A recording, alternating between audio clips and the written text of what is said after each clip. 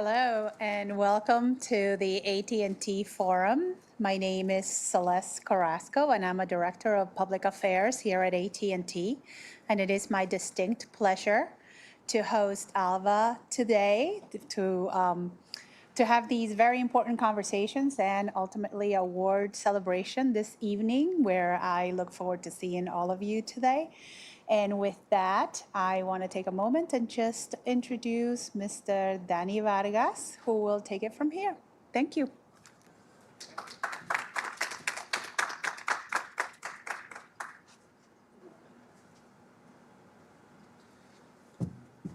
Good afternoon, everybody. Belated Happy Veterans Day. It's a great opportunity for us every year to be able to honor and recognize and appreciate the service of those who have worn our nation's cloth. So it's a great time of year to also to have us come together and celebrate the Latino contributions to our national defense from the very beginning. I want to thank you all for being here. We're going to have an important set of conversations today. We are live streaming online as well. So there's an audience virtually with us, and we'll be sharing videos of this event to our members in our community as we go along. The one thing I did want to remind you all is that as we go into today's program and then into this evening's awards event, freedom isn't free. You know, we are blessed to live in a wonderful, amazing nation filled with liberties and freedoms, but we can't take those for granted. Those liberties are defended and protected by the people that are willing to support us and wear our nation's cloth. So as we go through our daily lives, let's not take any of that for granted. And let's make sure that we thank a veteran, hug a veteran, hire a veteran, do business with a veteran. And that's what today's program is all about. So thank you all again for being here. I want to thank our sponsors. I want to thank AT&T for hosting us in this beautiful space again. We love our relationship with AT&T as well as all of our sponsors. And speaking of which, we're going to be able to hear from them as well. We've got great partners that we have the pleasure of working with. America's Warrior Partnership.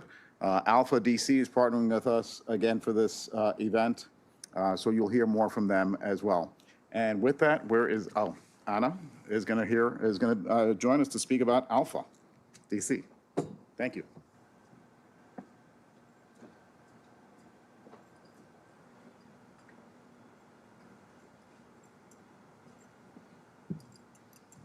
Good afternoon, everyone.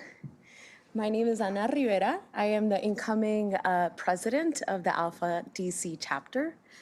I want to first thank you all and thank Denis and the American Latino Veterans Association for creating this space, so important, and creating the celebration and the support for the Latino veterans.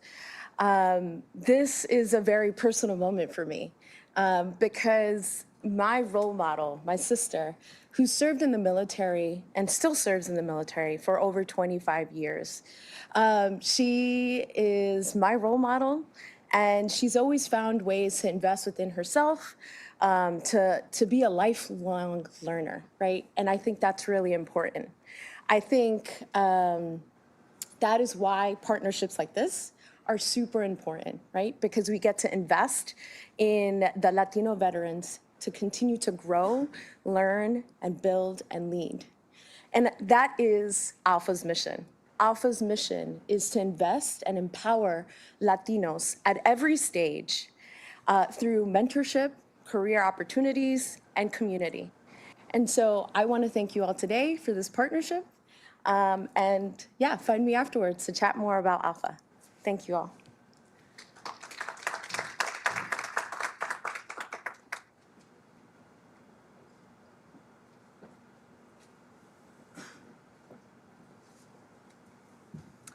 Hi, everybody. Good afternoon. My name is Diego Zambrano with Philip Morris International, and I am Manager of Federal Government Affairs. I want to thank you all for joining us, for joining myself, for this wonderful panel that we will be having right now, along with my colleagues, specifically Sam Rogers, who, along us, is a veteran. that we are so proud to support, but that PMI is not only proud to support him, but we are proud to support this organization as long as many other organizations that we have supported, that we continue building these bridges of support within the veterans community. Thank you to ALVA, thank you to the veterans community, and thank you to all of you for allowing us to continue building the smoke-free future. Thank you.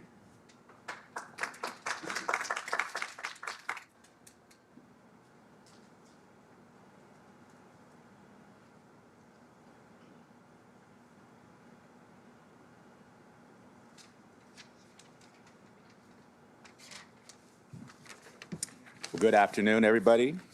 I'm Victor Burrola, Executive Director of Philanthropy and Community Impact for Maryland and the Greater Washington, D.C. region for Wells Fargo.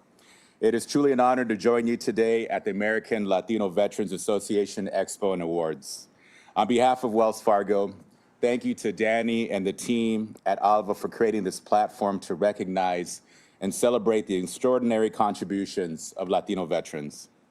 Now, I'm proud to represent a company, Wells Fargo, that has stood alongside military members and veterans for more than 165 years, helping them succeed financially and thrive in every stage of life. At Wells Fargo, we live by a simple promise: to put people and communities first. As the Bank of Doing, we take action, whether it's helping veterans transition to civilian careers, donating homes and vehicles to wounded heroes, or investing in veteran-owned businesses. Our commitment is unwavering because we know that when veterans succeed, communities grow stronger.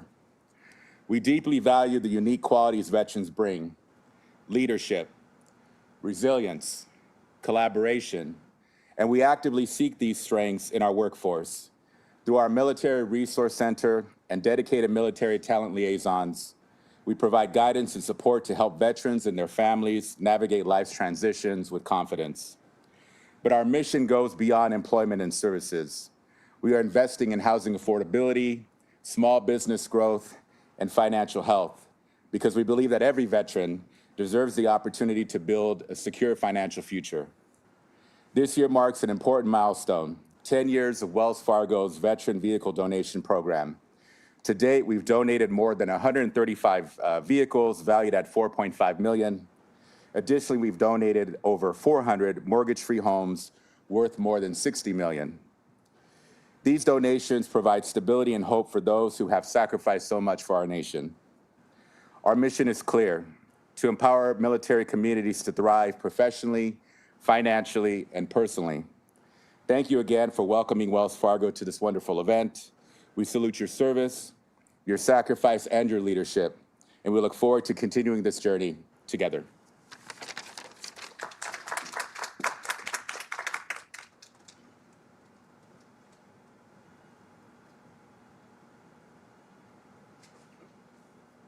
We have a first panel.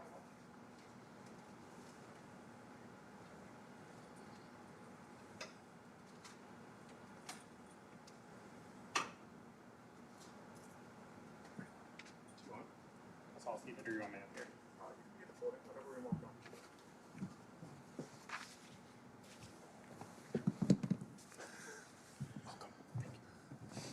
Good afternoon, everyone. Thank you, Danny and the ALVA family, for inviting me to moderate this fantastic panel today.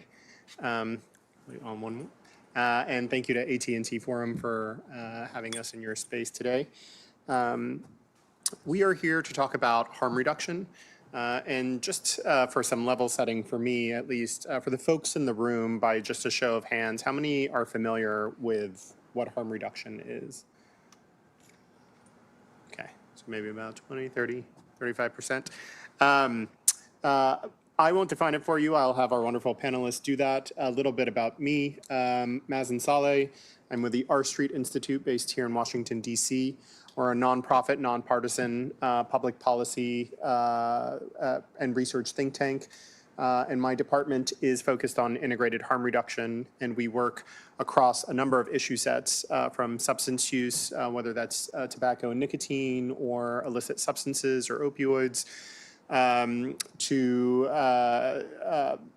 behavioral health and treatment. And so I'm thrilled to moderate today's session. And before I get into introductions, I just want to immediately do kind of like a jump quiz to each one of our panelists today. And so maybe starting with Sam and going forward, how do you define harm reduction in the work that you do? Harm reduction in the work that I do, I would define as innovation and education when it comes to products that are less harmful for adult cigarette smokers. Okay. Anna? Not too dissimilar from an alcohol perspective. I do think innovation is a big part of that, whether it's non-alcoholic spirits or products or lower alcohol. But I do think tied to that transparency and education to really help consumers understand what they are choosing to consume and empowering them with that choice. And Alicia? I view it more as you might not be able to get somebody to have 100% recovery or abstain from a certain cigarette or drug, but you might be able to find an alternative that will help them to better guide their life that's a little more healthier. And as you can tell by the diversity of responses today, the three main topics we're going to be focused on for today's conversation is harm reduction for alcohol, what that looks like, harm reduction for tobacco and nicotine, and what that looks like, and harm reduction for drugs. And so without further ado, let's go ahead and present these panelists. Starting with Sam, and again, going down the line, can you give us your full name, your organization, and a couple sentences about you and the work that you do and the perspectives that you bring? Yeah, Sam Rogers, Philip Morris International. I do political and government affairs. I'm a nicotine consumer and also an Army veteran. And I see and I know the quality of life and healthcare outcomes that our chain smoking, dip packing, military and veteran community who are already at much higher risks of cancer generally overall. I know what that quality of life looks like, and so I'm extremely passionate about educating our military and veteran community on less harmful options. Wonderful. Anna? I'm Anna Fitzgibbons, and I lead the alcohol responsibility agenda for Diageo in North America. So that's U.S., Canada, and U.S. Virgin Islands. I've been in the company for around 10 years, somehow always relating back to this notion of education, harm reduction, et cetera. And we mainly focus on underage drinking prevention through partnership. A big focus for us is impaired driving prevention. And you'll notice I say impaired driving instead of drunk driving because we do understand that more and more it's polysubstance use that's being identified behind the wheel when folks are getting pulled over, as well as promoting moderation and choice. So that's really what we're focused on there. Thank you. Hi, my name is Alicia Denis, and I am an Air Force veteran, and I'm here with ALPFA. As an Air Force veteran, one of my jobs, as you know, we all hold many, many jobs through the military, was working in health promotions. And one of the things that I did while I was holding that position was the tobacco cessation program manager. And so I was able to quit, and I'm always a cheerleader to encourage others to try and quit as well. Thank you. And sticking with Alicia for a moment, harm reduction as a concept, as traditionally defined in the literature, is really a set of practical strategies that are aimed at reducing the negative consequences associated with illicit drug use. For those unfamiliar, harm reduction really started, I would say, probably somewhere in the 80s, mid-80s, in response to individuals who injected drugs during the HIV and AIDS epidemic during that time, in terms of cleaning their needles or trying to get new needles, things of that nature. And in keeping themselves safer in the behavior if they were unable or unwilling to quit that behavior in general. And so over the decades, we have seen harm reduction's applicability across a variety of things, whether it's alcohol use or tobacco use. I'm curious, and this is a question for anyone on the panel really, is what lessons can other fields learn from drug harm reduction? We see some of the, provocative news today around how harm reduction is either helping or hindering communities' safety. And so just kind of, since that was kind of where it started, wanted to kind of pick your brains on what we can learn from that on some of these other topics.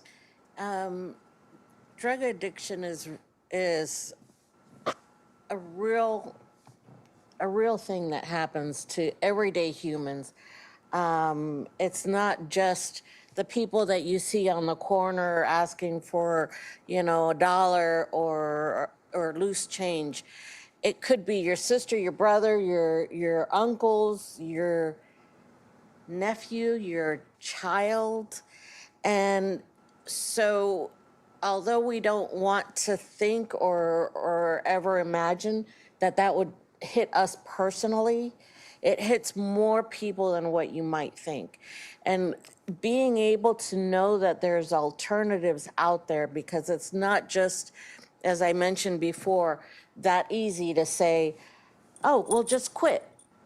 It's not always just that easy. And sometimes you need alternatives to be able to assist them to not do as much harm as they might want to do for them on themselves.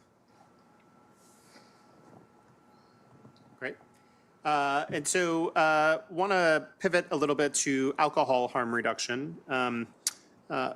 Many folks kind of are unaware of what that looks like in the alcohol space. And so Anna, can you talk a little bit about what that looks like beyond what is typically known as either abstaining completely from consuming alcohol or ways that we regulate alcohol to change consumer behavior kind of in the forms of taxation? What other tools are in the toolkits around alcohol harm reduction? Yeah, well, I mean, I think the first thing I'll say, tied to what Alicia was saying, is that prohibition has been proven not to work for alcohol. I mean, we tried that experiment in this country, didn't end very well.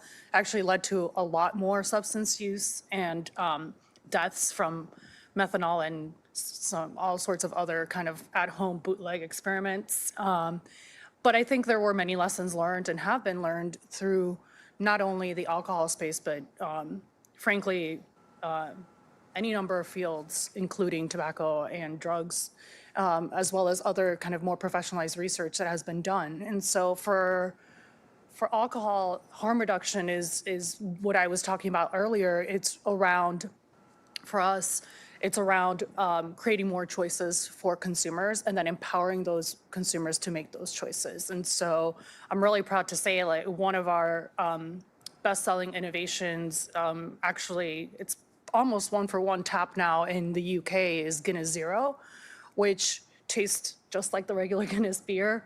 And consumers are really embracing because it gives them an alternative. And it's not necessarily that there are folks, the folks that consume it are not necessarily people who abstain from alcohol completely.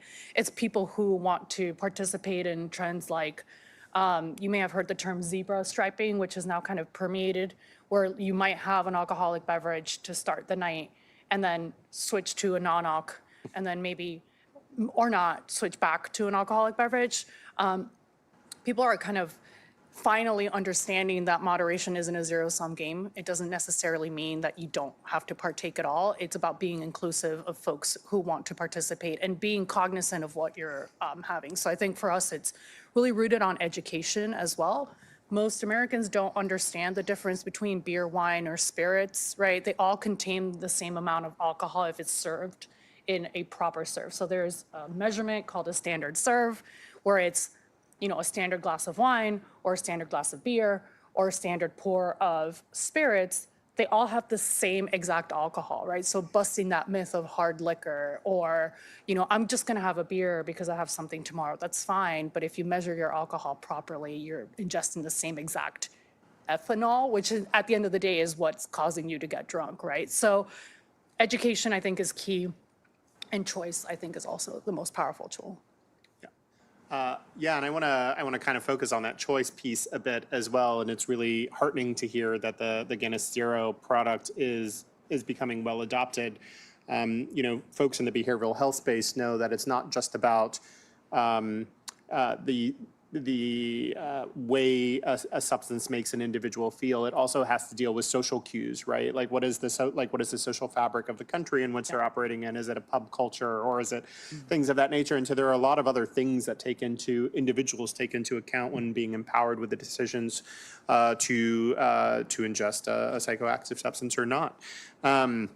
And thank you, Alicia, for your comments around really humanizing substance use just in general, right? Because I think oftentimes the narrative does run away, at least particularly in the media, around those people over there that use those substances, when nearly half of Americans know somebody who has passed from an opioid overdose. We have about 85,000 opioid overdoses a year that result in death. And something else that dwarfs that number is actually deaths from combustible tobacco. That is at around 480,000, so about 4 or 5-fold the opioid overdose rate. And so, Sam, I know you're here talking about the tobacco harm reduction space. I'm kind of curious, how does harm reduction fit within tobacco control? What we tend to see online and in the media is this kind of like explosion of like youth adoption of vapes and things like that. And so like what is the balance that is to be struck between youth prevention and then helping those adult consumers? Yeah, I mean, you know, they're not mutually exclusive, of course. You know, innovation is really the name of the game for tobacco harm reduction, right? These new categories of products, you know, PMI's been really on the front end of with nicotine pouches like Zyn, our heated tobacco products. But I think, you know, ensuring that there is a consistently strict but permissive access to those products is really key. If they're not available, if they're not accessible, if they are punitively taxed to the point where they're as expensive or more expensive than traditional combustible cigarettes, then cigarette smokers are less likely to try them, less likely to transition to something that's less harmful. And you know, I think also that transparency piece, you know, so much of the issues we face are due to broken trust by the industry historically. And so, you know, our work with the FDA, I think, you know, we're the first company to work with the FDA to get some of these new categories of products authorized to prove out our product claims, which is something I think that any company that sells a product that it produces some harm should do. That's also been very beneficial in demonstrating to people that there are less harmful options that give them access to nicotine, which, you know, like the military runs on, you know, stimulants, nicotine and caffeine. And the military is essentially a cross-section of blue-collar America. It's working people. And so, you know, what we've seen there is, you know, when we launched Zyn on military bases, for example, oral tobacco sales dropped 85%.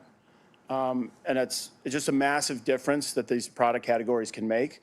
But it's about being transparent with regulators, with the public, but also making sure that our products are being prevented from youth access. You know, we've got a full-time team that works on that, works with state attorney generals, works with consumer protection. We've got strict contract agreements for our retailers when it comes to youth access prevention that we hold them accountable to. And so really that sort of comprehensive strategy, I think, can both bring accessible, less harmful products to consumers who need them, while also making sure we're not, you know, inadvertently creating new consumers of the product. Yeah.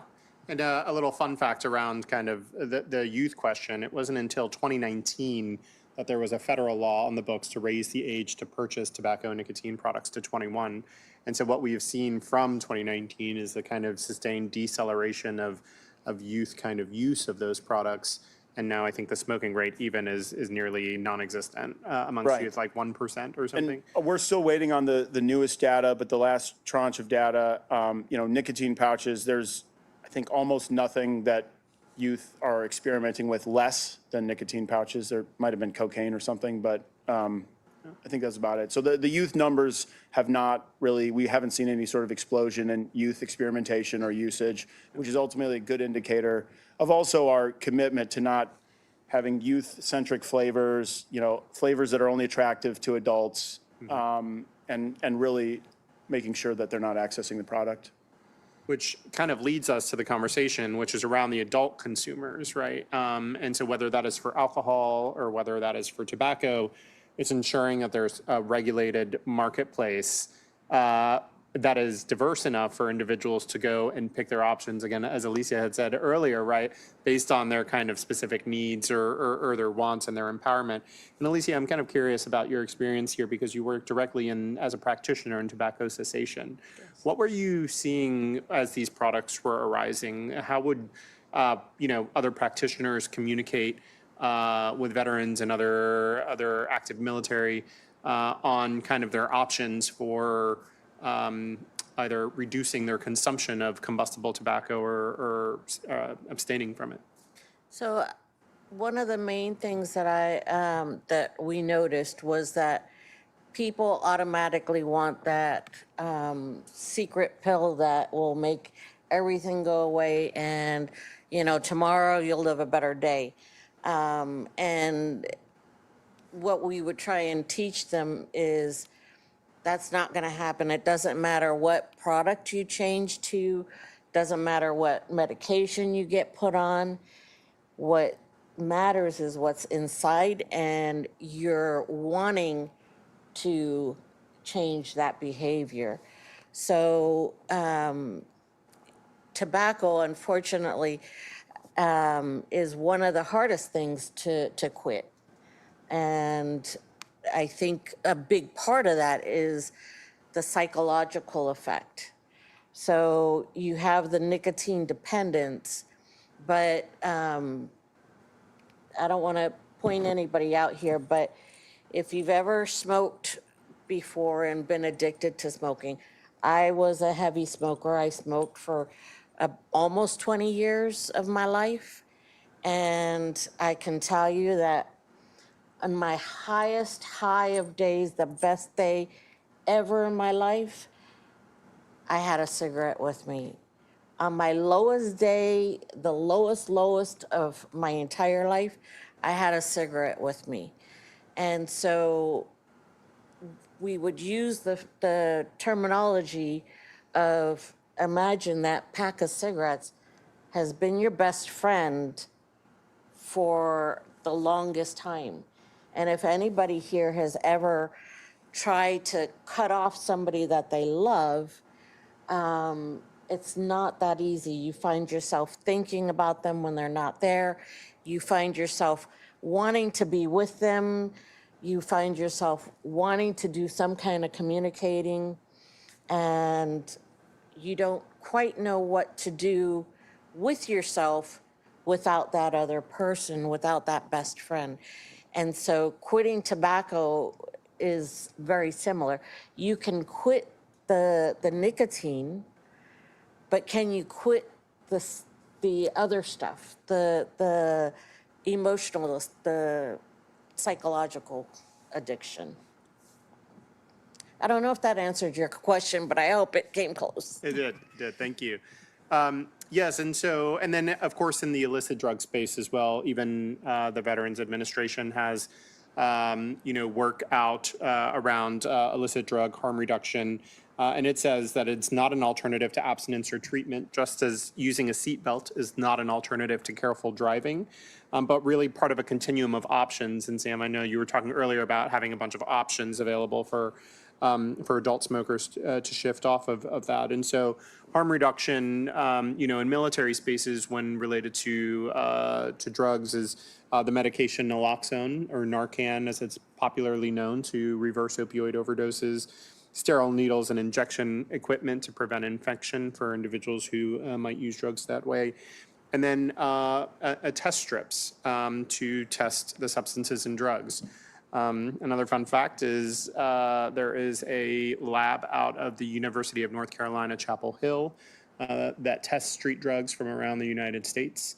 And as of just a few months ago, our supply has over 400 different adulterants in the drug supply in the United States. And so test strips then become a very important component of the harm reduction toolbox when trying to just find out what is in the drugs themselves. And so, so there's, I think, a lot of really common sense and pragmatic solutions here to empowering individuals with the correct information to make informed choices to kind of keep themselves safer, which is really kind of the whole ethos of harm reduction.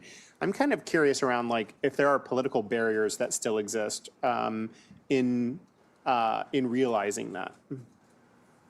And that can be for anyone who wants to. Sure. I mean, you know, there's so much bad blood politically with the tobacco industry based on their historical, behavior, and that I think regulators, legislators, community groups often reflexively look at any nicotine product as an extension of that rather than this transitional solution to reduce the harm that was caused there. You know, we see that in bad tax policy. You know, Washington State put a 400% tax on Zyn, essentially, in some places making it the same cost as cigarettes.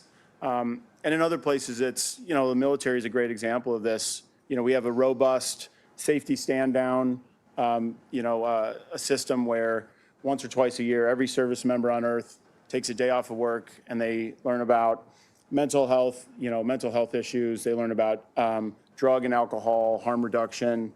But when it comes to tobacco, really the only option they're educated on is cessation, which is good because people shouldn't smoke cigarettes because they're really bad for you. But outside of the 5% of people who successfully navigate that cessation and quit tobacco and nicotine altogether, there's everybody else.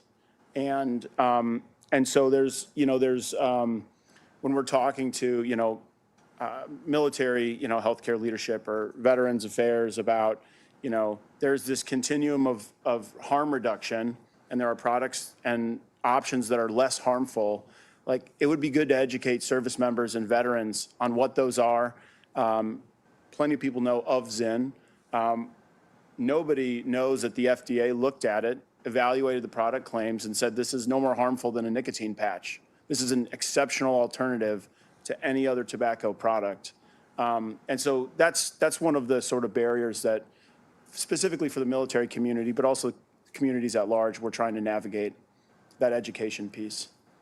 I think the education piece is a really big one and it really speaks to kind of the pragmatist approach at some of these issues. I know a common refrain for harm reduction is that it's just enabling substance use or substance consumption, as if individuals needed to be kind of convinced to do those things. Alicia, did you want to jump in? Yeah, I think about the drug use, and with your question, what does everybody think of when the word big pharma is put out there? I know for me, I think political, that it's all about money. It's all about getting people addicted to these different drugs. And one of the ways to do less harm, I think with the military and working in the medical field in the military, we had, and please tell me if I'm wrong, does anybody here not know what vitamin M is? Motrin, yeah. And there was a big, joke about it for the non-medical folks that would come in, oh, I got a pain here, I got a pain here, and their providers would give them the Motrin. Not that Motrin is good for you. It does cause some, pretty significant side effects, but versus something a lot stronger, which could be addictive. Instead of giving you Percocet, which would make you feel better quicker, probably, you got the vitamin M. And so there's a lot of political and, underwriting currents, I think, in all three avenues. Absolutely, and I'm really glad you brought up that anecdote as well, because I think it really is a good segue into this next question, is how does stigma then play into some of these conversations around helping people reduce their risk profile? I think I answered that the first time. To me, at least with the drug use, you think of people that are not in your immediate circle. I watched a movie last night where a woman's child died. He OD'd, and they found him in the room, and he was always hanging out with a particular friend, and when his mother met with the friend's mother, she said, "You were never there for your son. How come, your son was using and you never told me, he was at my house all the time. He introduced my son to these drugs." And the mother had said, the other mother in her defense said, "Well, you were there all the time with your son and he was using, and you had this great relationship. How come he never told you that he was using?" It's something that is secretive. You got to be in the know of it. You have to be one of the cool people if you're in that. And if you're out of it, it's very hard to understand and to know. But it gives that stigma of, well, I'm a good parent, so that'll never happen with my family. Yeah, and I think you touched upon an important feature of that type of thinking, right, which is suffering in silence. Yes. Invite Anna I and Sam. think, look, for the areas that we focus on for harm reduction, I think the stigmas are different, right? Drunk driving, every single death related to drunk driving, and the traffic safety community will say this loudly, they are not accidents. So if you have an incident on the road that involves a drunk driver, that is not classified as an accident. That is a crash. That is a 100% preventable death. And so in that instance, it's about stigmatizing the behavior of getting behind the wheel if you've consumed alcohol, right? And so, or any other substance that's altering behind the wheel. It's a very different conversation when we're talking about underage drinking, right? Because then there are conversations to be had. There is a responsibility from trusted adults. There are a different kind of set of interventions that can take place, whether they are an individual level or at a kind of more collective level. And so that is a very different conversation. And same with addiction or with alcohol use disorder or binge drinking, right? The flip side of that being promotion of moderation, hydration, staying in the game, et cetera.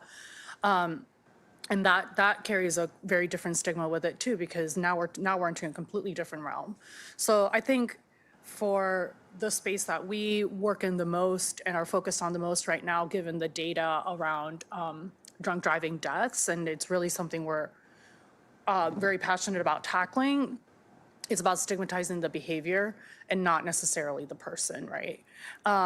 And what we have found is, in our research is, 94% of Americans that are surveyed will say that driving drunk is bad. But then you ask follow-up questions and you find out that they're often getting behind the wheel after consuming more alcohol than would be probably legal from a BAC perspective. So you have to assume that the intent is good, right? They're probably not lying when they say it's bad. They just don't understand at what point they've consumed too much to get behind the wheel, right? Because pretty early on in your drinking experience, your vision is going to get impaired. Your reflexes are going to be impacted. And so it's about closing that gap to allow people to make a smarter decision without necessarily stigmatizing them. I think to your opening comment on harm reduction, in sort of this era of everything is sort of politically coded, I think even just like harm reduction to some people feels like this politically coded language, when ultimately it's a non-political strategy across, right, all these different fields. But for tobacco, the stigma is the industry and their sort of past behavior. And really for us at PMI, we've tried to take that head on by being better, publishing all of our research publicly on pmiscience.com, working directly with the FDA to prove out our product claims. And you can see we are dragging the rest of the industry along with us. Since we've launched, nicotine pouches, other companies are starting to as well. Since we launched our heat not burn tobacco products, other companies are launching those as well. And so really for us, it's just about being different, being better, and setting a new gold standard for the industry that we hope the rest of them will catch up to. And I will say, if I may, I think that's really important because PMI, like Diageo, is the largest in their field.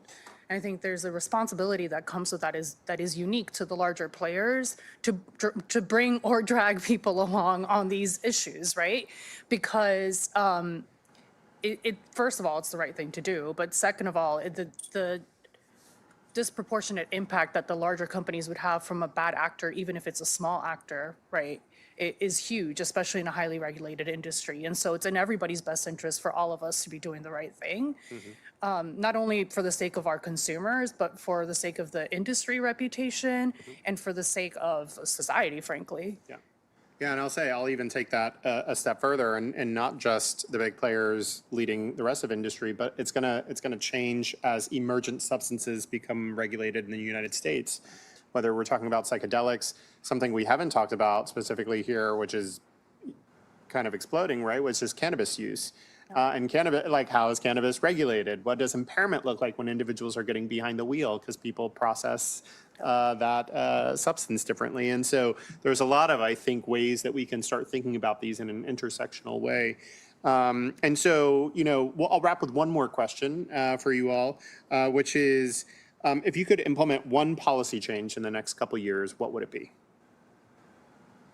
Don't start with me this time. You want me to go? Sure. All right. So I want to educate military service members and veterans on these less harmful nicotine options. Military smoking culture, it's deep, it's old, it's the smoke pit is the only place in the military that rank doesn't apply. It's the greatest networking space in the United States military, and so people gravitate to it. And they don't know about what these options are. They don't know about why they're less harmful and how they're less harmful.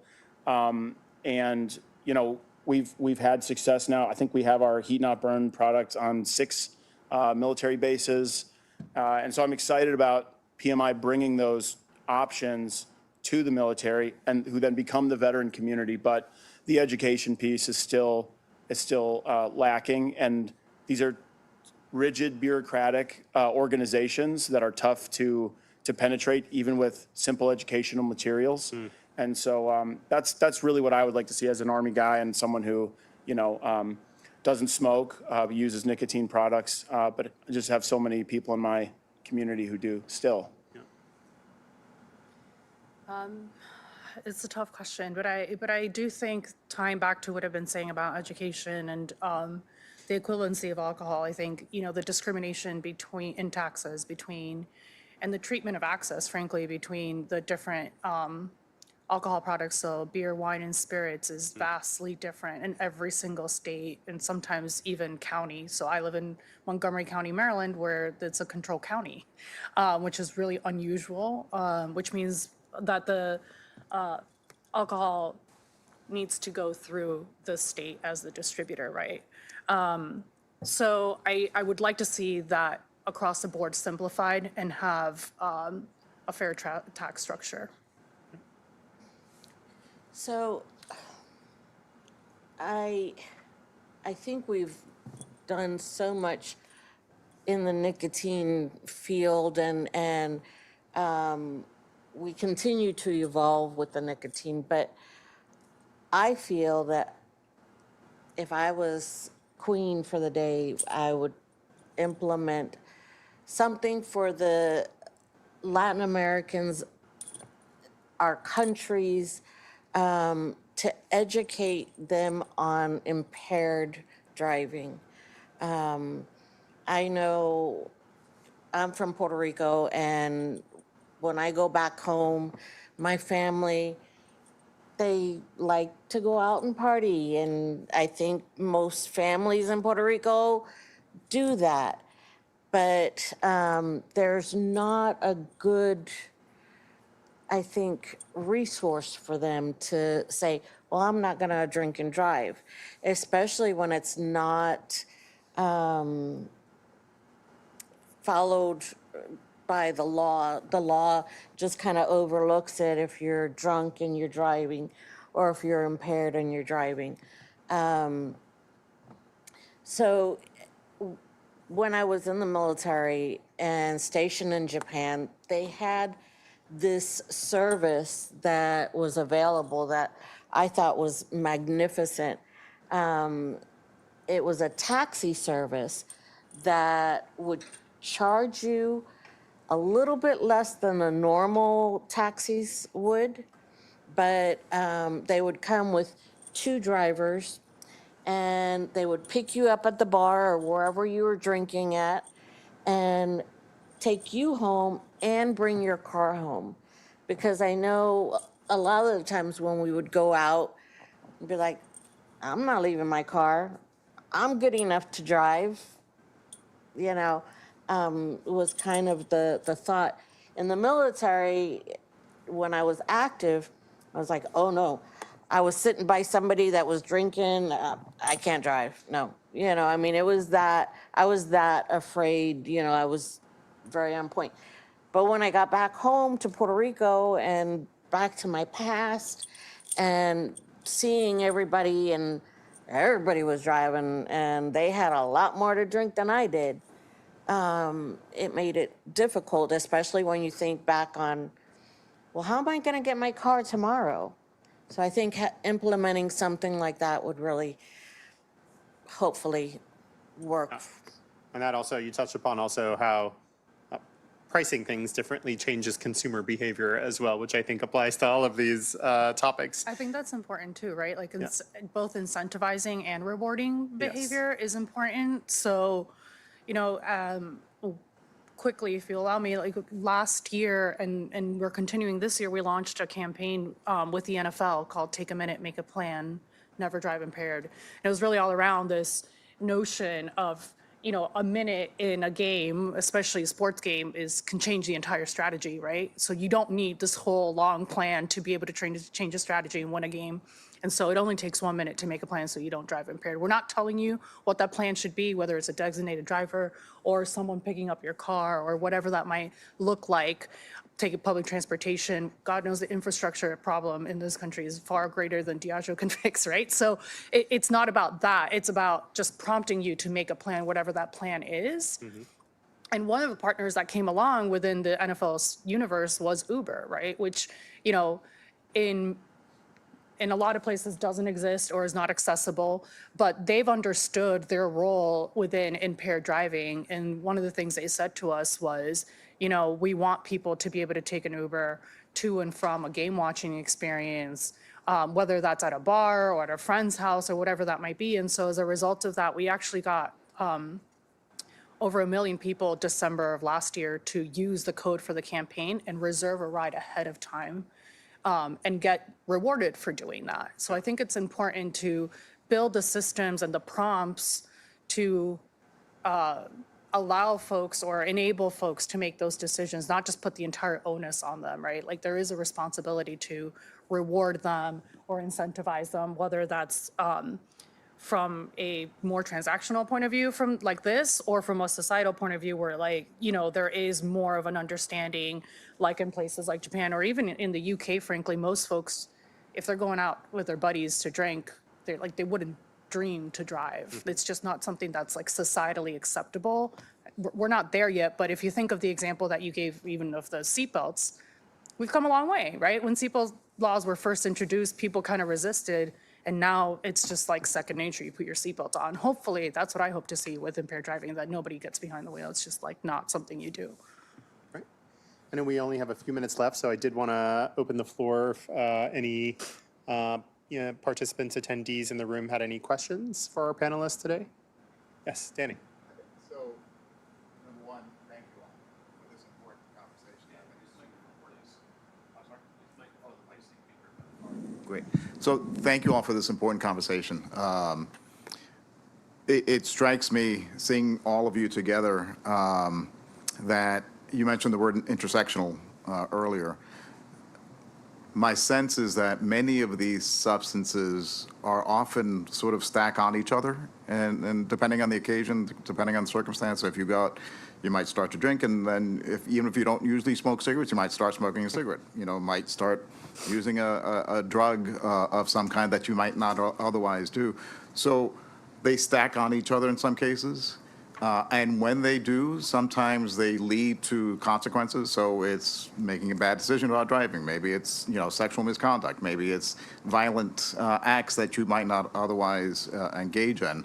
So I'm wondering if you can touch on that, and maybe talk about that a little bit in terms of the stackable substances and how they can lead to additional consequences that otherwise might not be present if they're not that intersectional consumption. So that's my question, but also I want to make sure that everyone understands that these are experts in their fields. Mazen, I can't tell you how much I respect what you all are doing in our street and Safer from Harm in the variety of different substances. And I think, I'm not sure everyone understands what Diageo products are. They may not be familiar with the name Diageo, but there's a whole host of products that you all have, and PMI and the rich history there. So maybe talk about the products that Diageo has, and then maybe address the intersectional question that I had earlier. Yeah, and thank you, Danny. So Diageo is one of the world's leading alcohol producers. We mostly manufacture spirits. So you may be familiar with some of our 180 plus brands, including Johnny Walker, Don Julio Bailey's, Casamigos, Tanqueray, Zacapa Rum. Anyway, lots and lots of great products. And now we've expanded our portfolio of non-alcoholic products, including Ritual, Zero Proof, and Seedlip, among others. There's a Captain Morgan Zero and Gordon Zero in the UK, which I'm hoping makes its way here as well.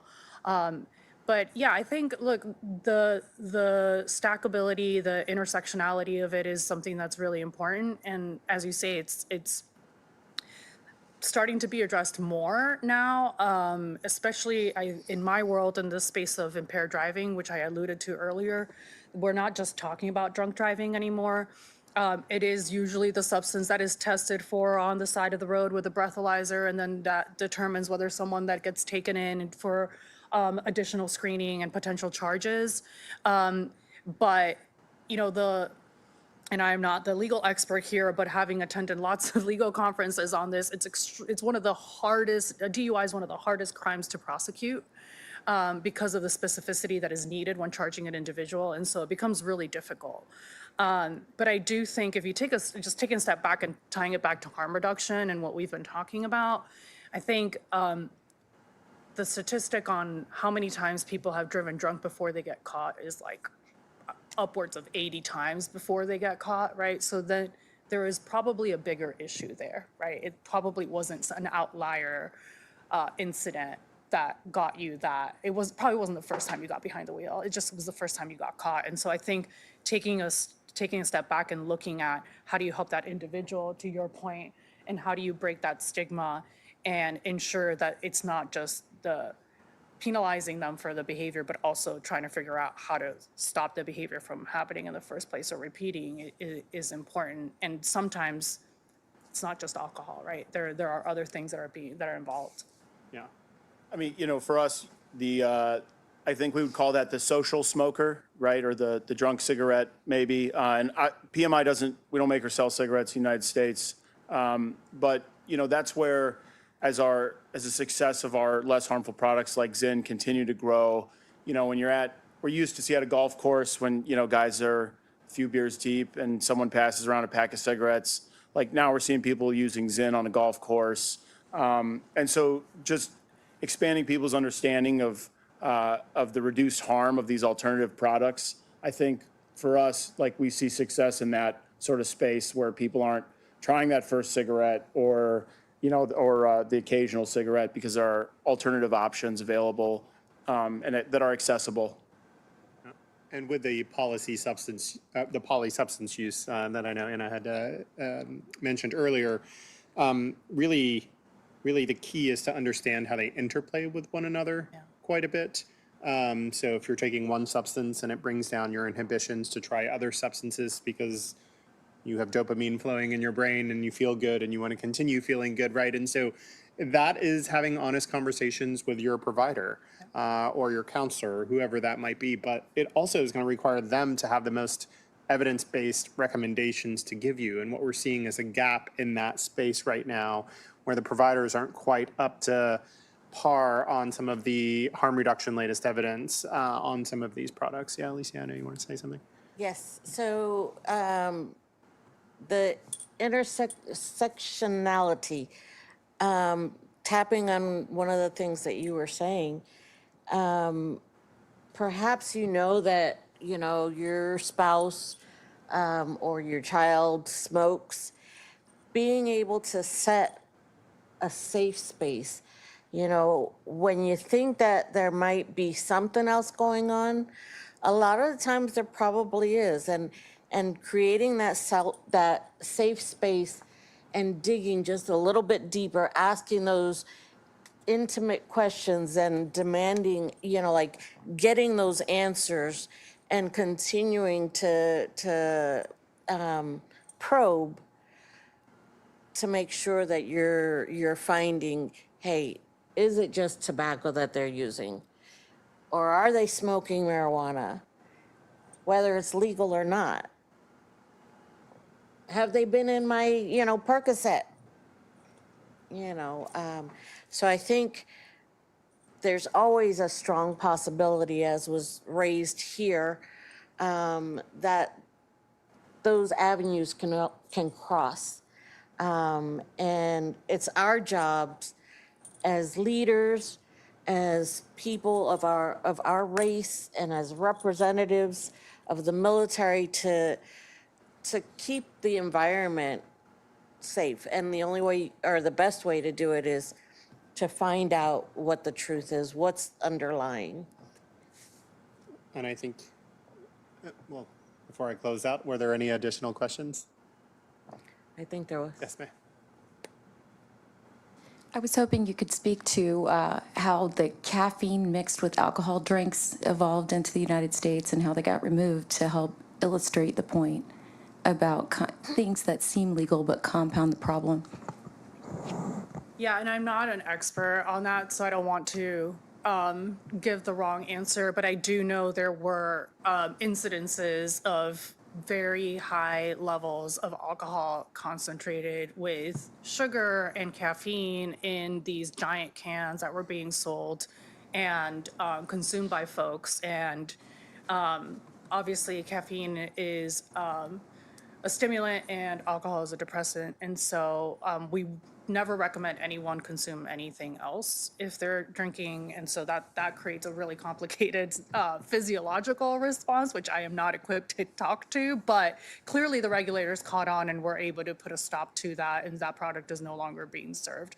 Not to say folks don't continue to mix it, but it's just one of those instances, to your point, where like clearly we saw there was an issue and it was addressed from a regulatory perspective. That for me is a classic case of where regulation and not prohibition can respond to the problem appropriately, and there are agencies in place and enforcement mechanisms in place to realize that. But that's a great example. Thank you. Yes, sir. Can you speak on any educational program at high school or middle school level that you're implementing now? Because I think that's what the problem is. Sure. I think it's twofold. One, you see your parents or your friends and stuff like that. But in school, at least when I was growing up and talking to my nieces and nephews, I would see there's still not enough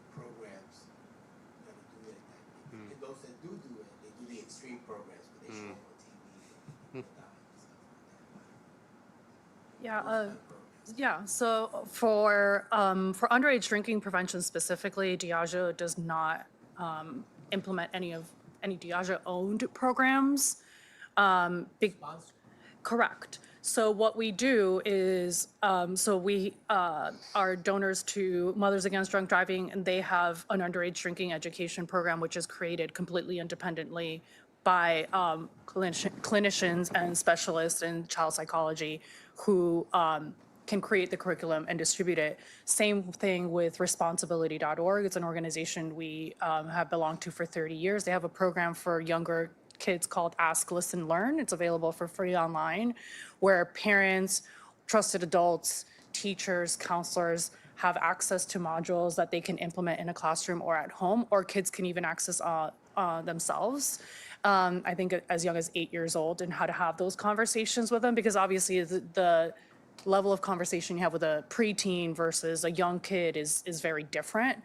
And then at a high school or college level, again, there are some other programs that we help fund. But again, it's always at arm's length because we don't want to have any say in the curriculum. We want to make sure that the integrity of the curriculum is maintained, and we're just helping fund and scale those programs.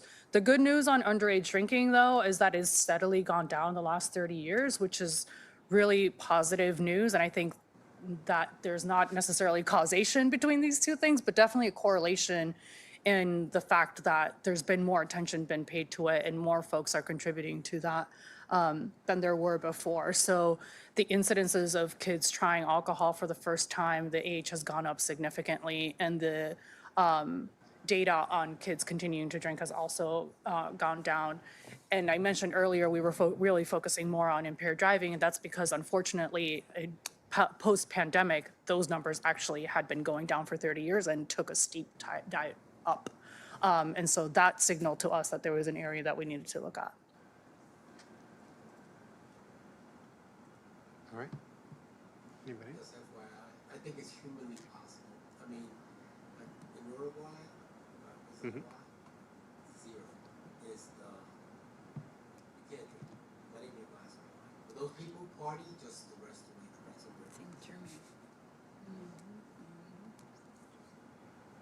All right. Well, thank you all. And thank you to our esteemed panelists for their time and their stories today. Really appreciate your insights. There is a handout that I brought from a couple of my R Street colleagues that have talked about why tobacco harm reduction hasn't necessarily taken a hold in the veterans community yet. And so please help yourself to those, and we can that's also available online. And again, thank you all for your time. And I think this is a great segue into this next conversation on mental health, because mental health and some of these things also interplay in very interesting ways. Thank you.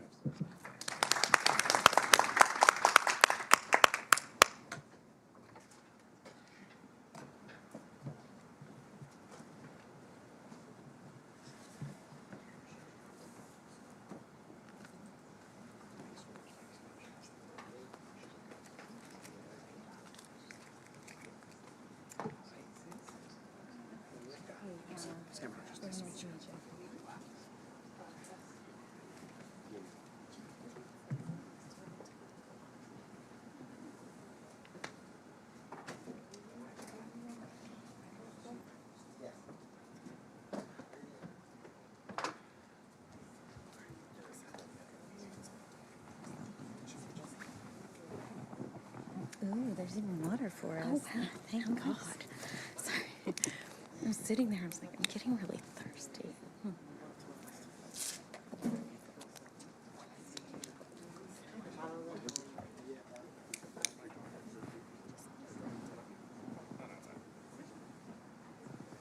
So I was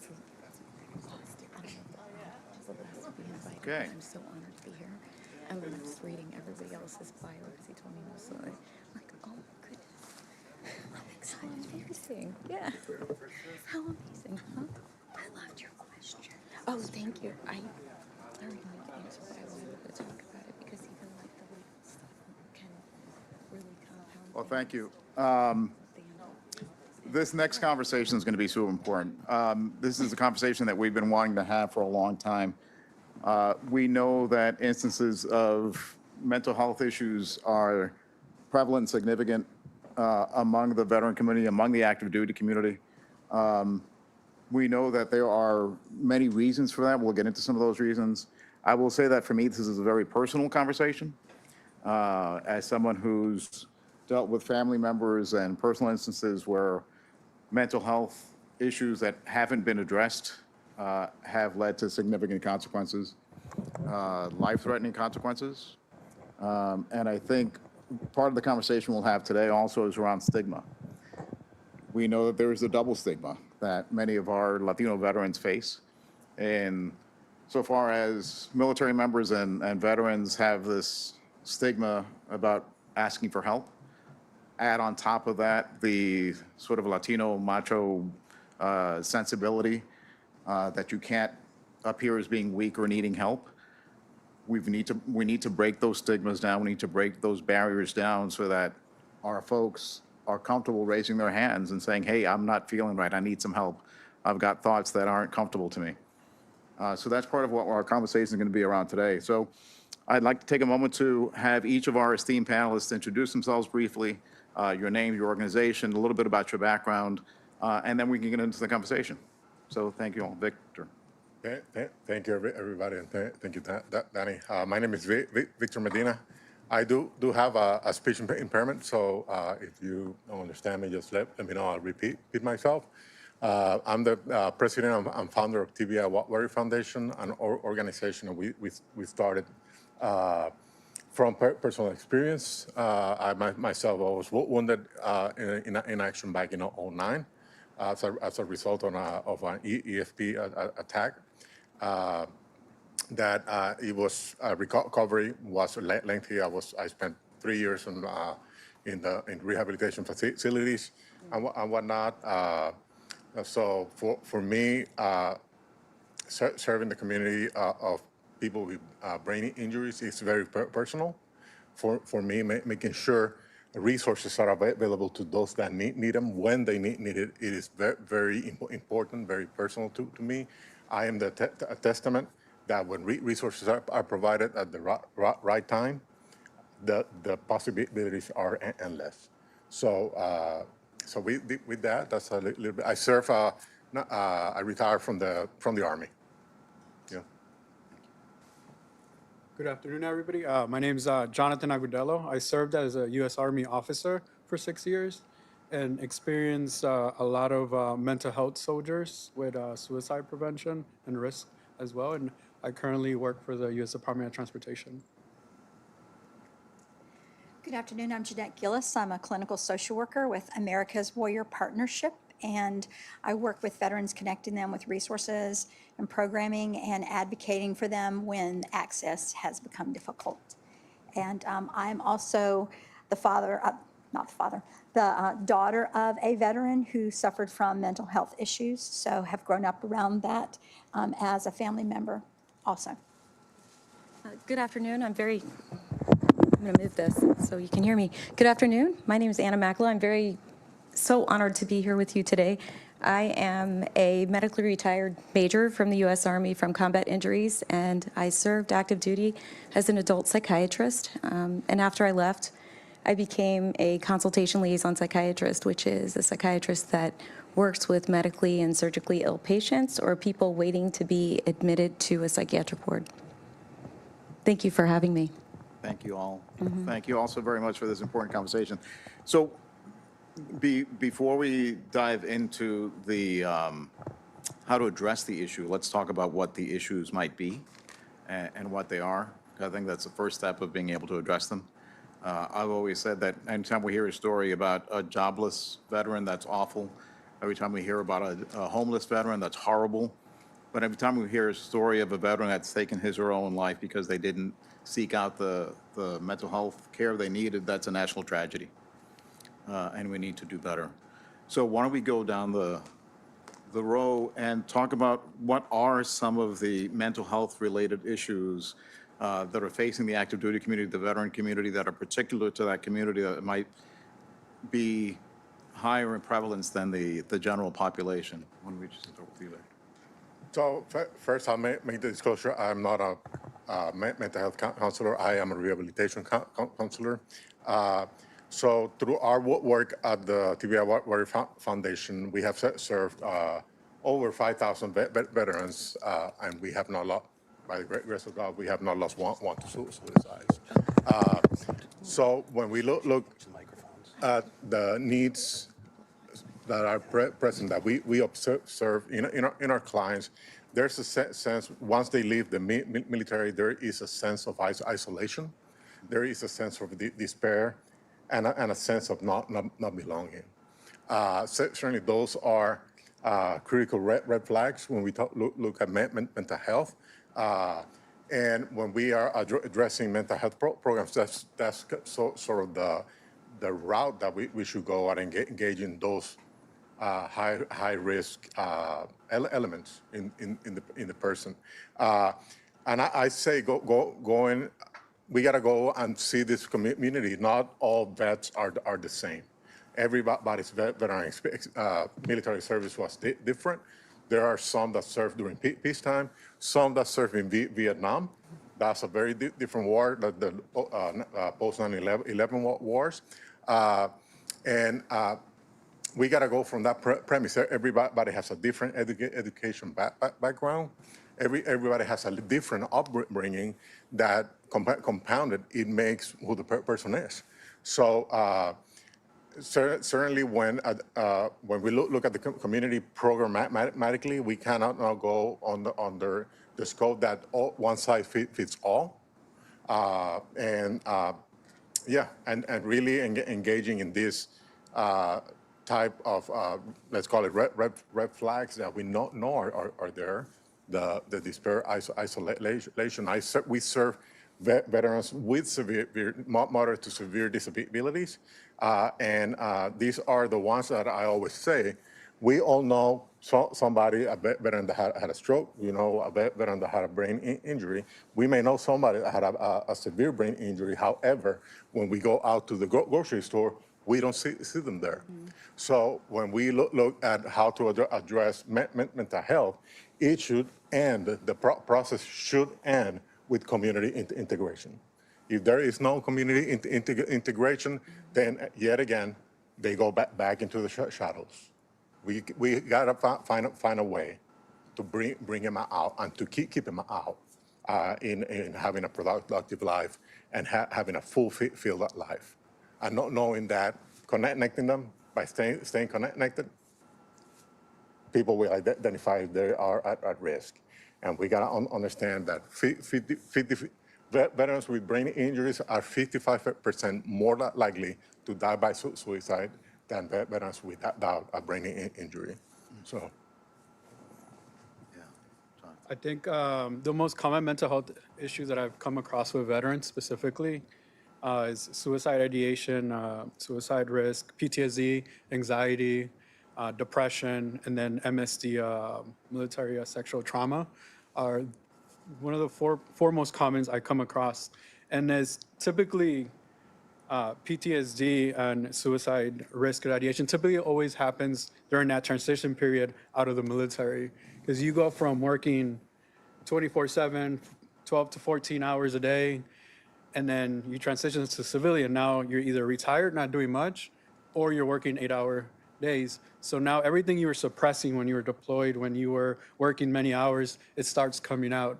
Everything, any issues that you had at home, any PTSD that you had when you were deployed, that essentially just starts coming out, which increases your anxiety and depression, and you start thinking suicidal thoughts. So in the last 3-4 years, I had 4 friends who committed suicide due to anxiety and depression and PTSD when they were downrange or overseas because they held it. So there was no proper transition to get out of the military and seek out mental therapy specifically. So I personally took it upon when I decided to get out my last year. I did therapy, and then leading up to my two years of civilians, I continued the same therapy because I knew that transition was going to get hard.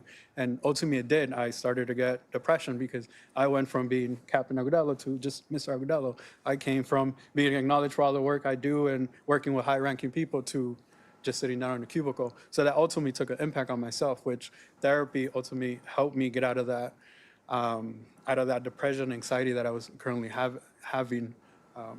And that's it. Yeah, and it manifests in so many different ways. Yes. So it's not just suicide ideation, it's also can lead to substance abuse disorder, it can lead to domestic violence and all kinds of things. Correct. Jeanette? When a veteran comes to America's Warrior Partnership, they receive a screening. We're part of the Fox Grant. We're a Fox Grant recipient. So any veterans that come to us for assistance, we screen them for suicidal ideation. One of the things that's interesting is that many of them screen positive even though they were not looking for mental health support.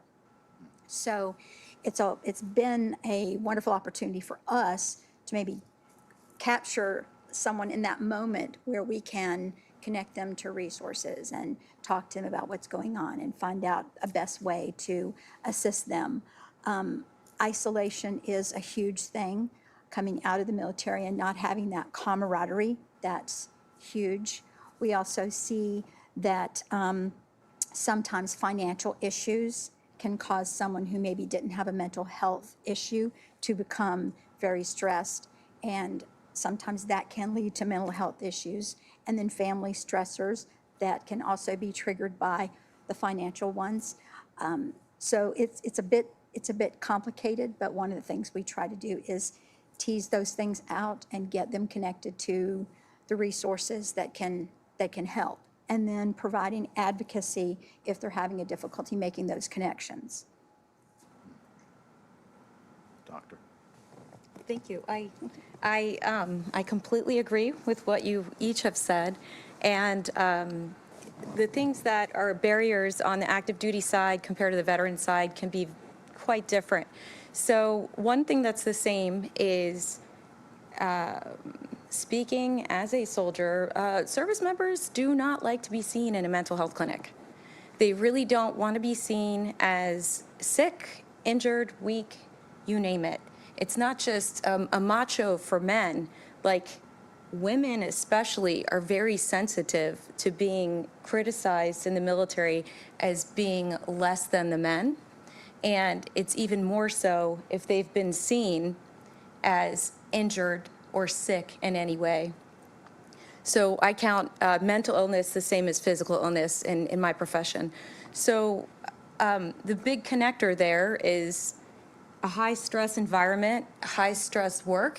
It causes your cortisol to increase, which makes all of these anxiety disorders we're talking about, and then usually the impairment from those results in secondary depression. And furthermore, when you get too sick to do your job and you're removed from the community that you're used to serving and being a part of, it's even more damaging. And it's not an ego damage, it's a moral injury, because you took an oath and you really want to still be there. But if you're not working around these people, you really don't have the time to see them unless you're all outside of work, which is even harder.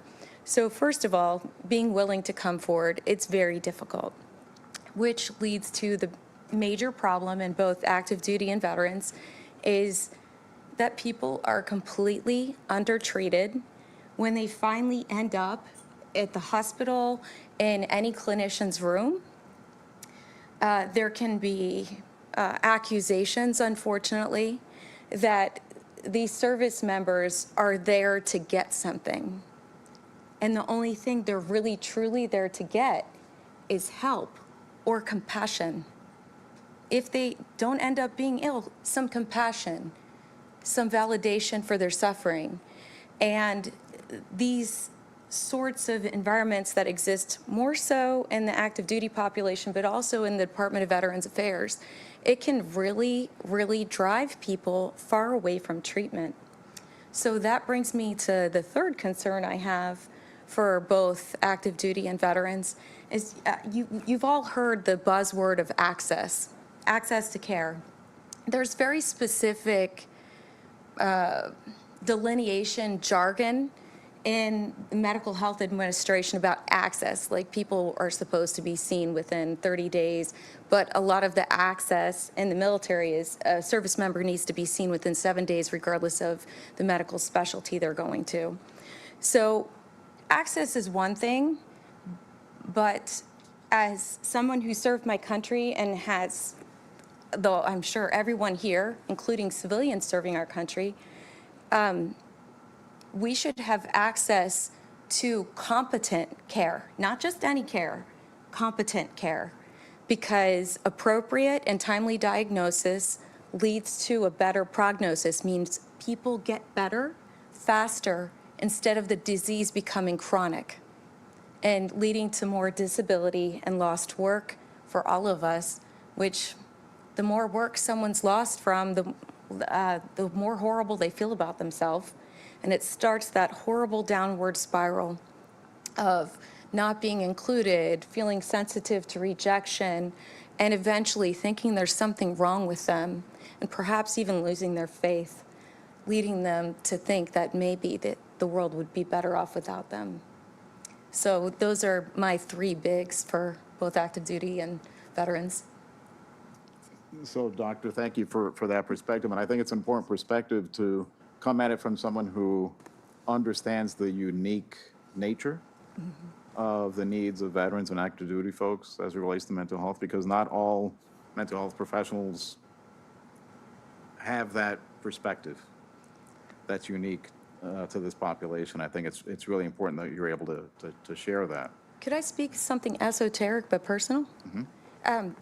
So when I was in the military, I had the privilege of running my own behavioral health clinic. And this is the smallest thing, but it's one of the things I'm most proud of. Even commanders, they want to do their best for the service members, but you know, it's sort of like trickle-down economics, right? So the battalion commander tells their company commanders and platoon commanders and sergeants, like, I want everybody at their medical appointments, and they get a list of who has a medical appointment, not where it is, not with which specialty. They get a list so they can try to make sure there's no-show appointments from their unit. But what happens is that the service member is able to go to the appointment at their appointment time, so they're not even there on time, and they miss out on more care. So one of my greatest inventions was having their first visit. It was actually an hour and a half, and it was unwritten rule. The first 30 minutes were for them to fill out this computer platform that the Army mandated called Behavioral Health Data Platform, BHDP, but it was a fantastic group of self-report screeners that really helped me talk to each patient, and also to, you know, properly document their medical history so that when they're in the room, I can read it to them, and if they forgot something, they can add it so their health record's complete. So just the littlest thing, by adjusting a clinic schedule to accommodate the way the real world operates in the military, can be super important. So that is a great way to be able to sort of dovetail into the next question about access to care. So Jeanette, can we talk about, from your experience at AWP, what are the programs available to veterans that they can access that maybe they aren't accessing as regularly as they should? I think there's a lot of programs in the community that people can access. Part of it is knowledge, knowing what's out there. And then the other piece is sometimes there's so much out there that it's hard to navigate and figure out what applies to you and what doesn't. And then sometimes when you're trying to connect with the organization or the program, it can be difficult to manage that piece. So, and then often if it's a mental health program, then there may be some impairments there that prevent the individual from being able to manage a lengthy application process. One of the things that I've taken on at times is when I have someone that I'm working with, then I will walk side by side with them and navigate those things. To give a quick anecdotal story, if I may, I had a veteran who was trying to get an appointment set up at the VA, his initial appointment that was going to enable him access to everything else. And he was very frustrated and had had great difficulty.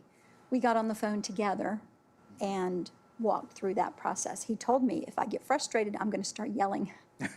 I said, if you get frustrated, stop talking and I'll talk for you. And so sometimes having an advocate or having someone that can really work with you can help in accessing those programs and resources. I hope that answered your question. I'm not It sure that it does. did. I mean, it's In a roundabout kind of way.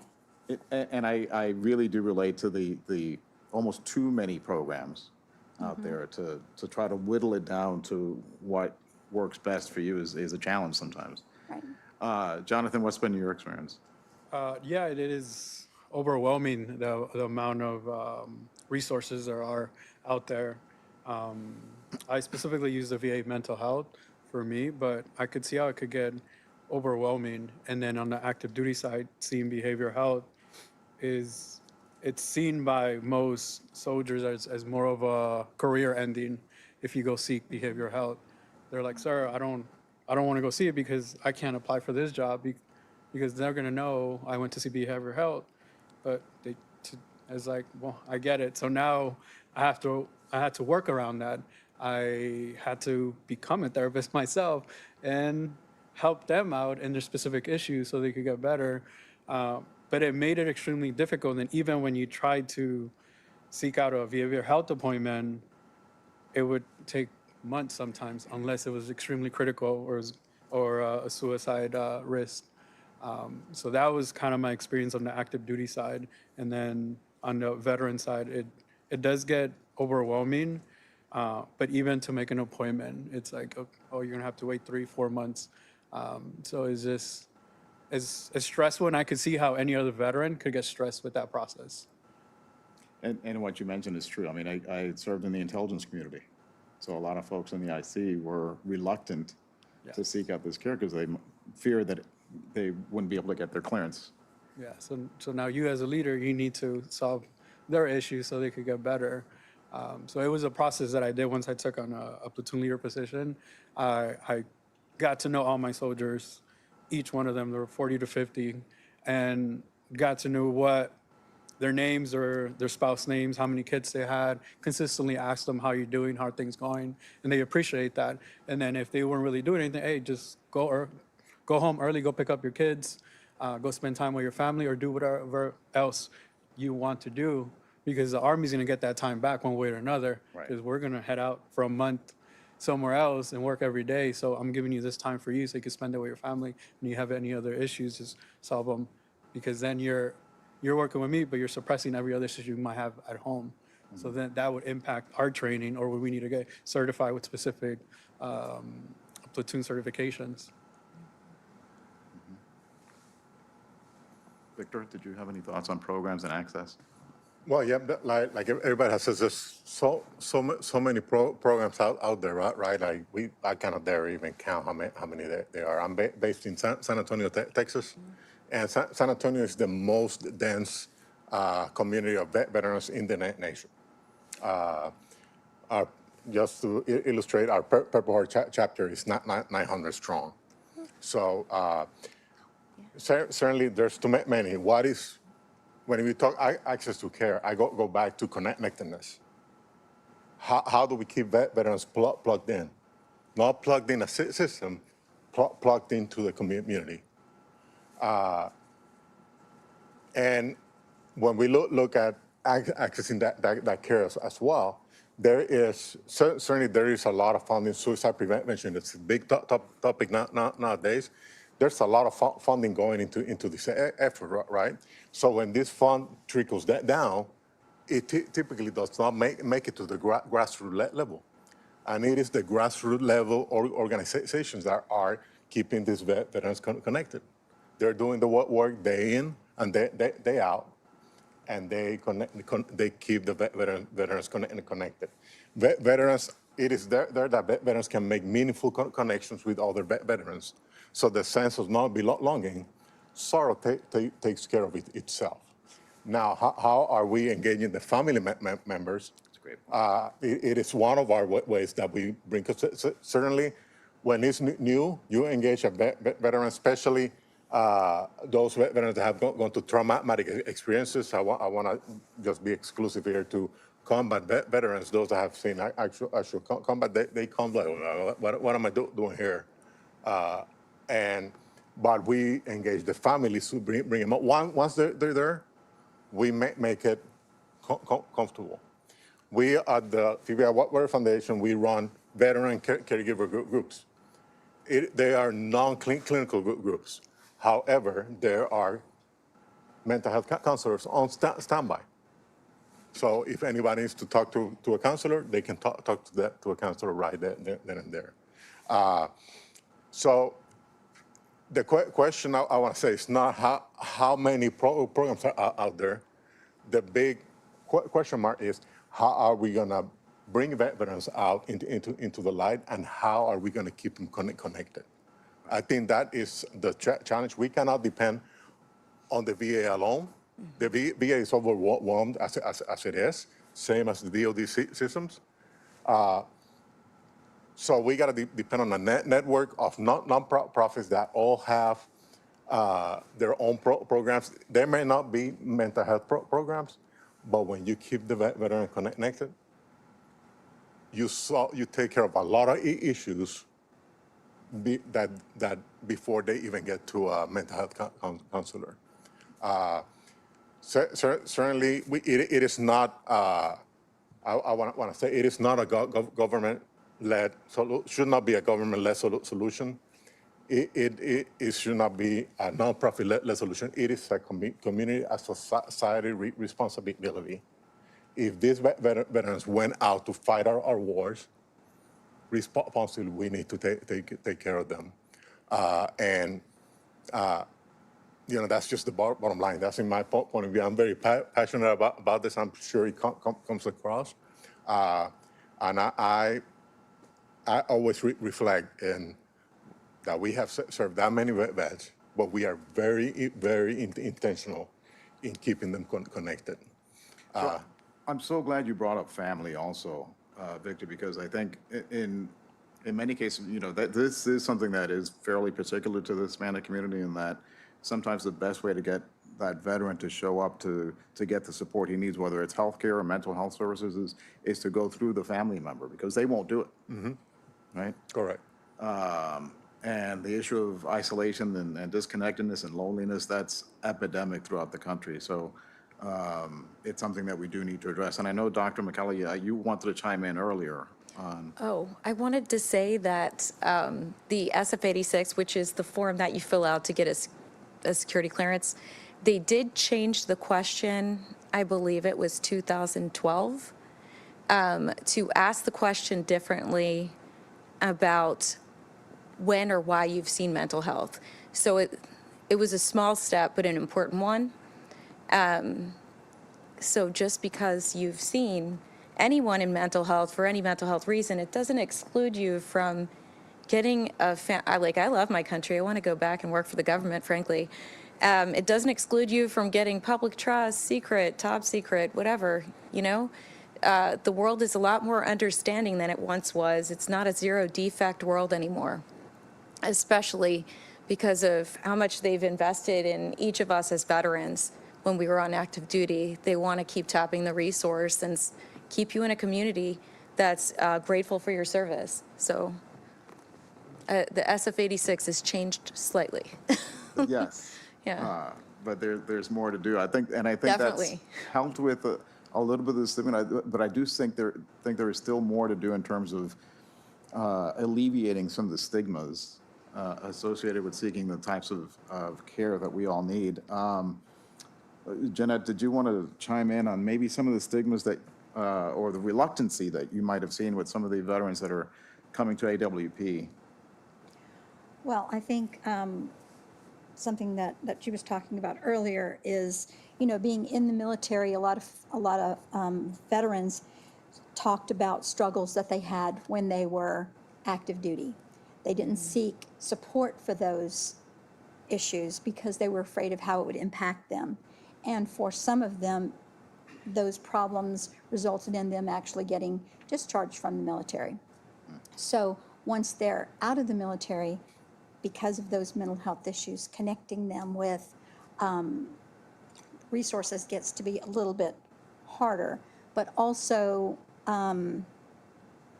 because they didn't seek that support in the military, when they get out and need disability, then those records that they were going to need aren't always there. Sounds like a And catch-22. so that makes it extremely difficult to get them that type of support.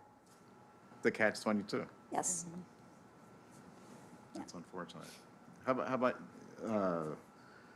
as Latino veterans yourselves, Jonathan and Victor, I mean, have you encountered some of the double stigmas that I talked about earlier in terms of, the reluctance to seek out support and help, mental health care? Yeah, I mean, serving in multiple combat units and specifically doing the kind of more of the operations and planning side of it, you often, it starts from the command team, it comes from leadership to remove these stigmas.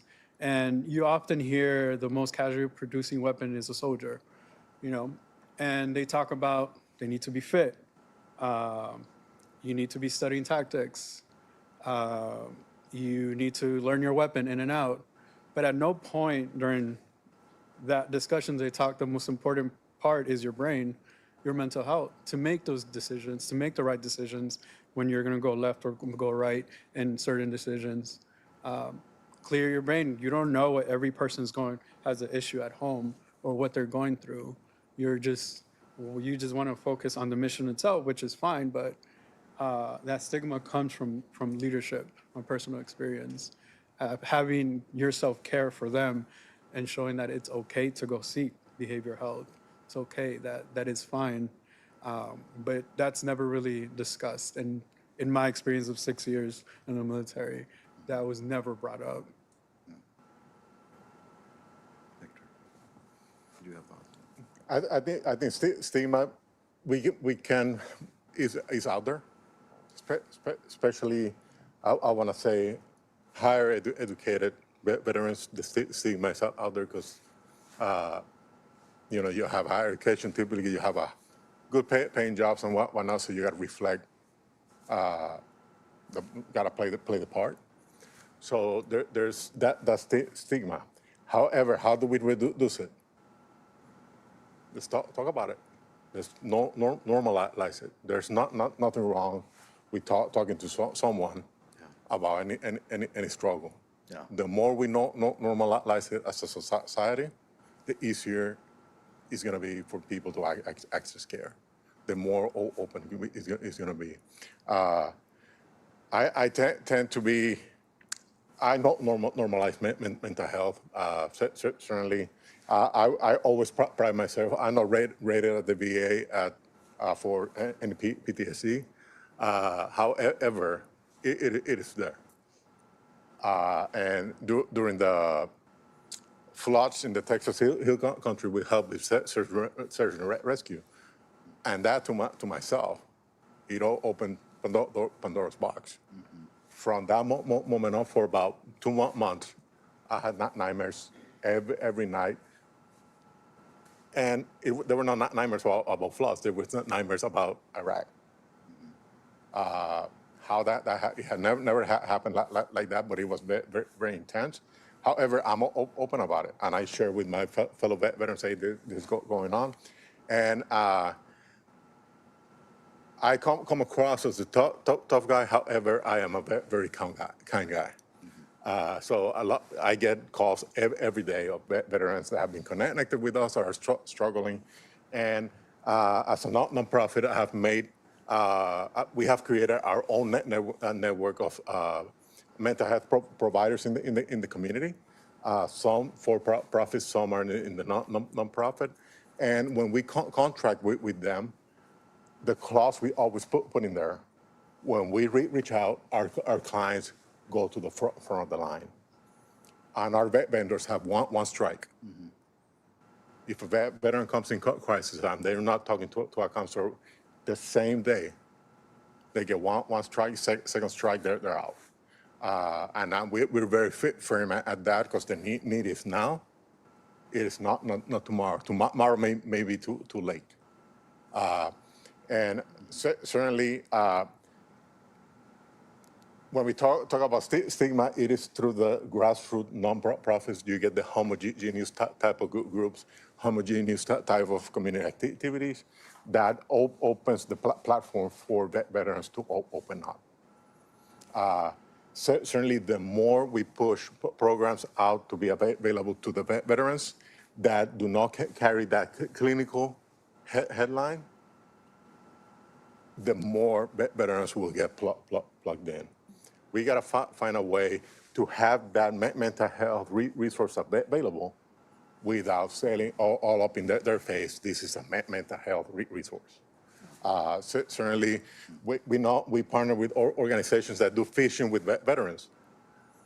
It is a mental health program. The veterans do not know that the organization is trying to improve their mental health wellness. However, when we put that mental health up front in their face, they'll be like, they're gonna push back right. I'll push back right away. And I'm sure if we ask in the room, that'll be the answer. It's just we gotta see, really be realistic about the problem, and address it the way we should. And I want to say another point that it is like government systems. They are what they call it the clinical hours that each clinician needs to get. Well, I forget how they call it, but it is the nonprofit sector. They don't play by that rule. Like I've been serving, we have clients that we have served for 5, 6. We are not in the case closing business. We are in the business of serving. So it is that support that we will be found at the nonprofit, in the nonprofit network, that the VA services. Typically what you get, 30 minutes an hour with a counselor. If that. Huh? If that. Yeah, usually So, 50 minutes. Yeah, so when you go to nonprofit, some nonprofits can, if a veteran needs to talk for 2 hours, the resource will be there for a veteran to talk for 2 hours. So it's just recognizing that I go back to the grassroots nonprofits. They have more flexibility in the way they engage the community, the way they serve the community, and it shows day after day. Before I get to my last question to you all, everyone sort of think if you have any questions for the panel as well, but I did want to see if we could have just an open conversation about the fact that undiagnosed, untreated mental health issues and the associated behaviors, you know, whether it's lashing out, anger, rage issues, domestic violence, substance use, inability to keep a job, which then leads to financial situations and which could lead to homelessness. You know, we talked about this, today's panels being around the sort of whole veteran wellness, that holistic approach to a lot of these things are interconnected. And how anxiety, depression, stress, all of these things are interconnected, you know, so it's not just about a conversation about how we can support the veterans, how our family members can support the veterans, but how we can understand that those family members and the community around them are also impacted by a veteran that hasn't been diagnosed or treated for some of these issues that they might be facing. So let's have a conversation maybe about personal experiences or maybe about how we can better help those veterans address some of those holistic things and the consequences that are associated with them. Anyone want to chime in? Doctor? Please call me Anna. Yes, I am Anna. a doctor, but please call me Anna. I'm here to serve everybody here, okay? And one of the things that we never remember in our regular lives is that even if it's not clinical depression, clinical PTSD, clinical anxiety, all of these mental health diseases have a severe physical impact on our cardiovascular system, leading to early strokes and early heart attacks. So that mind-body connection is very important to address in every veteran. And you know, I would say, as a veteran, despite being a psychiatrist, there have been times where I've ignored my own mental health because of mission, just like any other service member, right? And it led to high levels of inflammation and other diseases from it. So what happens when you are stressed, it doesn't matter which kind of stress, you are stressed, your cortisol goes up, and then these other things we know as adrenaline, they go up.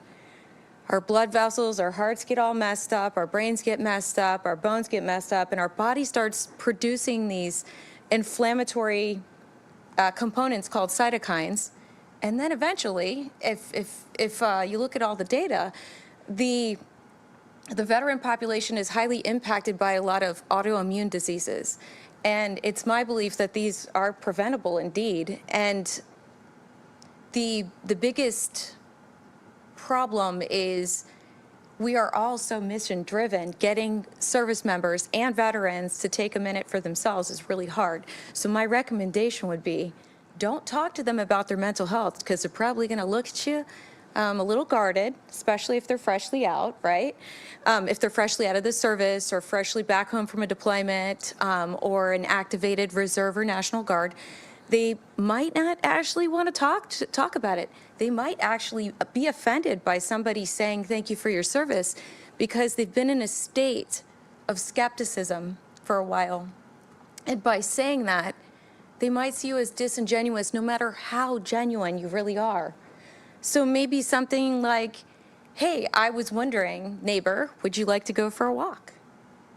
Would you like to go, get an ice cream together? Would you like to go to the gym with me? Do you want to go see a movie? So they don't actually have to talk to you, but you can spend some time together, right? So I would suggest just natural human kindness, understanding, and compassion. Interact with everyone serving after. A little kindness and compassion as a human goes way further than anything else in this world. That's my final thought. Anybody else want to chime in? I'm just going to have to echo everything my friend Anna has said. Thank you. It's connectedness. Yeah. One of the things we talked about from the very beginning is that when military members come out into the civilian world, that lack of connectivity, that lack of support. When you move to a new community as a military family, you have a whole welcome wagon. You move to a new community in the civilian world, and maybe your neighbor brings you some cookies, but maybe not. And so you're kind of on your own. People are scared to knock on the doors these days. Right. So that connectedness is probably one of the most important things. So. I think for me personally, and what I've seen other friends who are vets or recently getting out, is just finding a community outside of just being a vet. It's potentially joining a run club, potentially joining a workout community, group of friends. It's finding things that you like to do outside of just the military. Join a badminton team or join a football team, or just to continue to have that camaraderie between people kind of helps you alleviate the stressors of getting out of the military personally. That makes sense. Rich, what are your thoughts? I'm gonna show my brain injury. Repeat the question. So a lot of it is around, sort of the family component and, the holistic approach to a veteran. And not only the family and the community supporting the veteran, but also understanding that if they're not treated or diagnosed, they might lash out, they might have behaviors that affect the community around them. So that's that interconnectedness. I go back, echoing what everyone has said, connectedness. But I want to go a bit deeper in meaningful connections. I think we all have issues. Military or not, we all have a bad day. But what is frustrating for a vet, right, is I'm no longer in the military service. I believe that was the best job I've ever had in my life, being a vet. Me too. They had you were always around people. Every day was a different day. Whereas, and then you were part of a bigger mission. Typically, mission roll down the chain of command, right? So now veterans find themselves, they don't feel part of something bigger than themselves, not to sound cliche, but then who's given the mission? They're calling the shots in their life. Finding ways to keep them connected in a meaningful way that they feel very much part of a community. With us, I bring our example is veterans in our organizations, they feel very comfortable. If I put out a call, hey, we need 100 for the flood response, our organization did the largest medical response to the floods. It was done with over 150 volunteers. I put out a call for 50. We ended up with 150 veterans volunteering, and they felt it was meaningful for them. It was something greater than themselves.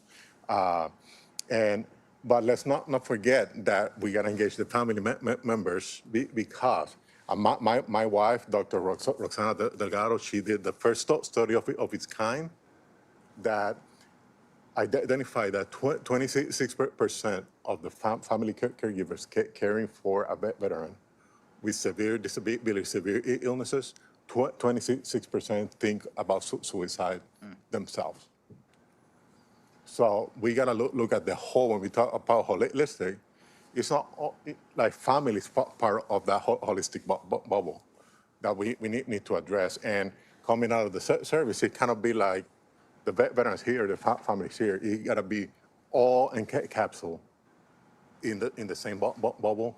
How can the family member and the veteran integrate to make a positive environment for them?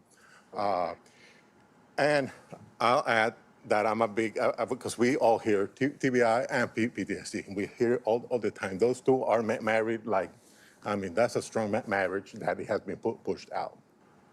However, TBI and mental health, TBI and PTSD, amputations and mental health, you don't hear that.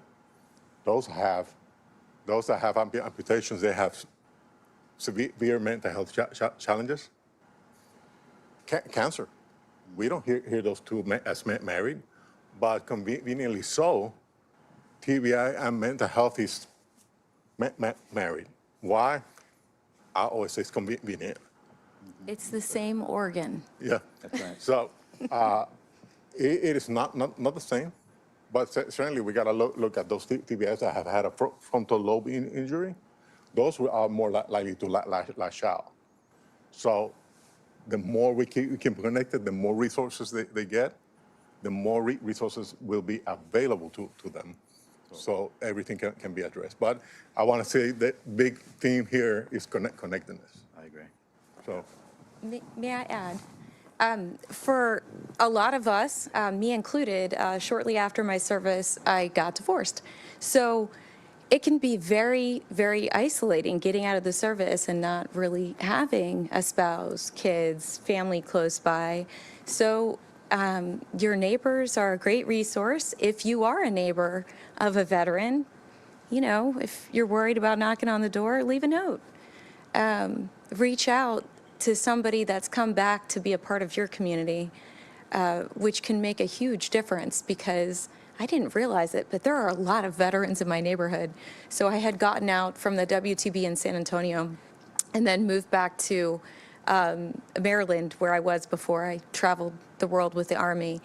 And lucky for me, I have more than a couple in my neighborhood who reached out because I'm a grown woman. My parents, my siblings, we're all kind of remote from each other. And so when you don't have that spouse or caregiver support and you are your caregiver, it can be double hard. So if you see somebody on their own, like a smile goes a long way. Hey, how you doing? But I know you probably don't want to tell me, but I always wonder how you're doing. Mm-hmm. goes a long way too. So the single service members, by choice or otherwise, we need to find people that we can consider our close friends. There have been studies, it's called the friendship study. Friends, whether they're family or family by choice, enrich our lives and help keep us alive. They help keep us alive for many years. And the best thing about it is friends don't allow you to sit in your own denial about if you do need care, whether it's physical or mental. And again, I believe it's the same. So, reach out to one another, please. Yes, sir. I want to, because I know we're getting close on time, but I want to add, I don't know who's going to watch this in the future, but I want to use this platform to say to funders, those that fund programs out there, let us, the nonprofit, buy food. Food connects people. Sure does. Many times funding comes with the disclosure cannot buy food. I concur. And food will connect people every time. Yes. If I'm nothing intended, but no cold sandwiches. You bring barbecue, you bring brisket to a veteran group, and you announce it. That room is going to be packed. I promise you. So. You saying brisket, your Texas is showing. Yeah. Yes. But it's just because there's a lot of times most funding comes with that restriction, and when you're trying to connect the veterans, that is the door to open. Let us, the nonprofit, buy food. Yeah.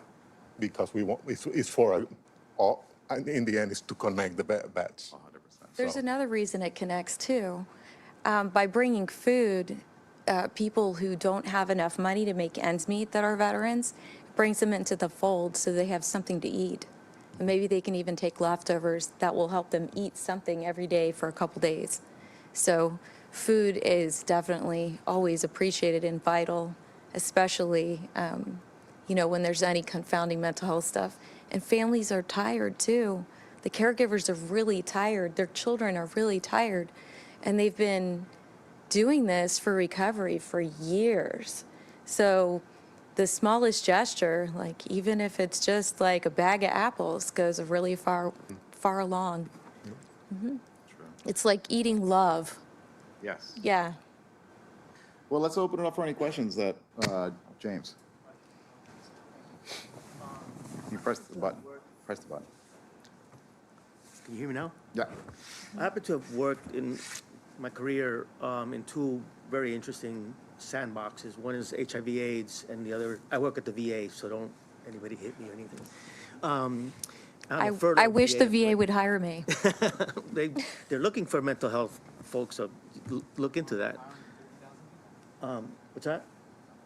I haven't succeeded yet, clearly. Oh, okay. So, yeah.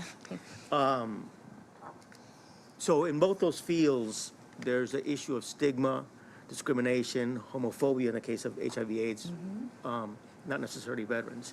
There's a lot of racism there, too. Racism. But we managed to take a deadly disease, and over a period of time, and I worked in the Office of National AIDS Policy at the White House, and one of our focuses was, one of our main pillars was eliminating that stigma and discrimination, making it more commonplace. And over the course of 20 years, we've taken a deadly disease and make it a manageable chronic disease. Yes. And the incidence of HIV is steadily declining. But I don't see why that's so difficult with veterans and suicide or mental health issues. Why haven't we been able to take that similar path, destigmatize the matter in a very intentional way, so that those that are suffering from that can come forward and get treatment?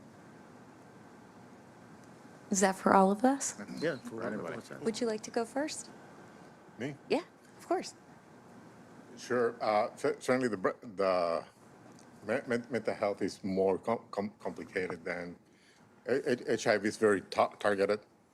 I think the brain is a mystery of sorts, and we got to look at how, because this falls under the disability realm. And we got to look how culturally we look at disability. Certainly, you have a child. Let's look let's go outside the veteran community. If you have a child with a brain mental health illness, immediately that child gets treated. Our society treats that child as an outcast. So this is not the veteran bubble. This is beyond. As a society, it's not that we need to change how we see things in the veteran community. It's how we see this as a society. Because from little, we treat it as there's something wrong with you. How can we, and that's be a big question that I don't have the answer. How can we normalize it? If as a society from early stages, their people are treated different because they have a mental health issue, or they're battling whatever it is that they're battling. So I think it goes beyond the questions. How have not we reached this? It's beyond the veteran community. I think it's just society, and then we go outside our culture to other Asian cultures and African cultures and whatnot. It even gets more complex. But I think what we got to look is societal values and address those if we want to change stigma of mental health. Do you mind if I interject?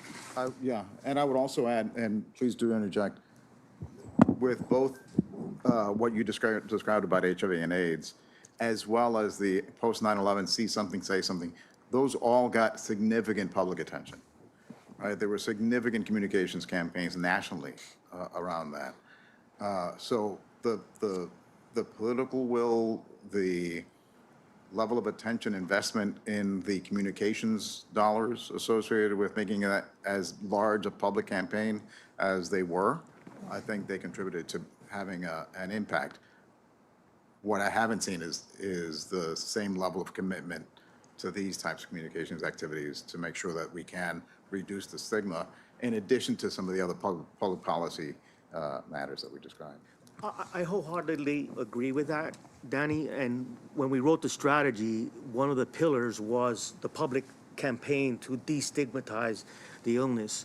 And you're absolutely right. We haven't done anything close to that with suicide, and particularly veteran suicide. So I think that that's an opportunity. Yeah, I would tell you. So Raul, Jurado, I'm a retired Army Medical Service Corps officer, healthcare administrator. So I too have ran healthcare facilities and mental health facilities. And well, at TRICARE North, General Corelli out of the Pentagon, this is 2013, 2014 timeframe, dedicated an entire, global. Anytime there was a suicide within DoD, right, they'd have this mass meeting. And the goal was to collect as much data. The question was always why. What were the kind of commonalities, if you will, in each case? And worked very hard, right? And we've been trying to destigmatize, mental health for the longest time, right? I mean, we came back from 04, 05. I mean, it was just really this push to kind of normalize. Okay, it's okay now, right? We changed, nomenclature for services and whatever it may be.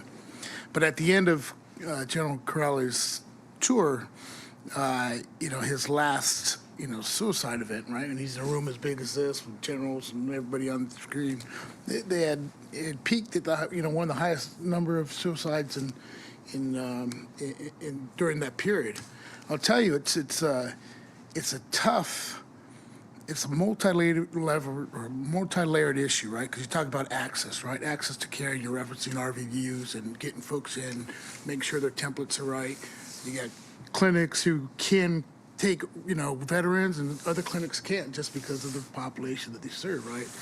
You got folks, and I'm telling you, on multiple levels, senior officers committing suicide, right? Mm-hmm. I mean, I tell you, many stories of folks that I personally know who've taken that. And it's just, I don't know if there's an easy button anywhere, right? But again, I think, the education and normalizing, getting folks to understand access to care is critical, right? Because you mentioned access to care rates, right? Not a lot of people know that, hey, you can't get into a specialty care within 28 days. You have the right to go off post and hit the network, right? I mean, just certain little minor things. I mean, the programs are out there are abundant, right? I was at Walter Reed in 07, 09 when all the, Wounded Warrior stuff went, right? And, the care that was given was top quality, right? You had superstars coming in every other week, right? And then you had the thing of nobody wanted to leave now, right? Because everybody wanted to go on ski trips and to, the different stadiums. And everything's been thrown at this, right? But, amazingly, I represent a client, and they've got a tool that essentially they can assess PTSD through blood tests, right? And we're trying to get this into the VA right now. We're trying to get this into Defense Health Agency right now. But I think that's critical because now you take out the stigma of mental health, right? Because now if you could identify through this, I think they're RNA blood monitors or whatever the heck it is. I'm an administrator, I'm not that guy. But bottom line is, if you can tell me, draw my blood and says, hey, look, you're at risk, right? Now it takes all the, I think to me, it takes the stigma away because now you're diagnosed with something, right? Like you're diagnosed with COVID, you got to take this, if you're diagnosed with this. So I think, there's some things out there, with AI and some other things that are being presented within this program that may be able to kind of address that, right? And I would like to kind of talk to a few of you guys after this regarding that. Very well connected in the VA, so if you need a job, I can probably help you out. I can make a call or two. My heart song, thanks. Yeah. But I just think, to your question, it's like, it's tough, I think this is a great panel, I'll tell you that. I just wrote a friend who's kind of going through something, he got out of the Army a year ago, and we're at his house yesterday for Veterans Day. It was like a last minute thing, he called everyone there to go, have a meal there. And thought it was kind of strange, and midway through, he's like, hey, I just got laid off from my job. When he got the job, he was at one of the major corporations here, and he thought he was going to be the next, CEO of this organization. All of a sudden, they just let him go. And I could see him, he just crushed, right? And it was just like, oh, man. I didn't think about it until we talked about it, right? Like what you guys brought. So I just wrote him a quick text, hey, I kind of understand you're going through. But, yeah, just like at every single level, whether you're an executive or a private coming out, and then to your point, when you get out of the Army or you get out whoever you get out, it's a lonely process. You don't have those guys in the barracks anymore. You don't have those guys. It's a trip. But thank you guys for this. This is very good. I want to add one thing when we go to connectedness. When we say veterans don't open up, when veterans connect with veterans, they open up. Yeah. They don't hold back. As a leader in my community, we run these groups, and I open up. I open the floor by opening myself up, normalizing the talk. And veterans open up every time. So it's just, how can we make these connections? How we can be highly educated. We can be up in the ladder, and as you all know, the higher you go in the ladder, the lonelier life gets. Mm-hmm. But we cannot not forget that we're vets. We are part of the community that we're aiming to serve. So that's my call to every leader out there. You are part of the community. You can help vets open up, normalize it. May I add? Yes. A fact that a lot of people don't realize is that 60 to 80% of psychiatry is actually done in primary care. So whether it's just a check-in with their primary care provider, or there's medication being provided to assist with the suspected diagnosis, a lot of people initially present to their primary care provider. Now, if you find yourself going there and you don't feel listened to, I suggest you move on. And that's always very possible because a lot of civilian providers aren't aware of the severity that things become by the time a service member or a veteran presents to a health clinic. I mean, we all know, like, what is it? the old saying, you medicate to graduate, right?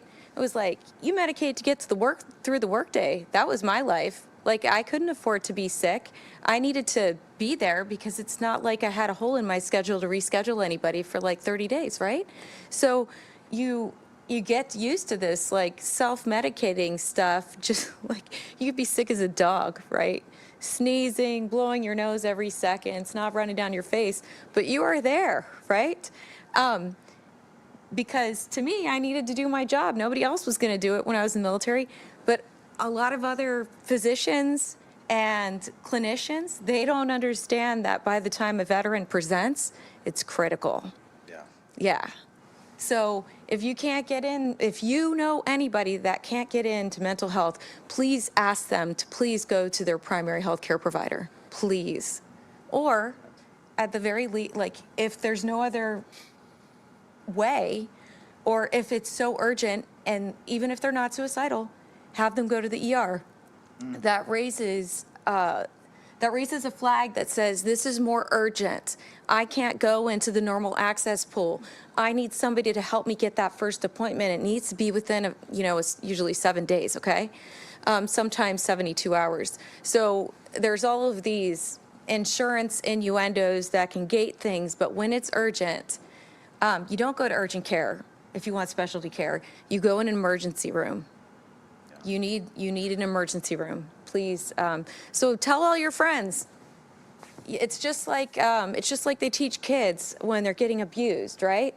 You have to keep asking for help until you find the right person that's going to tell you where to go or take you there or help you. So you just keep asking. And I know as a veteran and as active duty, it can feel humiliating asking for help. It can feel humiliating not being strong enough, not feeling like you couldn't deal with it yourself. Like I've been through this. I mean, my life as a veteran has not been easy. By the grace of God, I've been doing okay for the last few years, but all of these health issues, PACT Act or otherwise, they make life pretty difficult, right? And it makes mental health even worse. And I know as my experience as a service member and what I see other service members and veterans experiencing is that they're really not taken seriously when they go to the doctor. And sometimes I wonder, because I did it myself, are you really telling them how bad it really is? Because it's really hard to verbalize how bad one can feel at any particular moment. Whether it's physical or mental, it doesn't matter. Nobody wants to admit they're feeling that bad. So even if you're not crying and you're going to the ER, you need to tell them, it's bad. I can't wait. I need help now. So it's hard to be that assertive when you know that there's something wrong, but you have to find a way. And if your friend is like, yeah, I just can't do it, please take them to the emergency room, please. I beg you. You could save a life.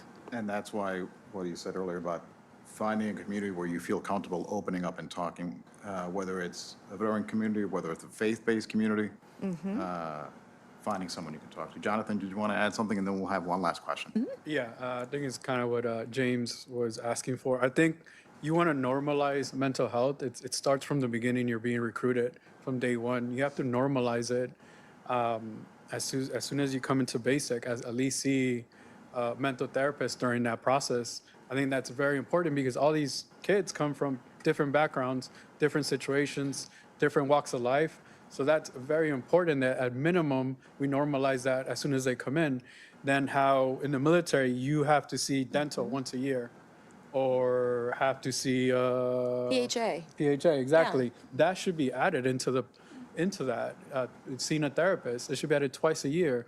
Or even when you get deployed, like I was deployed and I saw a whole bunch of bombs and this and that, I saw no therapist. Just continue how it was and you just moved on. And at no point did they say, hey, you've been through a rough deployment, come back, see a therapist for the next 2 to 3 months. It's a requirement. It's not if you don't want to go, it's a requirement due to the type of deployment you had. So if we start normalizing that as soon as we come in, then as soon as we get out, we start understanding it even more. But it starts from day one. And like I said, I inherited a lot of young soldiers that were coming from so many different problems. And they didn't want to go see mental health or behavioral health because they knew his career ending. So it was just now, like I said before, now I had to help them myself so they could get better. And I can add that it is the system is flawed from the beginning. When we were at the height of the war, kids were encouraged, like the children of soldiers or service members were encouraged to seek mental health because mom or dad were deployed and they were having some issues. Where those kids now get excluded because they have a mental health history. I personally have to write a couple of character letters for children of service members at the time that joined the service and then later on became an issue, like they were hiding that. However, when we look at the other side, the non-military families that had a child going to mental health, that will never make it into the system. However, something that was encouraged now works against. Right. So it's how we normalize it from ground zero. I agree. Alicia, one last comment, and then we got to close it out. Okay, well, a couple of things. The One button. of the things that you had brought, up was about being part of a community, and I just want to take the time to do a plug. There's a little flyer on your desk for joining, becoming a member of ALVA. So, and there's a lot of good organizations that are veteran specific, that are very willing to open up and for you to become a part of. You also mentioned about bringing food to the table, so to speak, no pun intended. I found it very difficult, I still find it very difficult to adjust in today's world of civilianized. When we first went to went into the shutdown, and we weren't getting paid. Probably about the first paycheck that I missed, I told one of the members of my leadership, hey, I think, it would be a good idea, maybe, it's a couple of weeks before Thanksgiving, the holidays are coming up, we never know what kind of situation people are in,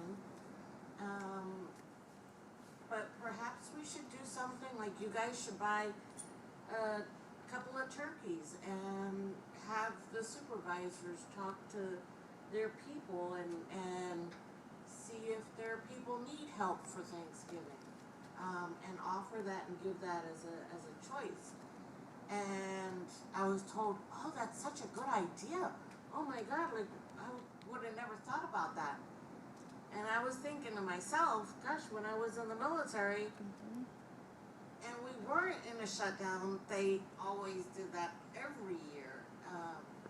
And just the tiny little things like that, made such a huge difference between being active duty and being in the civilian sector.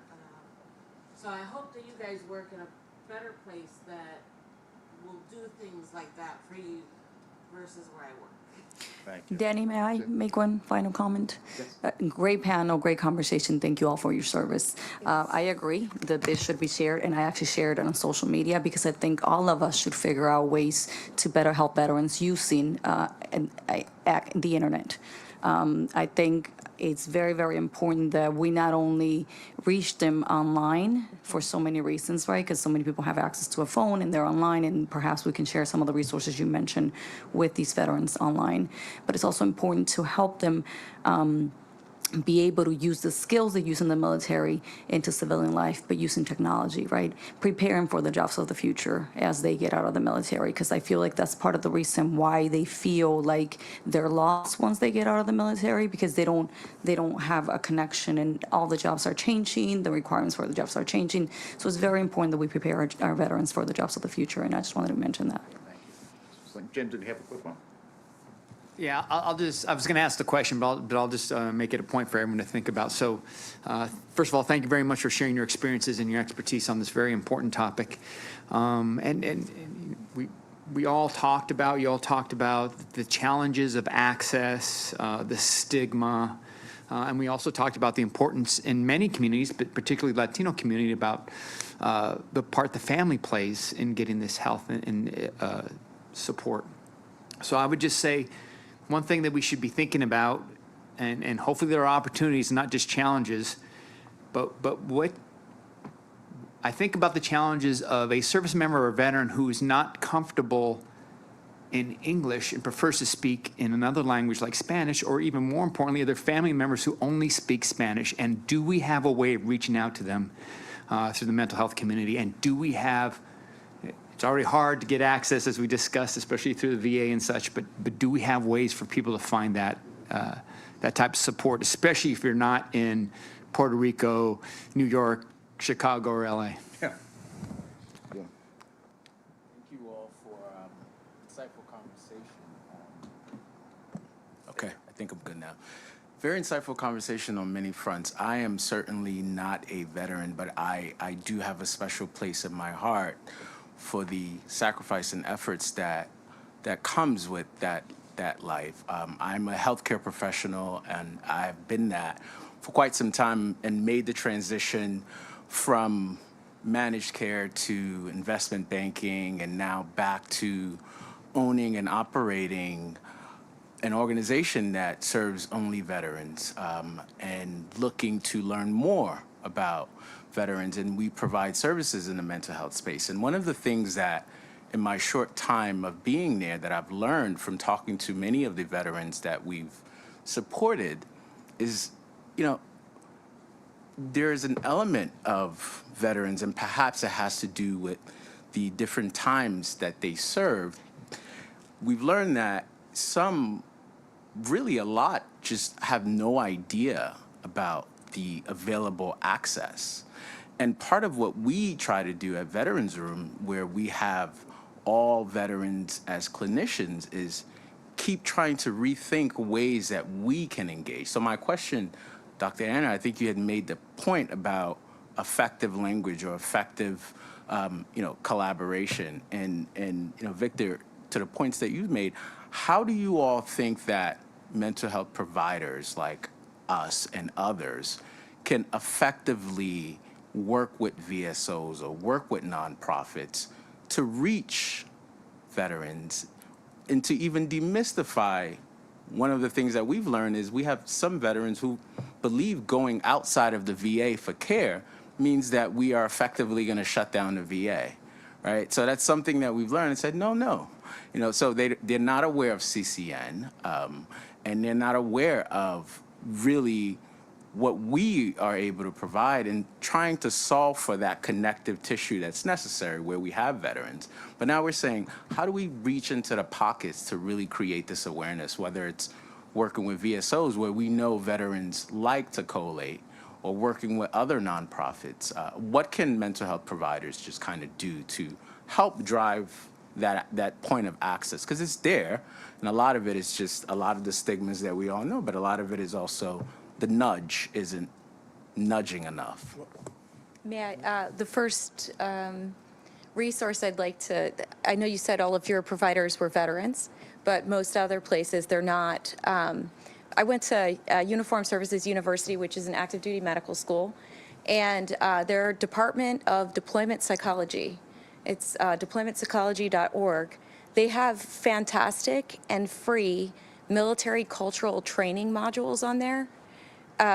So if anyone is in charge of any health systems, there are very free, wonderful resources on there. A healthcare provider or a primary care provider really help them with some of the jargon, but also understand what, like people say thank you for your service or thank you for your sacrifice. They don't necessarily understand what that means. And so I think there's about 5 courses on there that help them understand what service and sacrifice really meant for people that were on active duty. I would say, and to my team, I always say our success is because of our network. So as a mental health provider, as a clinician, certainly if you expand your network of resources, meaning you get to know who's out there and know what they do on the program they do, certainly will expand that will facilitate you informing vets, hey, check this organization out, they have this program or whatnot. Now, there are many non-profits. I would encourage go to either the IRS website to vet them, or go to the ProPublica nonprofit explorer. That's the most updated one, and read what the programmatic successes are for that organization. So you can learn more, and then I would say go to coffee with them, and learn about their programs. How can you plug veterans in? That's the way we do business. We know who's out in the space. We connect with them, and those that align with the resources we can provide to vets, then we become partners in the bigger mission. May I mention 2 nonprofits in addition to what you're saying? 2 specific nonprofits that really helped me a lot. One is only located, I think, in 5 cities. The Stephen Cohen Foundation. There's one in Silver Spring co-located with Easter Seals. Personally, I went to the one in Texas because that's where I lived when I got out. They only provide short-term, so I think up to 12 sessions. But they're a great resource to unite with, so they have somewhere they can refer the veteran to, or they also see family members, so the family members as well who suffer just as much, sometimes more, as the veteran, right?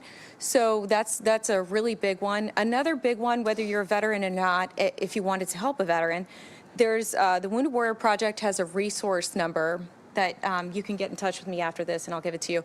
They have a resource directory that's huge. So if you have a business or a nonprofit that you want veterans to come to, they can direct veterans to you when they call this number and they're like, yeah, I don't know what to do. I really need to be around other veterans who experienced a TBI.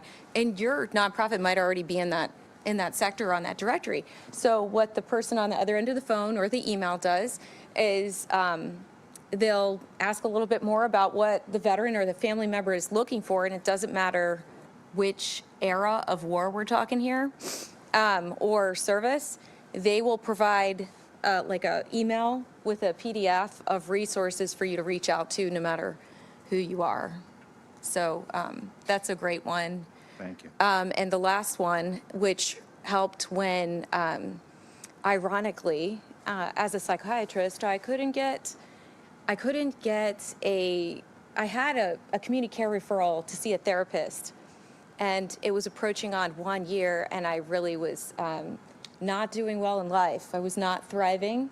I was barely existing.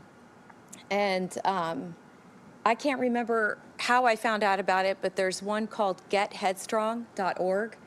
And I know they're in San Diego and also the DC and Virginia Beach area, I believe. They are also, in effect, a bridging organization that'll provide, I think, it's called short-term therapy, just like the Stephen Cohen Foundation. So I want to say 6 to 12 sessions. But they're another resource if you've got permanent providers that can provide mental health treatment that you might want to partner with. Thank you. Any final brief thoughts from Jeanette or Jonathan? So I will share this last final thought. I want to thank our panel, but I want to thank Alicia for mentioning becoming members of ALVA. Again, membership to ALVA is free to all veterans, active duty guard, reserves, and their family members, because we know military service is not an individual exercise, it really is a family endeavor. And it's available to everyone, irrespective of race, ethnicity, national origin, sexual orientation, disability status. It's available to everyone. We did our first annual State of Latino Veterans National Survey recently, and we'll be publishing that and delivering it to Congress and the VA as soon as the shutdown is over.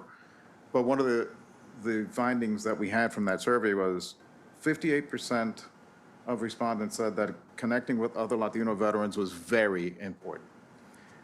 And 75% said that they would participate in a Latino veteran organization. We exist to be able to provide that connectivity that we talked about so much, that community that we talked about so much. We've launched a network of regional coordinators that operate and function on the ground locally in 10 cities across the country. We are here for each other and we are here together. Let's support our veterans, let's support our communities, let's do everything that we can to make sure that these veterans have the help and support and community that they need, because that's the least that we can do for them after they've sacrificed and served so much for us. Thank you all so very much. I want to thank our panelists. Let's take a few minute break. Let's give a round of applause to our panelists. Let's take about 10 minutes. Oh, this water is a treat. I'm so thirsty.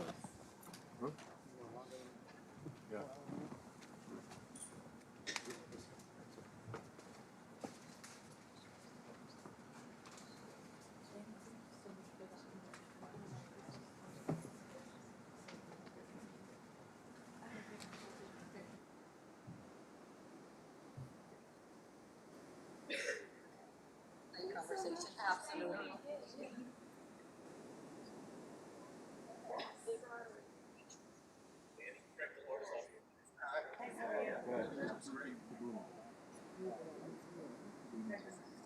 Good to see you.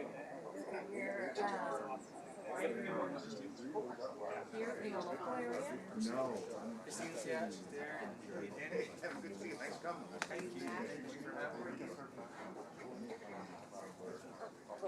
It was a pleasure meeting you.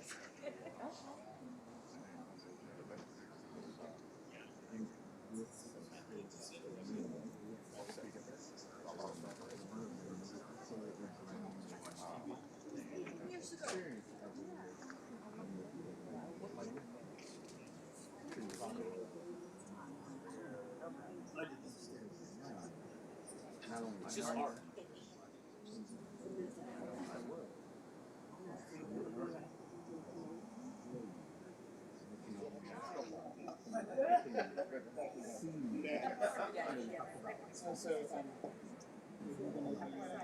Oh, good. And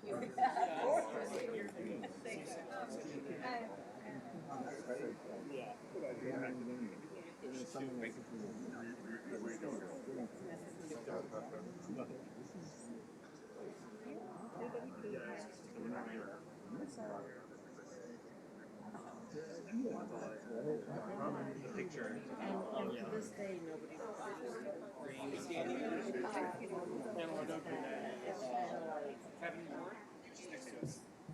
For me, military.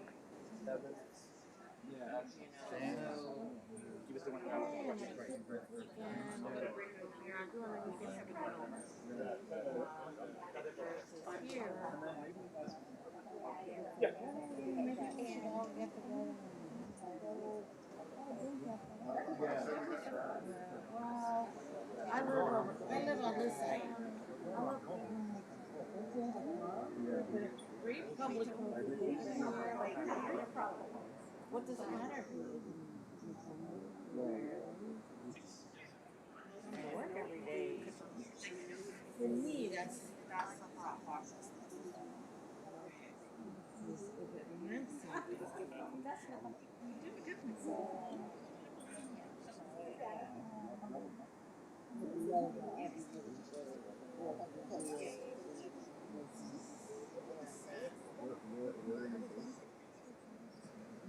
Well, I work with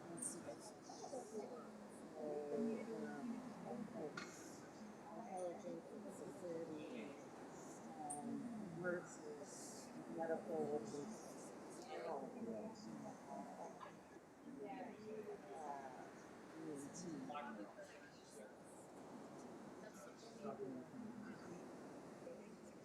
With bones. it's not the most kindest. But if I could get it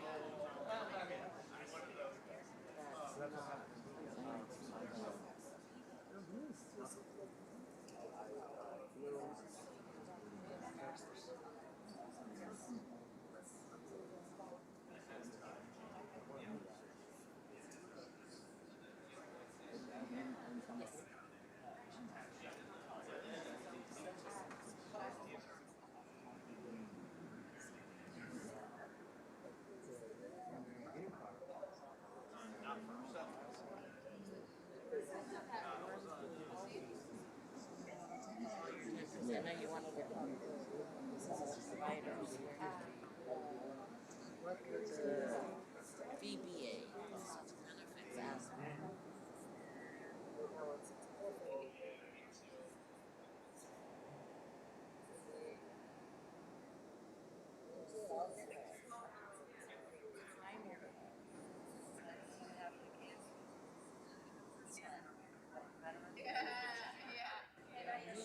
Yes,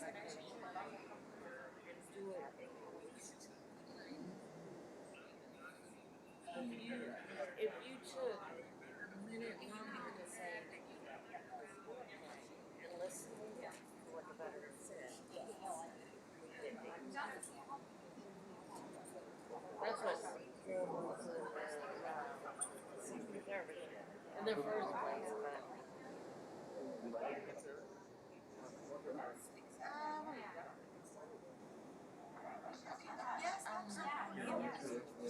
I'm like,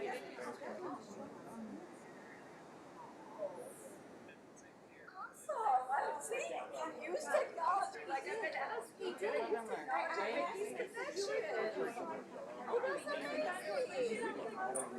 know. yes, I'm gonna be here. I'm gonna be right now. We've started to try to do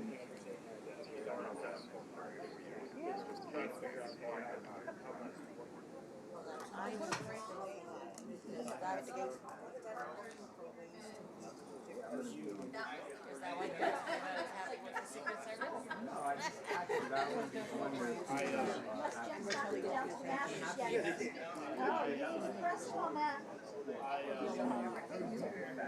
funny story. Like I was well, Similar to what they said on the parking lot. really weird. Yeah. I'd like to do a battle.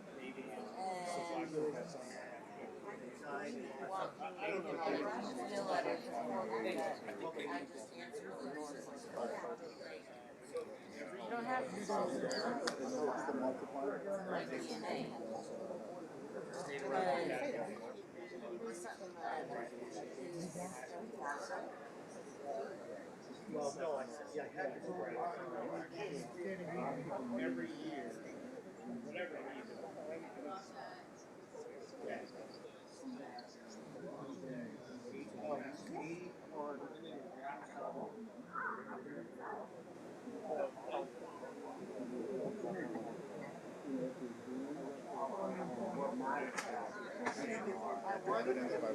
That's the only time.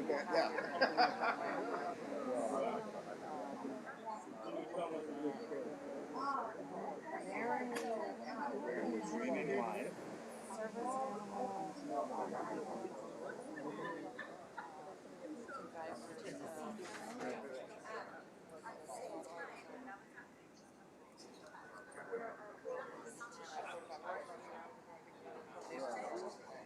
You should definitely stay for this.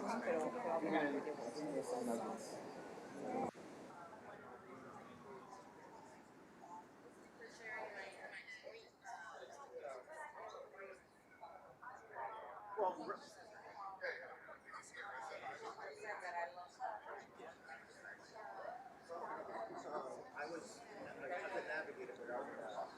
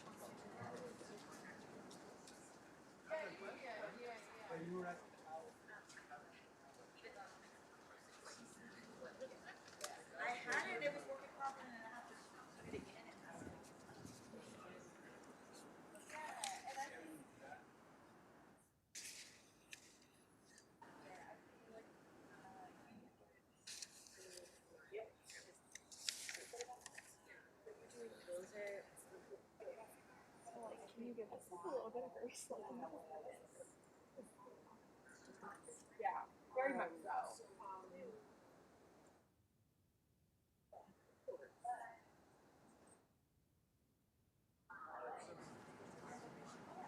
Which encompasses the slave.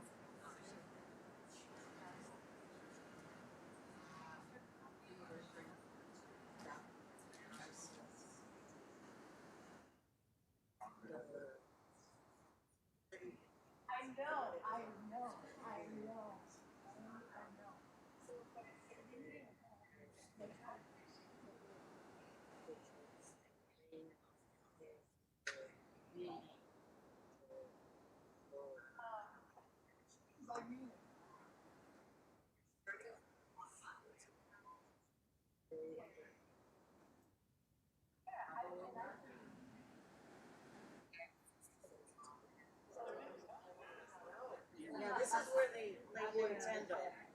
This is where they play Nintendo all day long. They just.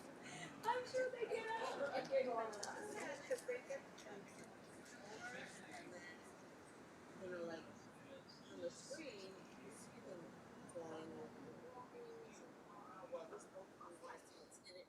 So you go into the building and you can see.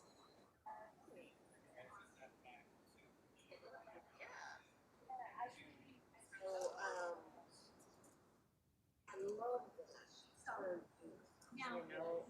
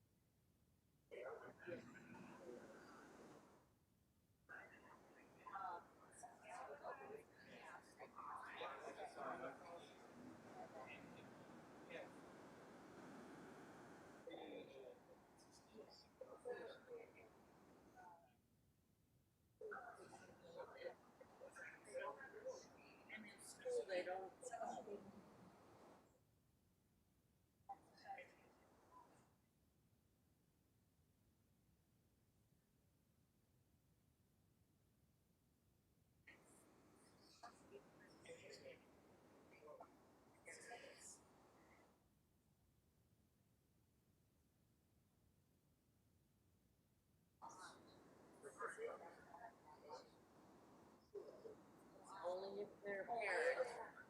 Yeah.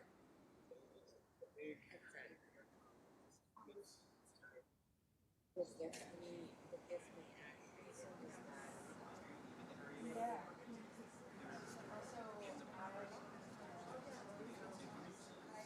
I guess I'll start with just kind of the input, you know.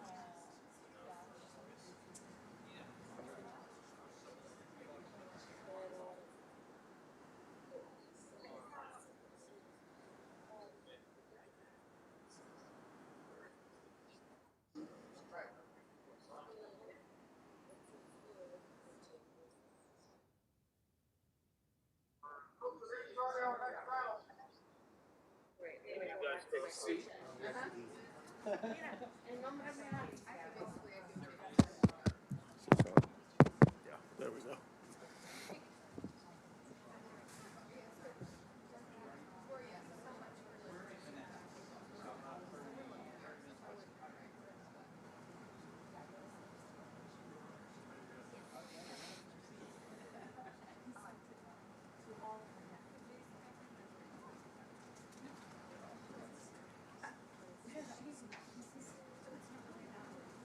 Go again, sir. Here we go. James, right? Yes, sir. Yeah. Good name. My son's name is James. Oh, cool. One of them.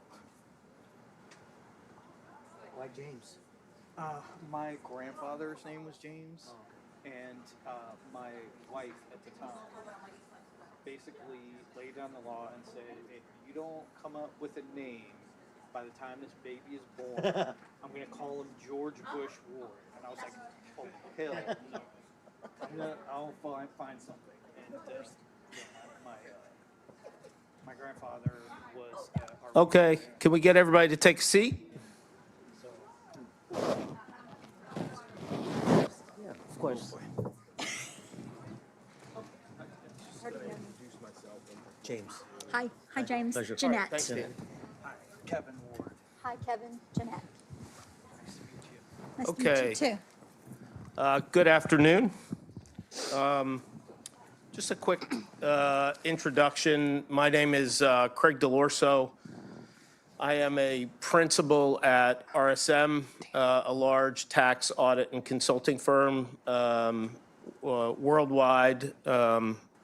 My team specifically supports nonprofits and associations from a technology perspective. RSM supports them from many different perspectives. And I just want to say thanks to Danny, to ALVA for giving us the opportunity to be here to sponsor. RSM does a really good job from all walks of life, from an employee network group perspective, whether that be veterans, we have a Valor, ENG, whether that be from a Latino perspective, we have an OLA, ENG. So we really appreciate the opportunity to participate in events like this. A little background, I'm a former naval officer, so it was good to see that I have two former Navy folks on the panel here. I spent 7 years on active duty and made the transition out. I fully understand the challenge from a transition perspective. And, you know, we still see that at RSM. We have Valor does a really good job of working with veterans, veteran spouses, family members, in bringing them into the fold. This whole idea I heard on the last panel around connectedness, that's really what we try to do with new folks that we hire that are coming from the veteran community. Our panel here today is going to talk about financial, housing, and education challenges. So I'm going to take 1 second and let the panelists introduce themselves. Hello, Jeanette Gilles, America's Warrior Partnership. I introduced myself to you all before. I am not a veteran. I did not serve in the military, but I was born on an Army base, so if that can give me any street cred, I'd appreciate that. And my role at America's Warrior Partnership is connecting veterans to resources, programs, meeting with them, and developing a strategy for addressing whatever issues and problems that they're having. Hello again, I'm James Albino. I'm a naval officer. I served on a destroyer out of Norfolk, Virginia. That's for you Army folks. Those are the big metal things that you put things in and takes you overseas. That's what a destroyer does. I am currently a furloughed VA employee. I was executive director for the Center for Minority Veterans and not quite sure where my future holds. So good to see you. My name is Kevin Ward. I am a 6-year Navy veteran. I was a nuclear electronics technician on the USS Cheyenne, last of the 88 class submarines. So regarding the previous about mental health, I was crazy before I went into the military because I volunteered to be on a submarine. Post my Navy experience, I got my degree and I started working at Micron Technology, and I have been there for the last 19 years. Great, thank you. And thank you for being panelists today. I appreciate it. So let's start first with financial challenges maybe that veterans are facing as they exit the military. And the organizations that maybe you all are in, what are some of the most common financial hurdles that you're seeing for veterans that they're facing during that transition to civilian life? Finding housing, being able to afford housing, not having set up a budget so that they have an idea of what they're doing, and trying to help them navigate that, where you're going to live, how you're going to find housing, how you're going to afford that. Yeah, that challenge of moving from housing was provided for you, or there was a part of your pay that funded housing, to, hey, I have to figure out how to do this out of my paycheck. Yeah. Anything else? The That's sort of the big thing that gets us started usually, and then it moves into other arenas. Okay. But housing is a huge one. And we're going to talk a little more about that. There's a program that's very little used and very not well known about, and it's a Veterans Treatment Court. And it's modeled after the drug treatment courts, but it's not necessarily focused on drugs. And part of at the VA, what I've seen is a veteran, a soldier comes out of active duty, goes back to his base or his home, his or her base or home, finds out that for some reason their house was foreclosed on, right? Or their car was seized for some reason. Not anything terrible out of his own ill will or anything, but something happened. And then he gets into financial problems. And those financial problems lead to potentially drinking or drugs or then crime. And something that he could have been avoided early on through an intervention through a Veterans Treatment Court could have helped that veteran stop going down that rabbit hole. And what winds up happening in a Veterans Treatment Court is that oftentimes, unfortunately, they vary greatly from state to state. So the one in Buffalo, for example, is fantastic. It's the gold standard for Veterans Treatment Courts. Others are not. But within that Veterans Treatment Court system, the program is run by the Department of Justice with the VA. So they have specialists that help the veteran navigate financial, legal challenges that could threaten that person's livelihood moving forward. But it's not seldom, I mean, it's seldom used. And it's something that it's not related necessarily to housing, but it's you can see where the spiral happens. If you wind up getting to financial problems and you don't have somebody representing you, particularly somebody that's looking out for you as a veteran, you're going to get in trouble. So I think maybe speaking a little bit from my own experience, I think some of the challenges that face veterans even today and especially back when I was getting out was just the hiring process in general. The military veterans are extremely skilled, extremely motivated, but they may not have some of the soft skills, some of the interview skills, and they may not really know what they want to do with their post-military career. And Micron in particular is very veteran focused in their hiring practices.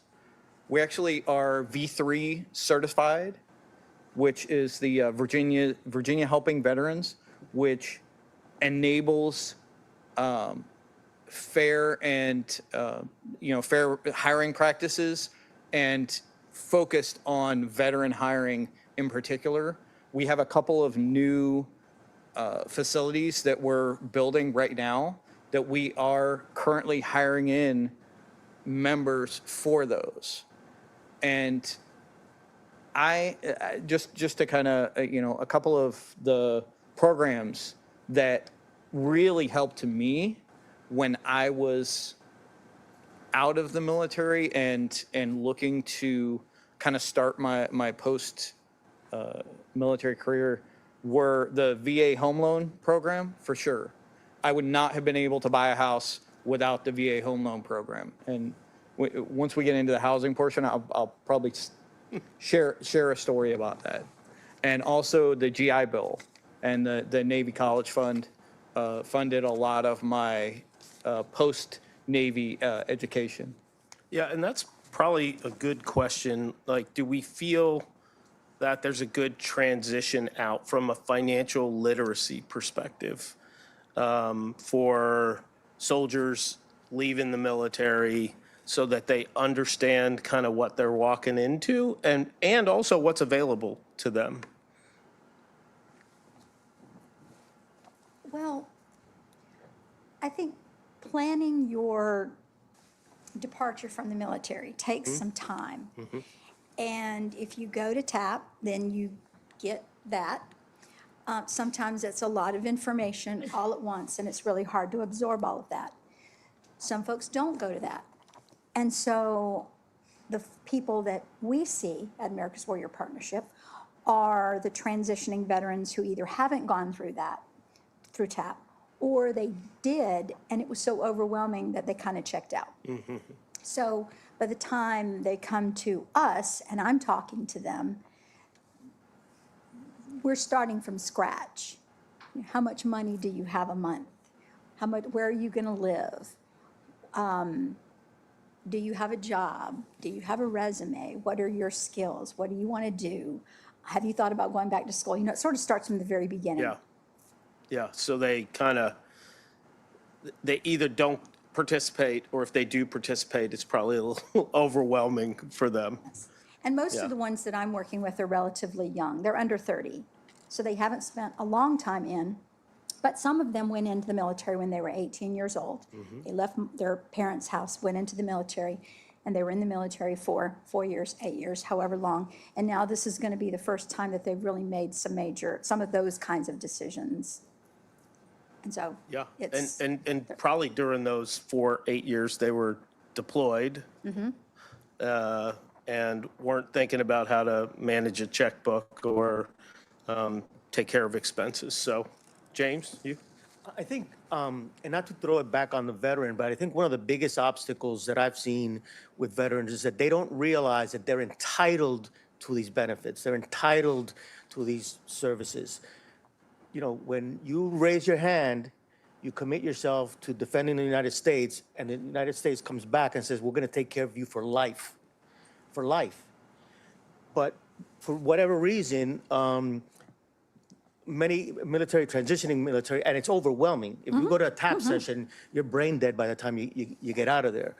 But the country has made a commitment to you for life, and people don't take advantage of that. I can't tell you how many times I've given remarks.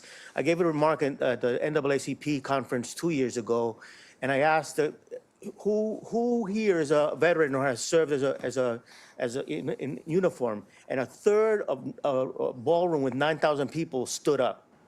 How many of you here are getting benefits or services, like less than 10%?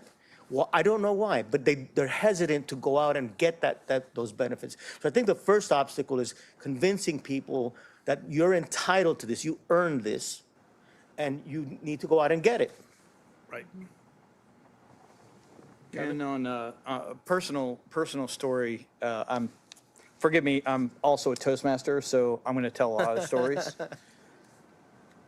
When I got out of the military, I didn't, I had an 80% op tempo when I was on the boat. And so I didn't really get out much. So as a result of that, I accumulated a large amount of savings. I'd say $20,000, $30,000, which to me was a large amount of money at that time, early 2000s. And I got out of the military and I went home. I lived with my family for a few months just to kind of transition back and kind of see what I wanted to do in the future. And after a while, it got untenable. I had to leave and because I had been independent for the last 6 years, and I kind of felt hemmed in at home. And so I went out and I got an apartment and I got a job. And 4 months into that job, I got laid off. And for the next 2 or 3 years after that, I was kind of upset with the way that things ended, and I wanted to just do something that was easy. So I went back and I got back into the restaurant industry because I had done that in high school.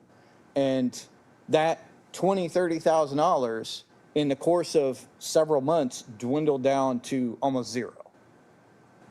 And I think that's important to focus on the fact that when you're transitioning out of the military, you're not really used to how much things cost. You're not really used to you know, like how am I gonna survive? And I think there needs to be a lot more focus on that transition period and really giving them the financial literacy tools so that they don't come out and with a huge nest egg and, you know, 6 months later they're out of money. Yeah, and I think linking back to the previous panel, these are the kinds of things that kind of, you know, you run out of money, you get yourself in some trouble that maybe you shouldn't have been in, leads to depression, leads to other problems. So I think solving these helps that to some degree. So we talked about what the problems are. What are your thoughts, Jeanette, about what services are out there? How do we better support I don't know. soldiers? I'm sorry. I don't know if you all have heard of an organization called Onward Ops.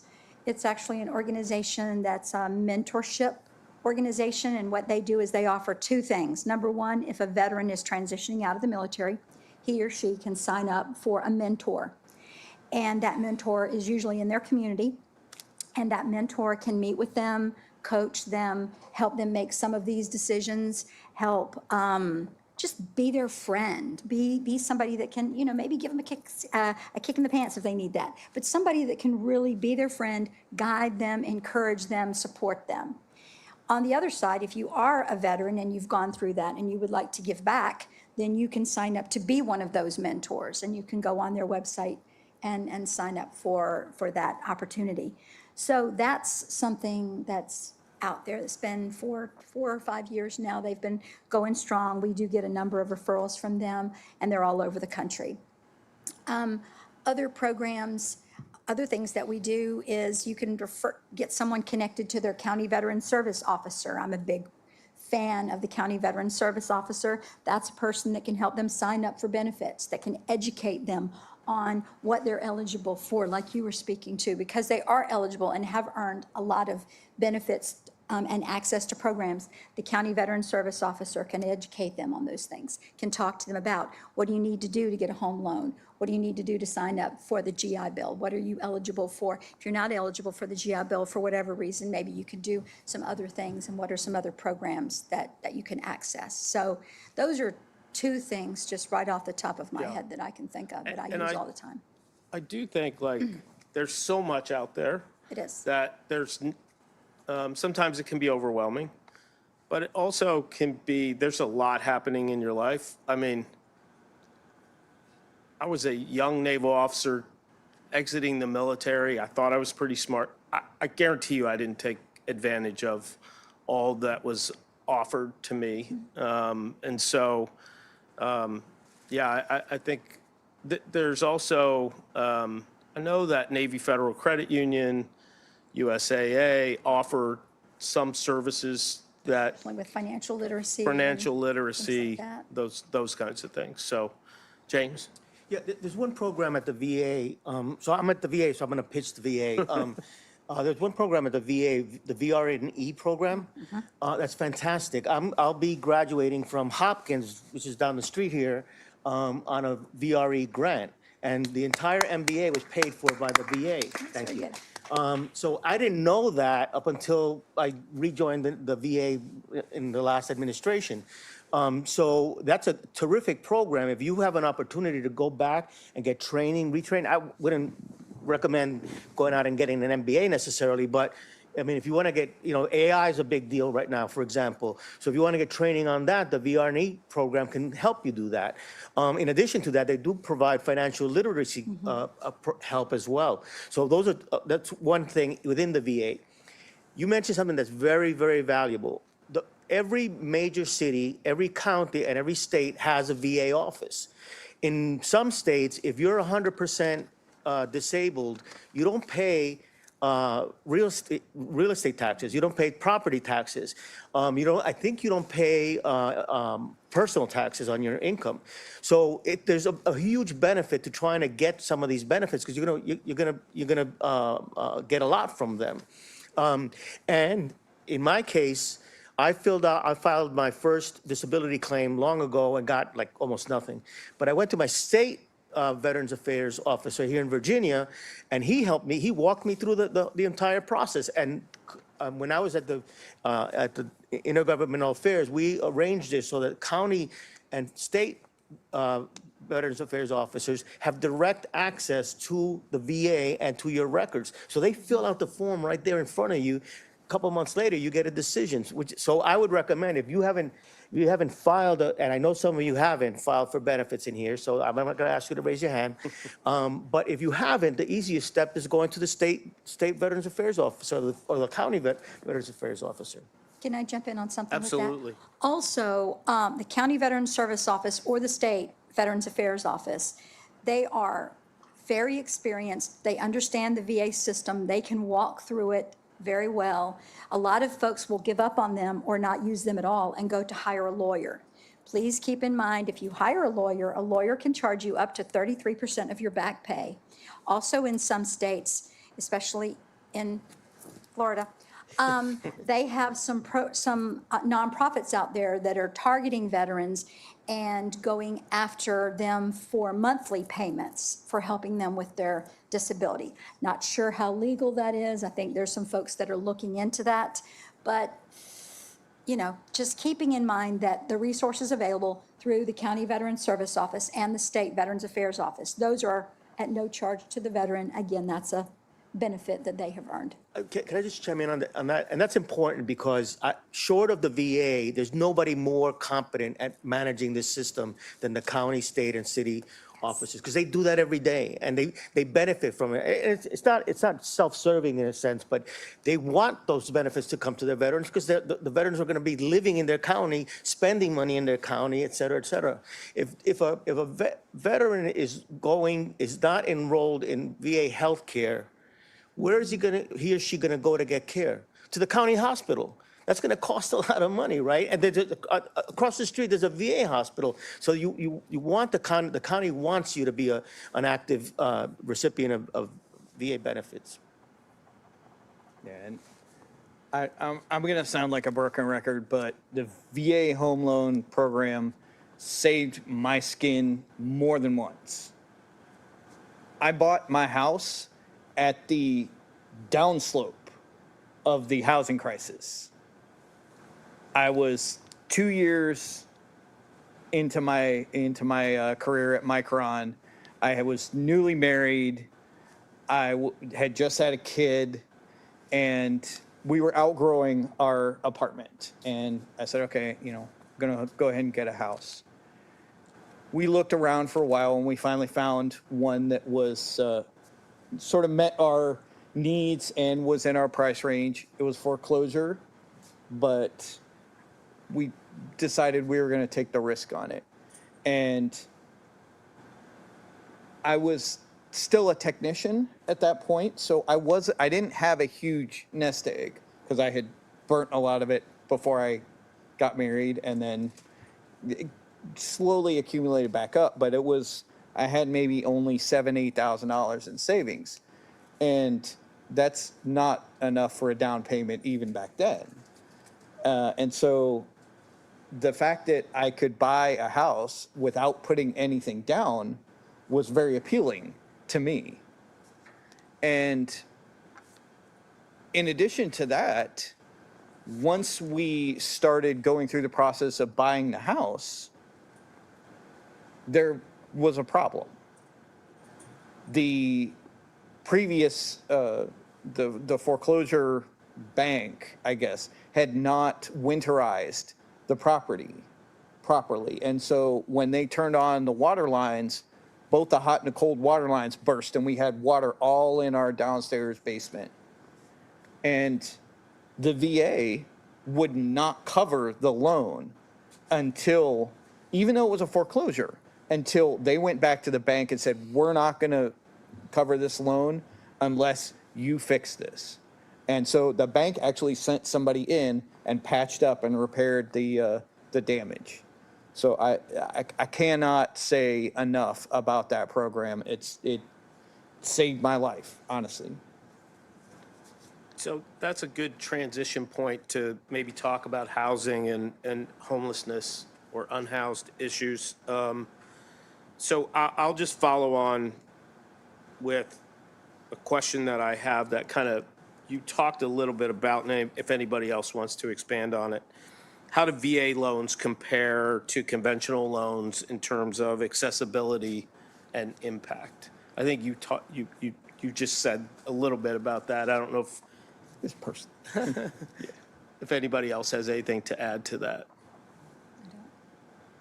Well, they're very favorable. I mean, Right. interest rates are ridiculously low. You don't need a down payment.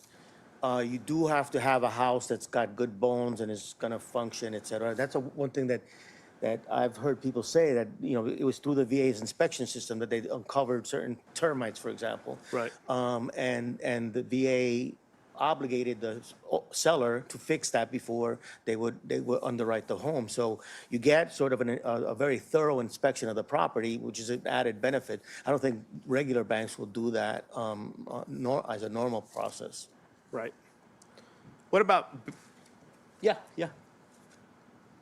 There's also no PMI on VA loans. Right. So you can put even more towards the principal or put in your emergency savings or, you know, if you need a new carpet. Right. Thank you. what about just general barriers to home ownership for veterans today? I mean, I know that's kind of a leading question in that I think in general, home ownership is probably a challenge most places in this country today. But what kind of separate impact might it be having on veterans, and what barriers might be different than what we see out there? One thing that happens in economics, we call it the sticky flypaper syndrome, where you land in a particular spot in Norfolk where I served, and for whatever reason I get discharged, and because it costs so much to go somewhere else, right? I stay in Norfolk, and Norfolk's a great town. I loved it, but if the opportunities aren't there, then I'm limited by the ability not to be able to get up off the sticky flypaper and move to somewhere else. So that's a challenge. Yeah. Yeah. I would agree with you. You get one move, you get the move when you get out of the military. And then another move is going to cost you about $7,000 to $9,000. We get a lot of requests to help people with those moving expenses. Right. And there's not a lot to help you with that. So, you know, sometimes relocating is difficult if you're relocating for a job or you're relocating because you want to be somewhere different off the sticky flypaper. Sometimes that can be a challenge. Yeah. And there are definitely housing programs, I think, that can help that. But how about from a homelessness perspective? Does the VA have any innovative kind of housing programs? Go ahead. No, you go. So, together with HUD, there's a HUD VASH program. It's a transitional housing assistance program for veterans specifically. And I'll tell you a story. In one of these events that I attended, it was in Las Vegas, and this young lady hitchhiked in 110-degree weather to get to the event that we were hosting. It was a small intake clinic. The VA does that all the time locally. And she had hitchhiked for about an hour and a half in 110-degree weather to come and get her husband's records, because he had filed a claim sometime years ago and they hadn't processed it, whatever. Long story short, we started talking, and she said she was homeless. She was living on the couch of a neighbor that was close to where she was working. She had just gotten unemployed. She just got laid off. Her husband, who was disabled, seriously disabled, was living in the house. He didn't have a caretaker, so she had to go back and forth between where she was working and the caretaker, and that's part of the reason why she lost her job. Make a long story short, she didn't know about the HUD VASH program. Right there, we had a counselor, HUD VASH counselor there at the intake event. We filed a claim for her, followed up her husband's claim, adjudicated the decision that day, She went home with a $30,000 benefits package that had accumulated over the last 20 years, a HUD-VASH voucher, and she was gonna set up for an appointment the next week on that Monday to get an apartment. And then because she's a caretaker, she was gonna get caretaker training and caretaker benefits. You get some sort of benefits for being able to be a caretaker. So this family, right, was dramatically changed by a conversation with somebody that knew how to kind of navigate the system. But she didn't come out for any of that. She came out to get her husband's file, her records, and we were able to house her, employ her, and her daughter got an educational grant as well. So you have to you earn this. You have to go out and get it. You don't know what you don't know. Right. That's right. And the BASH program, can you expand on it? So it's transitional housing? Go ahead. No, you It's they give you a coupon, basically.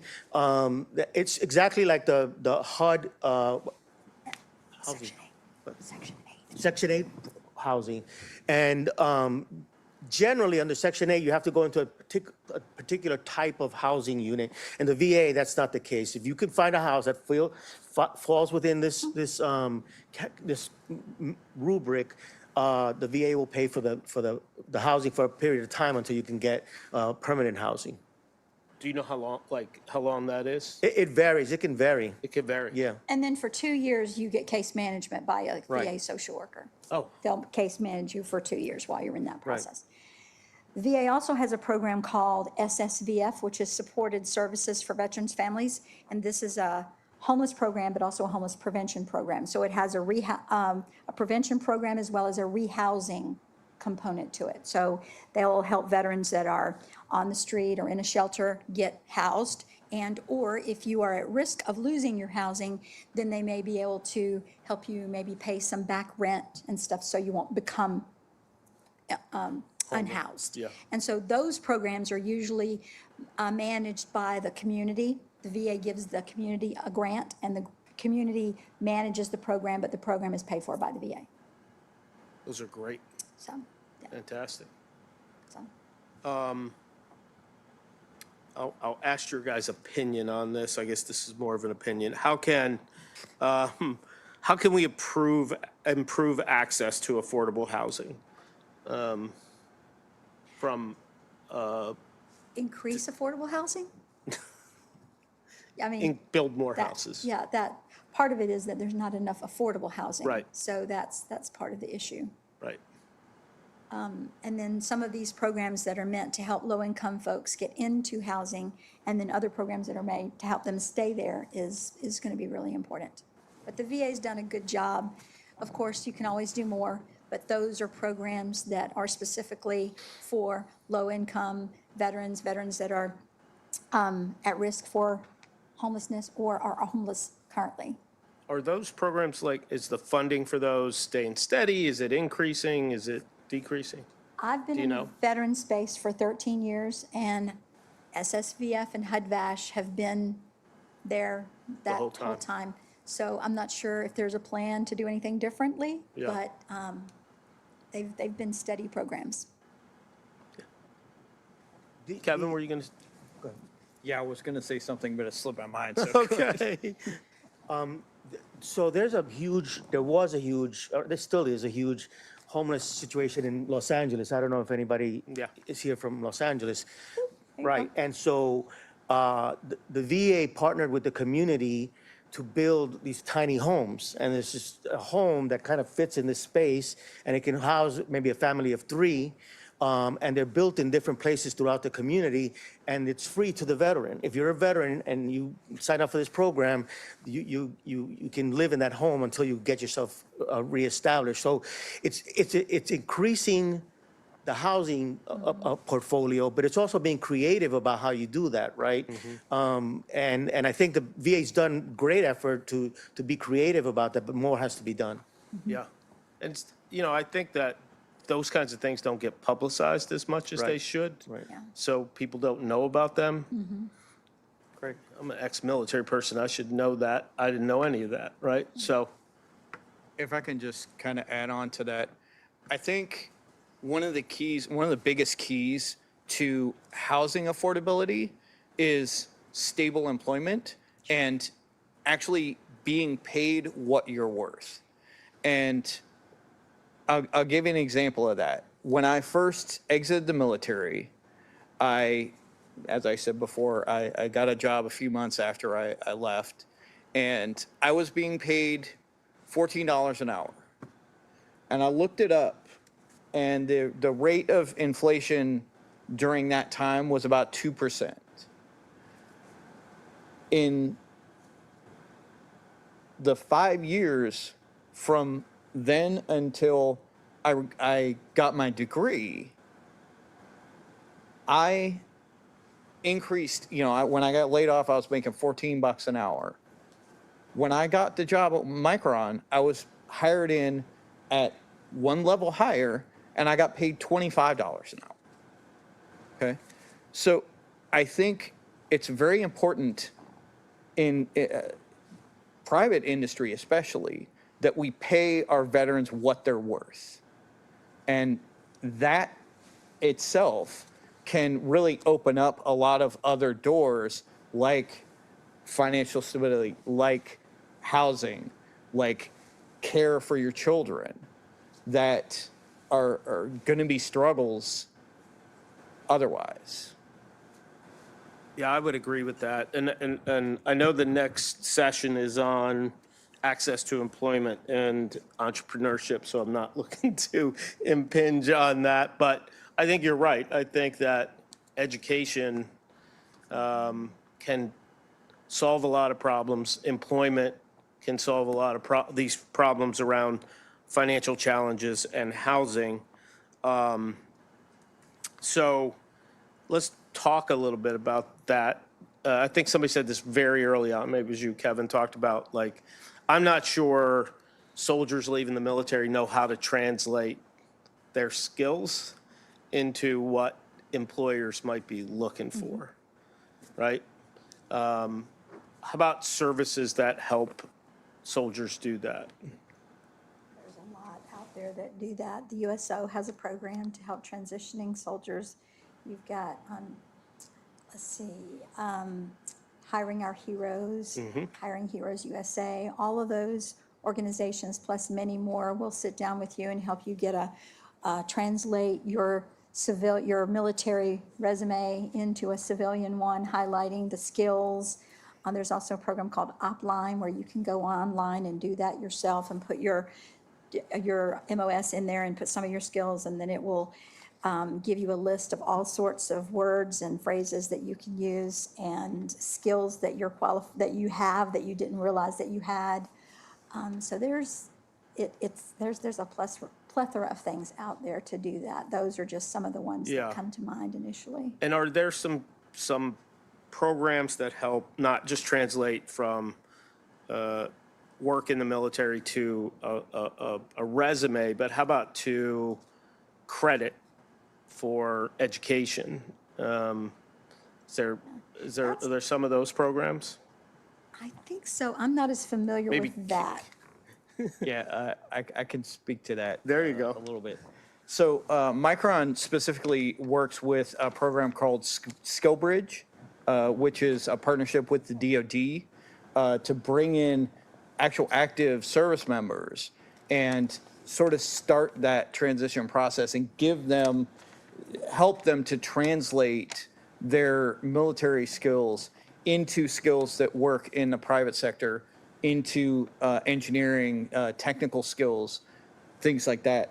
Micron is a huge proponent of veteran hiring, especially we match enlisted to mostly to technician things where their skills would easily translate.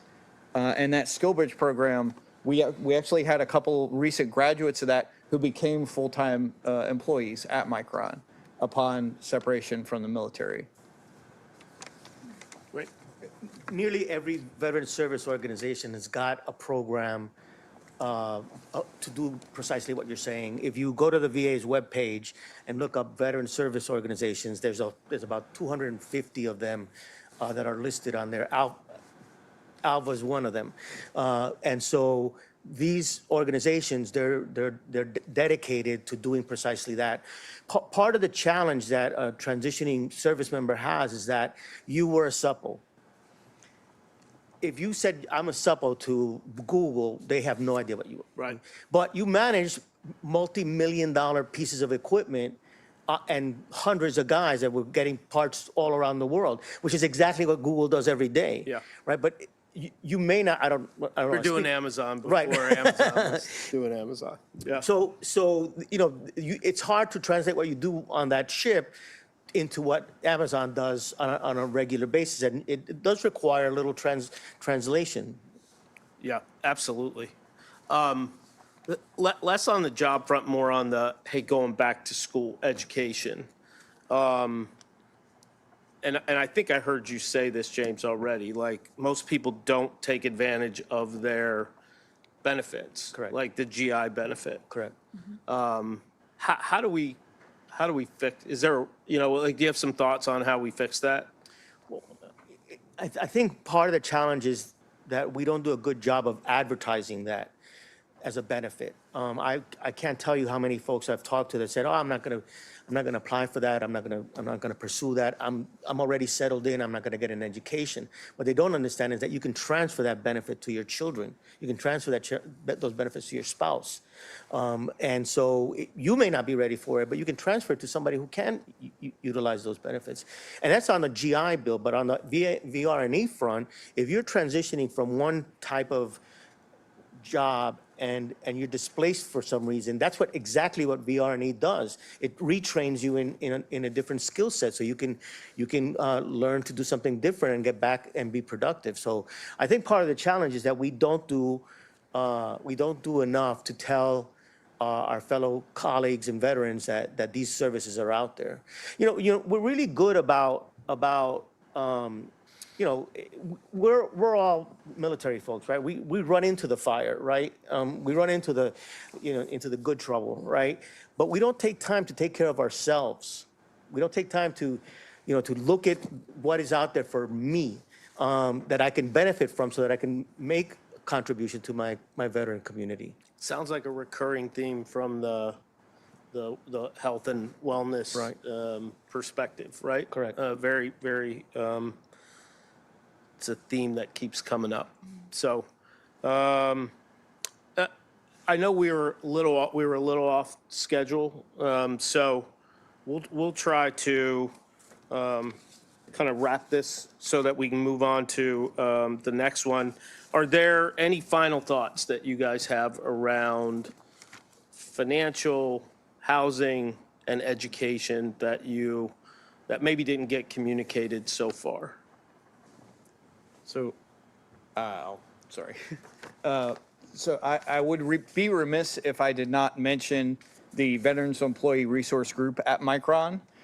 We are about 150 members at our site in Manassas, and globally, I believe there's about 500 to 1,000 members. And we are a very veteran-focused organization. We do fundraising. We do a lot of volunteer activities in the community. And I am the current chair of the Veterans Employee Resource Group. So my co-chair and pretty much everybody at Micron would be kicking me if I didn't mention that. And we really strive to bring the veterans and even allies, people who are not veterans but support veteran initiatives, into the fold, into a community where they feel appreciated, where they feel like they can make a difference. One of our biggest charities that we associate with is called Serve Our Willing Warriors. It's a rather small operation out in Haymarket, but they operate 3 homes that house wounded service members from Fort Belvoir, from Walter Reed Army Medical Center, and give them a retreat away from the treatment and things like that. And that kind of work is really what made me want to be a bigger part of the Veterans Employee Resource Group at Micron and be the chair, really. Like I'm the one that's organizing a lot of these activities, and I'm really passionate about helping my fellow veterans in whatever arena we can. Yeah, and I think this again gets back around to that communication theme, and that this is not out there enough. I'm not going to do commercial, but RSM is very much like that, right? Like we have a whole talent acquisition, part of our talent acquisition team focused on hiring veteran spouses, support folks from that perspective. So it is a communication issue, I think, too. So, James, any final? So we mentioned a couple of different government-type organizations, but nearly every Fortune 50 company that's worth its salt has got some kind of a veterans group. At Hopkins, yesterday we were at the annual Veterans Day celebration, and we had about 300 students that are attending Hopkins at that event. And we also have an ERG group within the school. And I know I went to Penn, and Penn has the same thing as well. Georgetown has one, George Washington has one. So there's a lot of private sector groups out there that can help you network beyond the federal government, the state government. Exactly. Anything final? Yes, one final thing that's not really on our list, but it's about the care of elderly veterans. I get a lot of referrals for the care of elderly veterans. So I want to just tell you a couple of things to keep in mind as we all age and as our parents and other folks. The VA has a lot of programs for elderly veterans. It's a lot. And accessing those things like caregivers, things like home health aides. They have programs to help with wheelchairs, ramps, grab bars in bathrooms. They have grants for wheelchair vans, home remodeling. There's all sorts of programs for veterans as they age. So keep that in mind. Talk to the VA geriatric specialist at your local VA if you need that. But also, every state has veteran nursing homes. These veteran nursing homes are beautiful. If you've never seen them, they're not like ones that you think of when you think of a nursing home. Most of them are state-of-the-art. They're beautiful. They're big. And the veteran doesn't have to pay nearly what you would pay for that kind of care in the civilian sector. So just keep that in mind. These exist in every state. Some states have more than one, and there's a lot of them that are ongoing, being built now, and just when you need those, know that they're out there. Thank you. Any questions? Not a question, but a comment. My name is Dr. Betty Uribe, and I came from California, and I'm going to fall on my sword. My doctorate was on value-centered leadership, and I studied the military. And one of the findings was that in the military, the training that is done in leadership is so amazingly abundant that military leaders, when they leave the military, they are better equipped to lead than the general public is. As a result, I've hired military leaders, I've trained military leaders, helped them transition. My last post, I just retired for the second time like 2.5 years ago, but before I retired from JP Morgan Chase, I ran California, and we had 16,000 employees in California. And I've got to share that in the military, we have the ERGs, and most companies have ERGs that really give a lot to the military. in one instance, in another company that I ran, I needed a leader to run Arizona, and this military leader was one of the candidates. And literally, and don't quote me on this, but I had to really fight to put him on the dock to lead Arizona for me. He ended up leading Arizona, and the performance was absolutely amazing. So why am I falling on my sword? Because I wrote about the military leaders and how incredible just the training and the work ethic, and these are the best employees I've had, and I've not written about it. So I'm going to make a commitment that I'm going to take that chapter and I'm going to write something around it, and I'm going to start, and I have over 30,000 people on social media. I'm going to educate the general public about the leadership of the military leaders.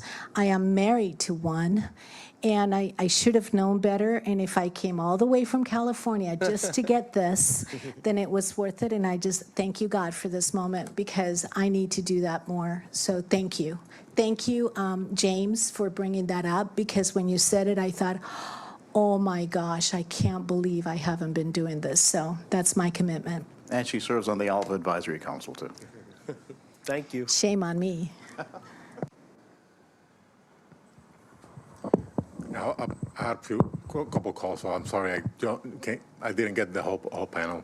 But so my comment, but I want to get your thoughts, and it kind of ties to the previous panel. So when serving veterans with severe disabilities, let's call it moderate to severe disabilities, these veterans tend to be at 100% VA disability. Most got to be retired out of the military, but because those times, those veterans, when they were serving, they were at a young age. So all this happened, like, let's say, when they were 30. We have one client that he was 23 when he lost his legs. I believe that corporate should be intentional in creating opportunities for these veterans, because opportunities for them, and it's not about big money. It's about gainful employment for them.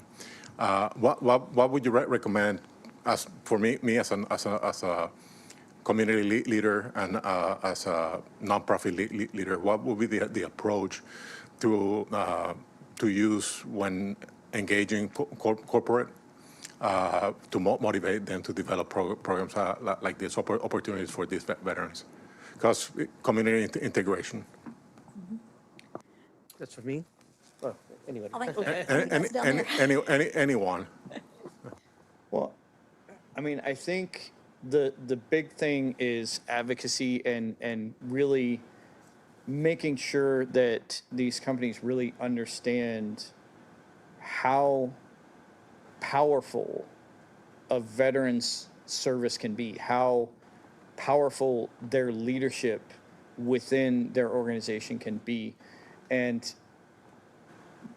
for us as the Veterans Employee Resource Group, we really advocate for our fellow veterans, but even our future veterans.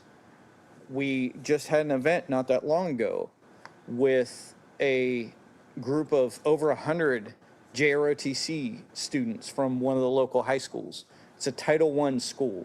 These kids don't really get a whole lot of opportunities to learn about technology. And we brought them in. We had a whole big presentation for them. They got to have breakfast.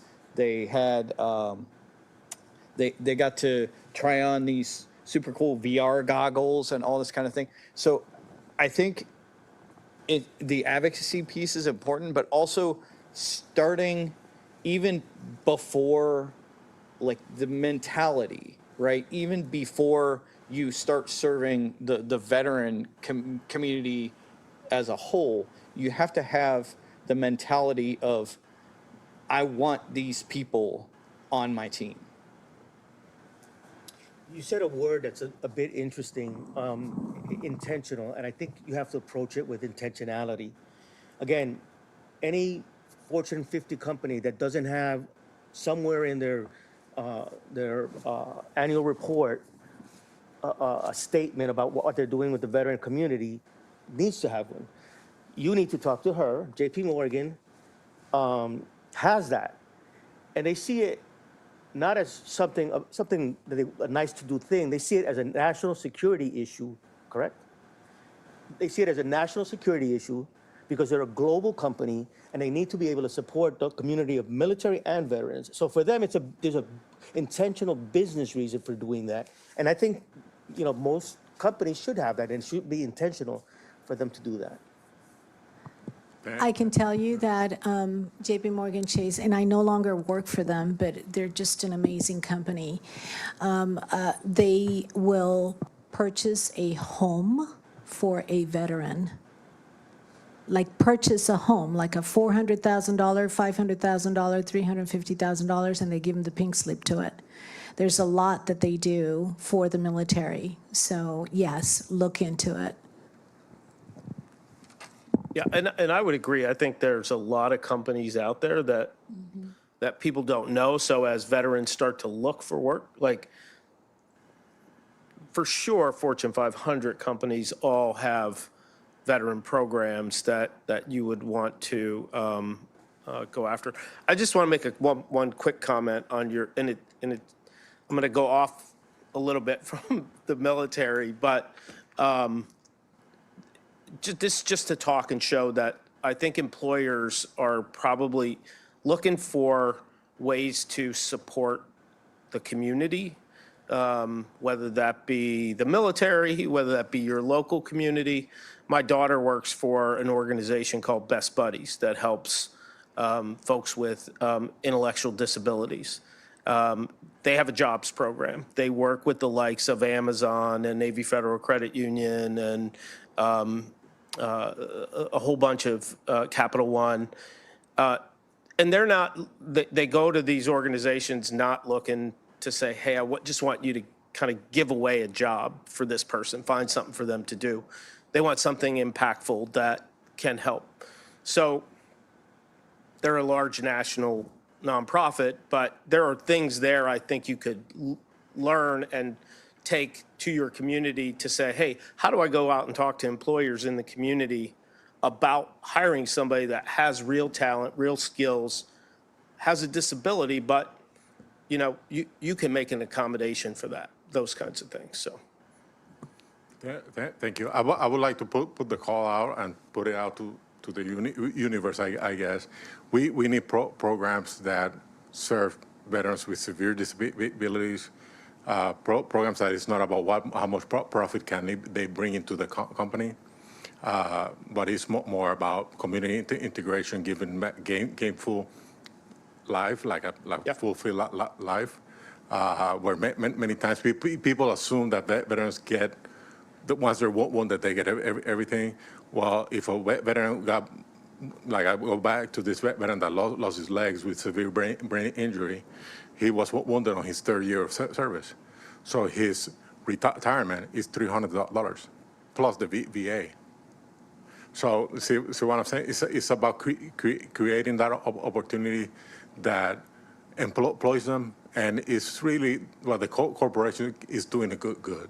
Yeah. And it's how you call it? Because mom and pop shops is going to be more impactful for their finances to create something like this, which some do. However, I think corporate America should be more intentional in, hey, let's be intentional in creating these opportunities for these veterans. So just wanted to put it out there. Thank you. Thank you. Yeah. Right. Yeah. Thank you. Thank you all for sharing your knowledge and experience. I think this panel is really great because it's brought to awareness so many different programs and entitlements, specifically, James, that you were mentioning, entitlements that are not being used. And so my question comes to specifically for the Latino community. My name is Brian Ferreira. I help run and co-lead the Latino network group for RSM. And I work with lots of VSOs and not-for-profits here in DC. Where do we feel the gap is for Latinos to be using these entitlements? Is it a communication issue? Is it a community engagement issue? Is there an experience that they may have had that kind of prevents them from re-engaging? So from your experiences or thoughts, would love to kind of know this subsector of the veteran community, the Latino veteran community, where can we bridge those gaps? I think I'm the only one. So I can tell you that the uptake of veteran services in the Latino community and generally in the Black and Brown community is much lower than it is in the non-Black and Brown community. I think part of the factor is communications, as you were saying earlier. But more than that, it's also the stigma of being rejected or of having to go through hoops to get some of these things. And I've heard in many cases in Puerto Rico, for example, a lot of the veterans in Puerto Rico are from the Vietnam era, right? And so they came back from that sort of stigmatized. They went back to their towns in Juana Diaz or wherever, and they didn't want to have anything to do with the military and less the government, right? They went into seclusion, sort of. So they're stigmatized by the experience that they had in the military. A lot of the racism, for example. My father was a World War II veteran in the Borinqueniers, and he didn't get VA services till he was in his 50s. And we kind of had to nudge him to do that. So I think that there's a problem of communications across everybody, and women, LGBTQ plus veterans, Black and Brown veterans. But I think in the minority and underserved communities, particularly difficult for those that have experienced stigma or racism or something like that. Danny. So I'll briefly add, and thank you for the question, Brian. And I agree with everything that James has said. I would add on top of that, one of the Hispanic community's greatest personal virtues is also one of our greatest political weaknesses, and that's our humility. We're incredibly humble people. So a lot of the veterans that have come out from the Latino veteran population, and when they're asked, why didn't you go after the benefits that you've earned, they're like, well, I didn't do much. I just did my job. I put away my uniform in the closet, and that's okay. I don't need anything else. I'll just do my thing. No, you should. You've served. You've earned those benefits. You should stand up and raise your hand and say, hey, I need help with this. I need help with that. But they're very humble in terms of being able to access those benefits.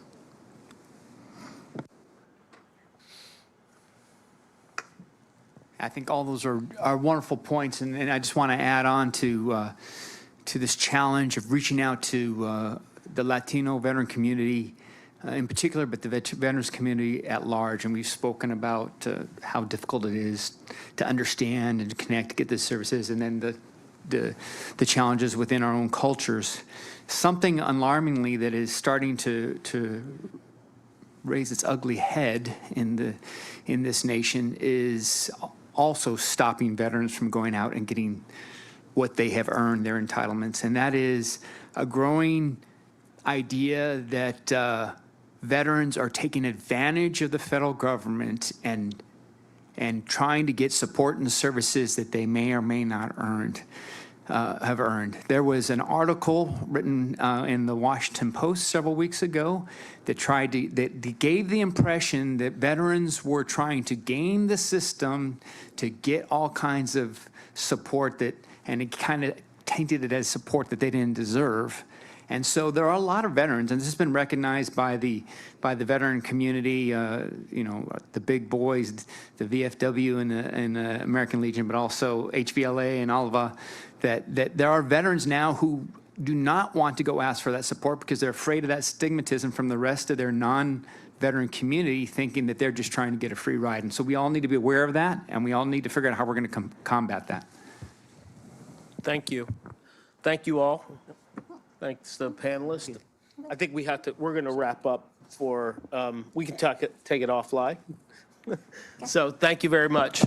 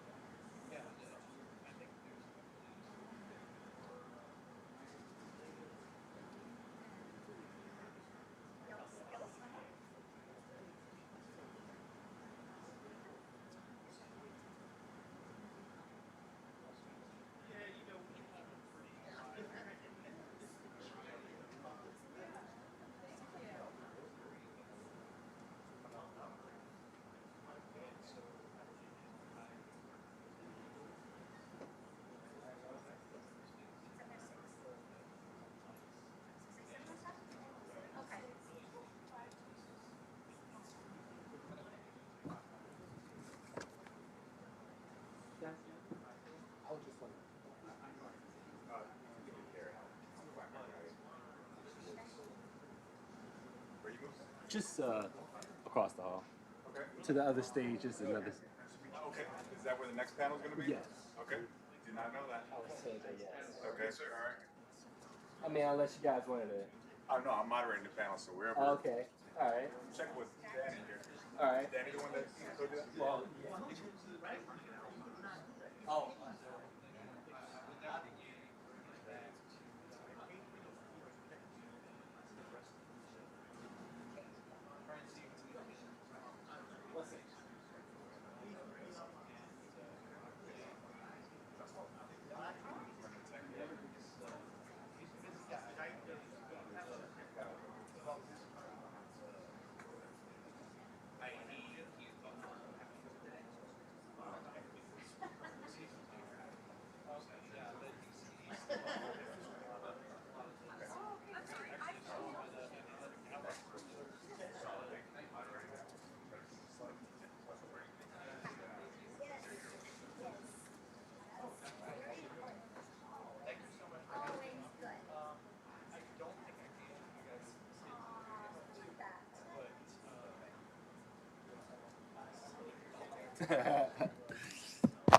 Yeah. I believe it was on this page. Yep.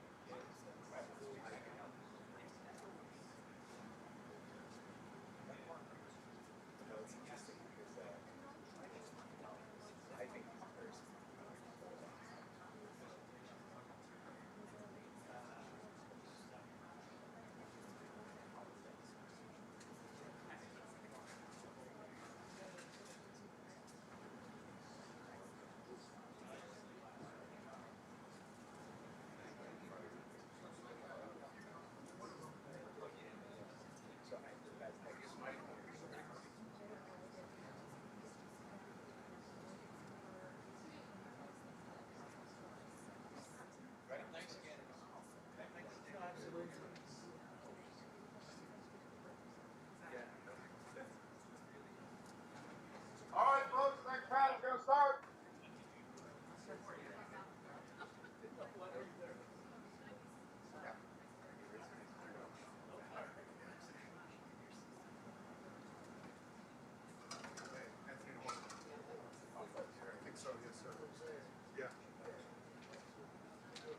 Yes, sir. Yourself? Good.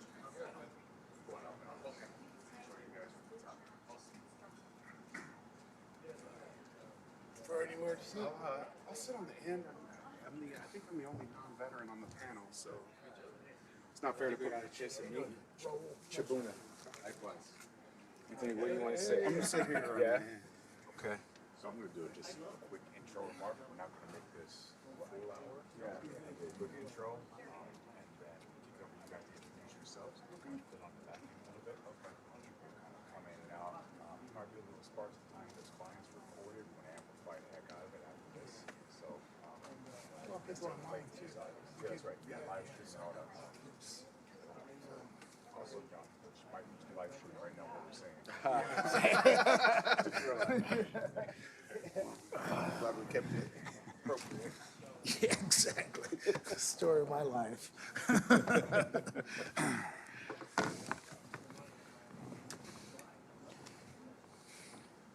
Okay, ladies and gentlemen, as we're waiting, good afternoon, everybody. You know, people will be coming and going because people have to go to the bathroom, got to get snacks. We have good snacks over there. I hear there's some good brownies. Testing, I hear you good there, Chibunna. It is, as always, an honor to be here at the AT&T Forum. Thank you, Celeste and team, for hosting us as always. This being our third, maybe fourth year doing this. You might know better than us. I'm not sure. It's been a number of years. It's becoming a tradition, thank you, on the heels of Veterans Day. So we're always excited to be here to amplify this important holiday for us veterans. This particular panel is going to be what I consider an incredibly important discussion on economic empowerment and opportunity. That's a subject that for many of us in the room isn't just theoretical. It's really a deeply personal topic to discuss. As veterans, we know that service doesn't end when the uniform comes off. The challenge and the opportunity is how we translate that sense of discipline we gained, that mission focus, the resilience into our civilian lives, our careers, and our businesses. So today's discussion is going to be about just that, how to move from service to success, from sacrifice to self-sufficiency. We're going to explore not just the practical, how to access employment, capital, federal contracts. We'll get into that, how you can make some money. But also the strategy behind it all, the strategic. How do we build sustainable generational wealth? And how do we access those networks and build them and amplify them so that they can strengthen not only our personal lives, our personal families, but also our communities? Our panel is a pretty awesome one. I'm going to brag about it because it is my panel. It is the best one of the day, 100%. I'm kidding. It's a good one for sure. But we have attempted to bring together leaders who understand this journey from every angle. We've got investment professionals, we have entrepreneurs, we have federal contracting specialists and community advocates. So we're going to look at what's working, what the barriers are still left that exist, that are difficult to transcend and get past, and how each of us can play a role in expanding opportunity for Latino veterans across the country. So with that, I'm going to let the panelists introduce themselves, say a few words, and if they're overly humble, given Danny's words about our necessary humility, I will interject and talk about you more than you'd like.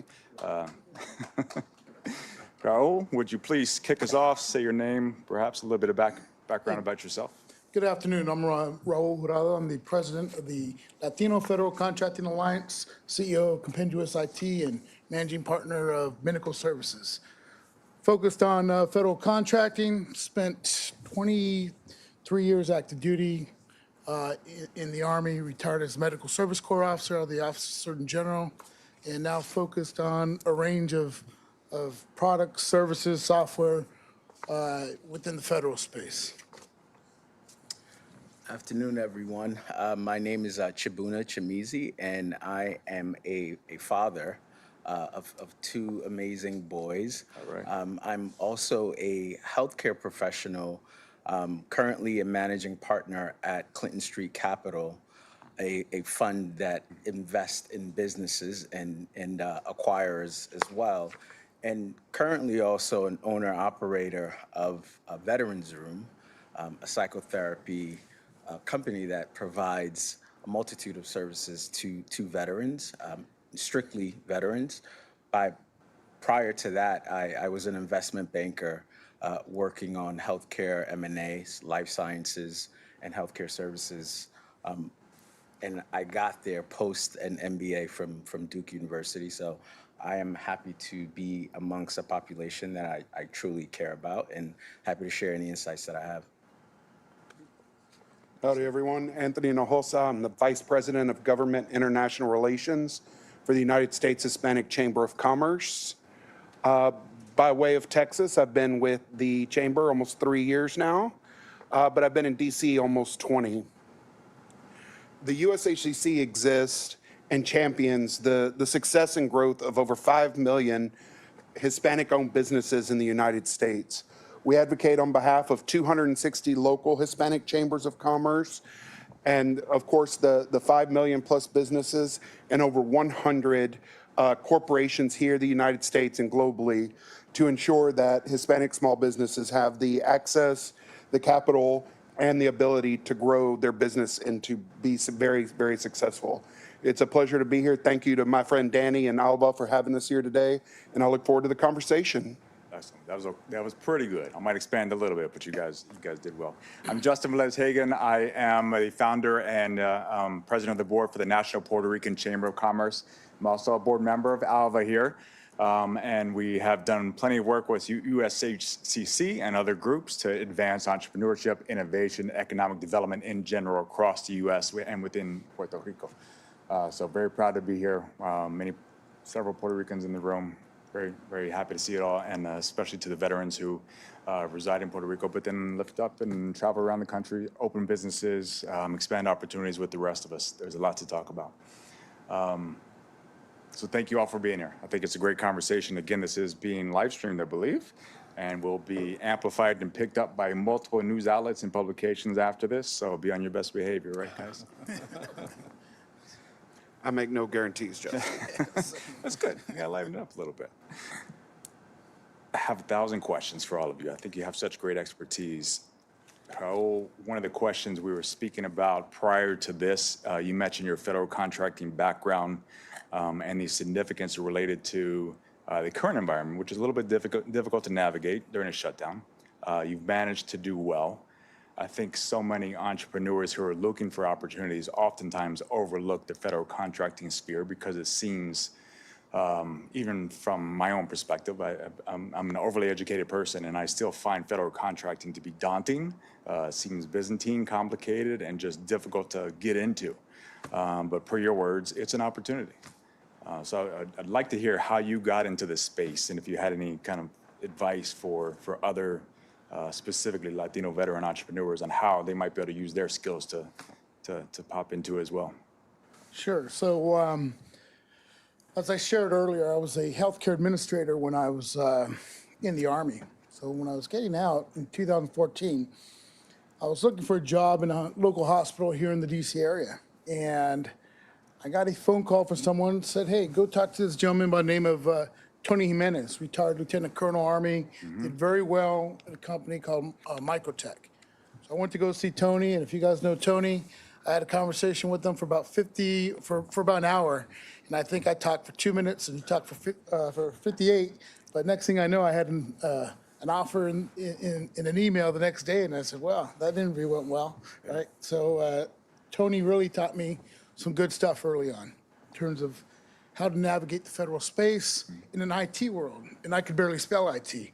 So I still can barely spell IT. But it is the federal market is a very lucrative environment, very challenging. It's not easy. But like I tell folks everywhere, I said, everything you see in this room here, care whether you're online, look around, the government buys. They buy chairs, they buy microphones, they buy TVs, they buy carpet, they buy plumbing, they buy electricity, they buy people, right, in terms of services. So, there's some challenges there. It's not as easy as, you just walk in and I'm a service-disabled veteran-owned small business. You owe me 5% of all your contracts you're doing. It's not like that at all. You got to really compete. And there's some certain formulas that I apply when I go after federal work. I've been kind of successful in terms of winning contracts, consistently over the last 11 years. But, I would tell folks as you transition, I think one of the earlier points that was made regarding the leadership that folks receive on the defense side while you're serving, you don't recognize the value that you really have going into a commercial space, because the values that we adhere to, our work ethic, our experiences are compared to no other. It's a new environment when you get to the commercial space, and it's daunting, right? It's uncomfortable. But the principles that we've learned throughout our careers are significant. So, learning the environment, applying those values, that work ethic, I think as veterans, we've got, an extra ace in our pocket, plus the networks that we have, right? And I can talk a little bit more about that in terms of, the successes and failures I've had in the federal space. But I will tell you, it's a good environment. It's a little rough right now. Obviously, there's some things going on with the administration, and I'm not shy to say that's not very small business friendly, and not very Latino friendly, but there's ways to kind of navigate around that. And be glad to kind of share that a little bit more. We'll definitely dig back into that. Chibunna, I wanted to turn to you to give kind of the flip side of the private sector, since you started working in the private investment realm. You've got a capital firm that you're running now. And one that's one of your acquisitions that's particularly interesting. You mentioned the Veterans Room, it's called. Could you walk through how you got into that environment? It's not an easy one to tap into. It's one I happen to also dabble in. It's very easy to fail in. It's difficult to find the capital sometimes.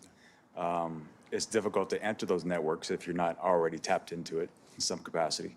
How'd you navigate that to get into the sector, and how'd you come across Veterans Room?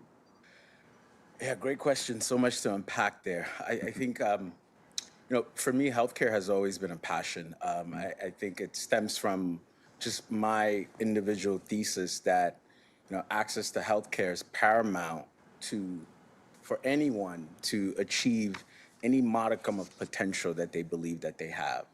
I'm originally from Nigeria, a country that healthcare is for lack of better words, sparse and inaccessible. But that speaks to many of non-U.S. countries. So that said, I've always taken a very keen interest in the U.S. healthcare system, despite its misaligned incentives that make it what it is today. It's a very organically designed system on its face. So that's been my passion, and I spent significant amount of time after my undergraduate years working across the managed care sector. So I've done everything from providers to payers, and saw a shift at some point during the second financial crisis where you saw banks and private equity and investment banks really playing an outsized role in terms of where healthcare was going, and was interested in learning more. And that pathway took me to business school at Duke, where it was a great hub for healthcare, very specific healthcare programs. And really the challenge, the value in navigating all these spaces, and I think bringing it back to veteran population it's really about just access, right? And I think many of what I've learned that's certainly applicable to expressing ways that veterans can enter entrepreneurship is, understanding the language and understanding the access points. And my point here today is to kind of bridge that gap, because that's what business school taught me, was the language, right? Being able to understand value from an investment perspective, being able to understand how capital flows across various markets, being able to understand how investors, different stakeholders think about value, what's accretive value, and being able to price that appropriately, and really gaining the confidence. And I think many veterans already have that innate confidence just by way of their service, and it's translating that into now getting the language and finding those access points. And for me, the transition to buying a business really came from the confidence that I gained as a banker, and fraught with challenges. But I think it was similar to most veterans. It was an active ground of learning that you just kind of you cut your teeth that way, right? So that was about that. It was about access and language, and then gaining the confidence, and then understanding, as Justin mentioned, capital. Where does that capital live? There's many capital. There's an abundance of capital out there, particularly for veterans looking to transition into entrepreneurship. Capital is not the issue. It's being ready, right? It's understanding, put together a business plan. It's understanding, basics as forecasting, right? It's understanding, what KPIs are necessary to determine if this business is actually worth investing. And it's also understanding, where does the passion meet the need, right? As veterans, you're exposed to so much, And same thing with looking for an opportunity from an entrepreneurship standpoint, whether you're buying a business, which is something I'm happy to talk a lot about, because that's when we talk about generational wealth, I think that's the genesis. You know, there's a pathway there when you buy businesses, or whether you're starting one. So my journey, I would say, was, you know, while albeit difficult, I think it prepared me to be able to impart value in many ways. But I think it's one that the veteran population really are already further ahead when you think about, you know, the experience in their service and in their time, and the commitment, the innate skills that are easily translatable.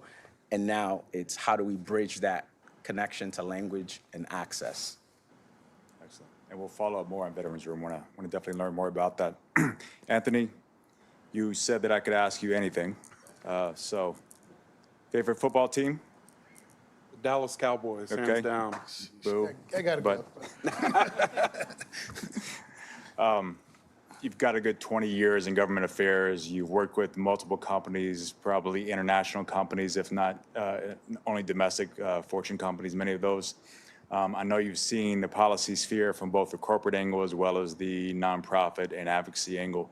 One thing that we think about as whether contractors or business investors is the supply chain and how to enter into that, how to get the contract with private sector companies. I know it's a focus of USHCC as well, is how to ensure that those with the means, with the capabilities are able to access those contracts and have the connections that they're even thought of. What has USHCC done to try to advance that?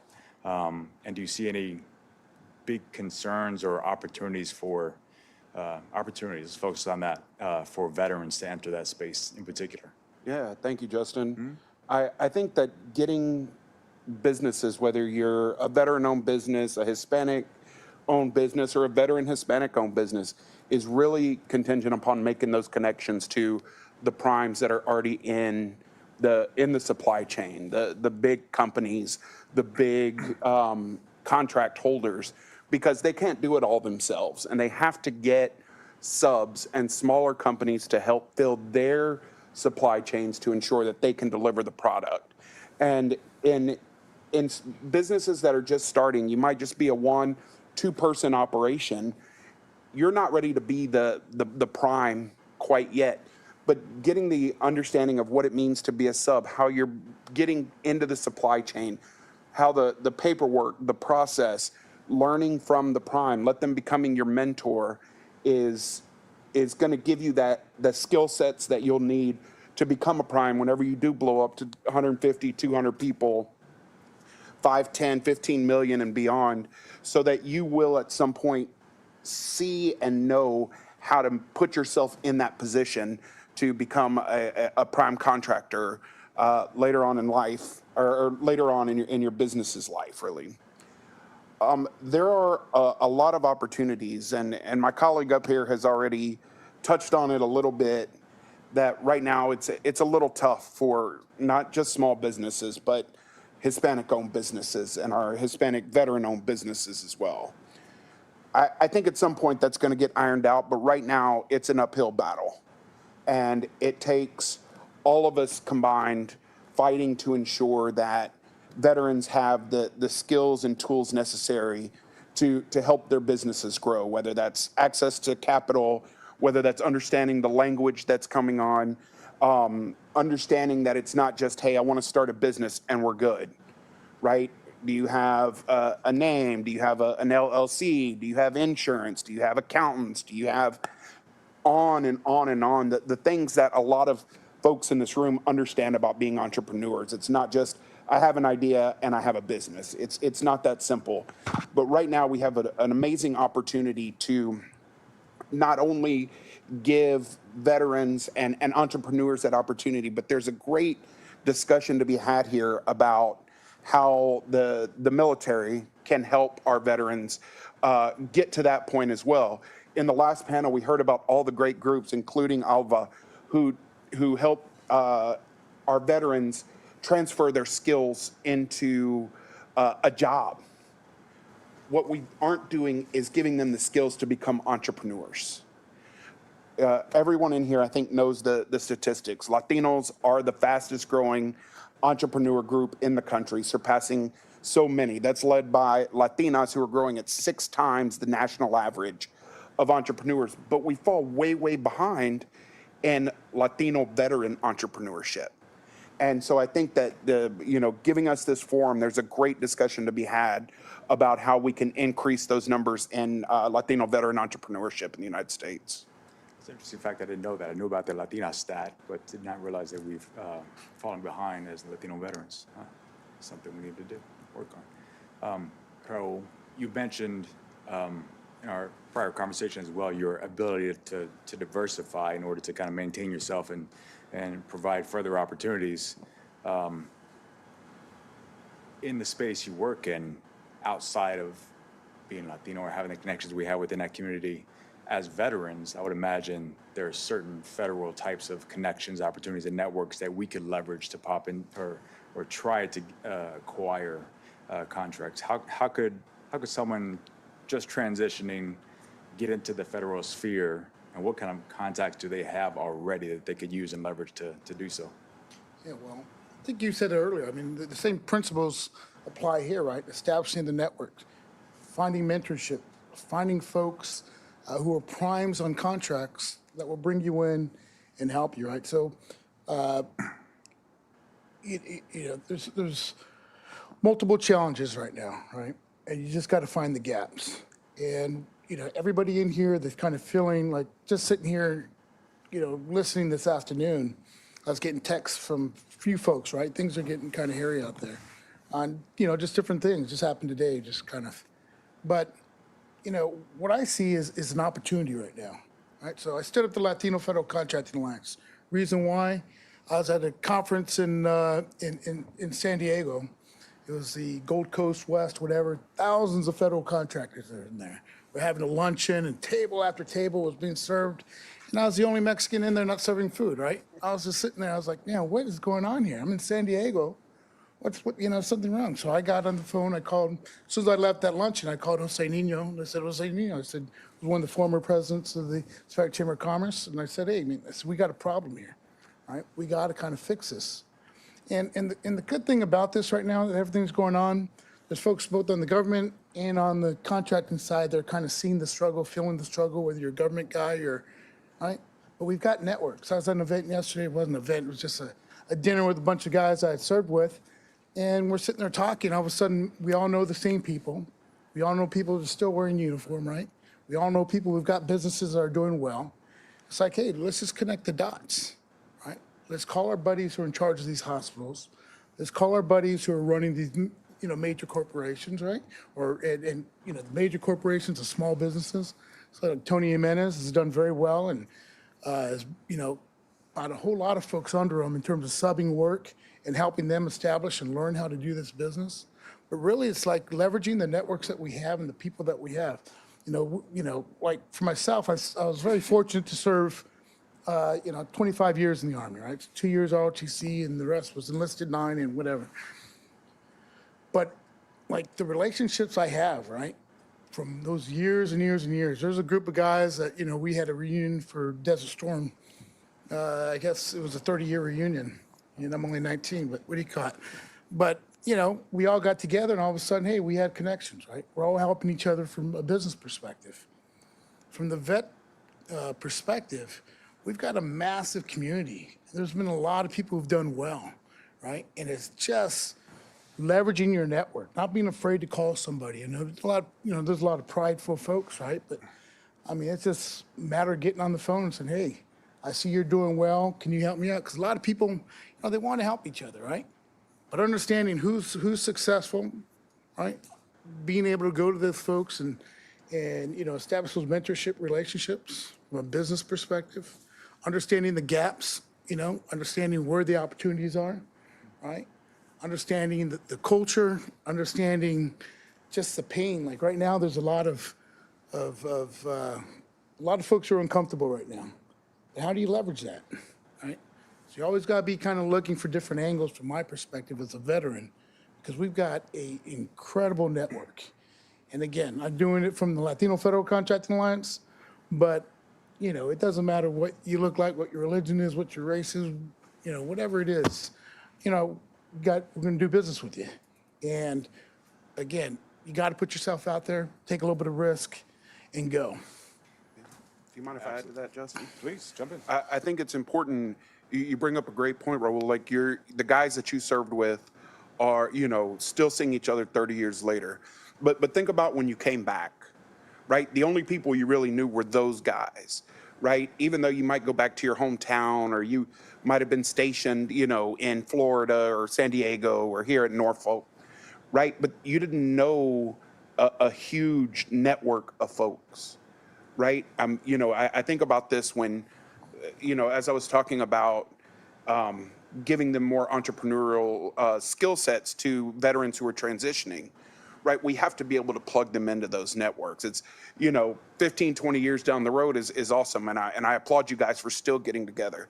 But think about if you had made those connections just as you came back, right? A lot of those guys, a lot of the servicemen and new veterans who are coming back and transitioning out may not have those. We have to make it incumbent upon ourselves, right? Whether it's through a shameless plug of the local Chamber of Commerce, Hispanic Chamber of Commerce, or, through guys that from your hometown.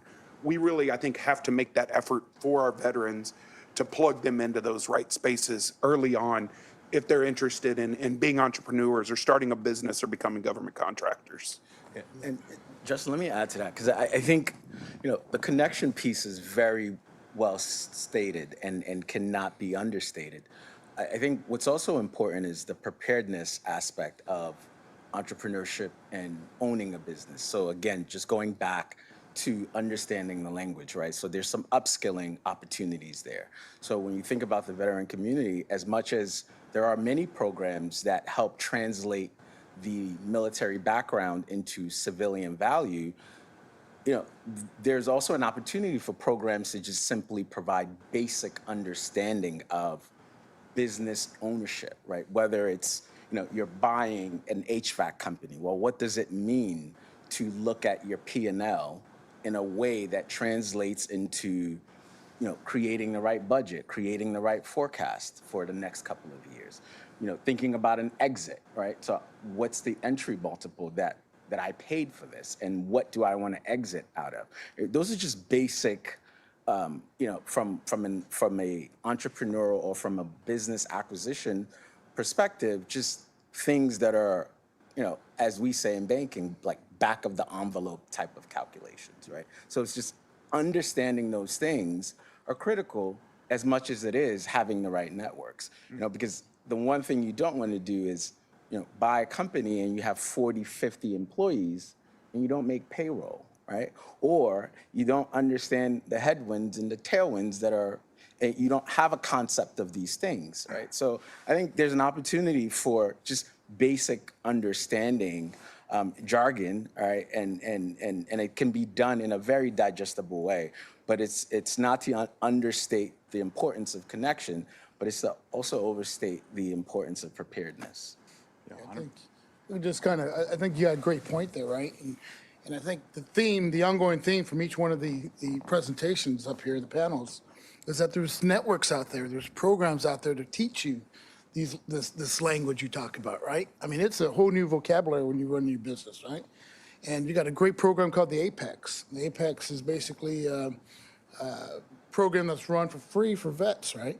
You go in there and, they got seminars like 3 times a week. And it's everything from pricing a government bid to, writing a proposal to managing staff.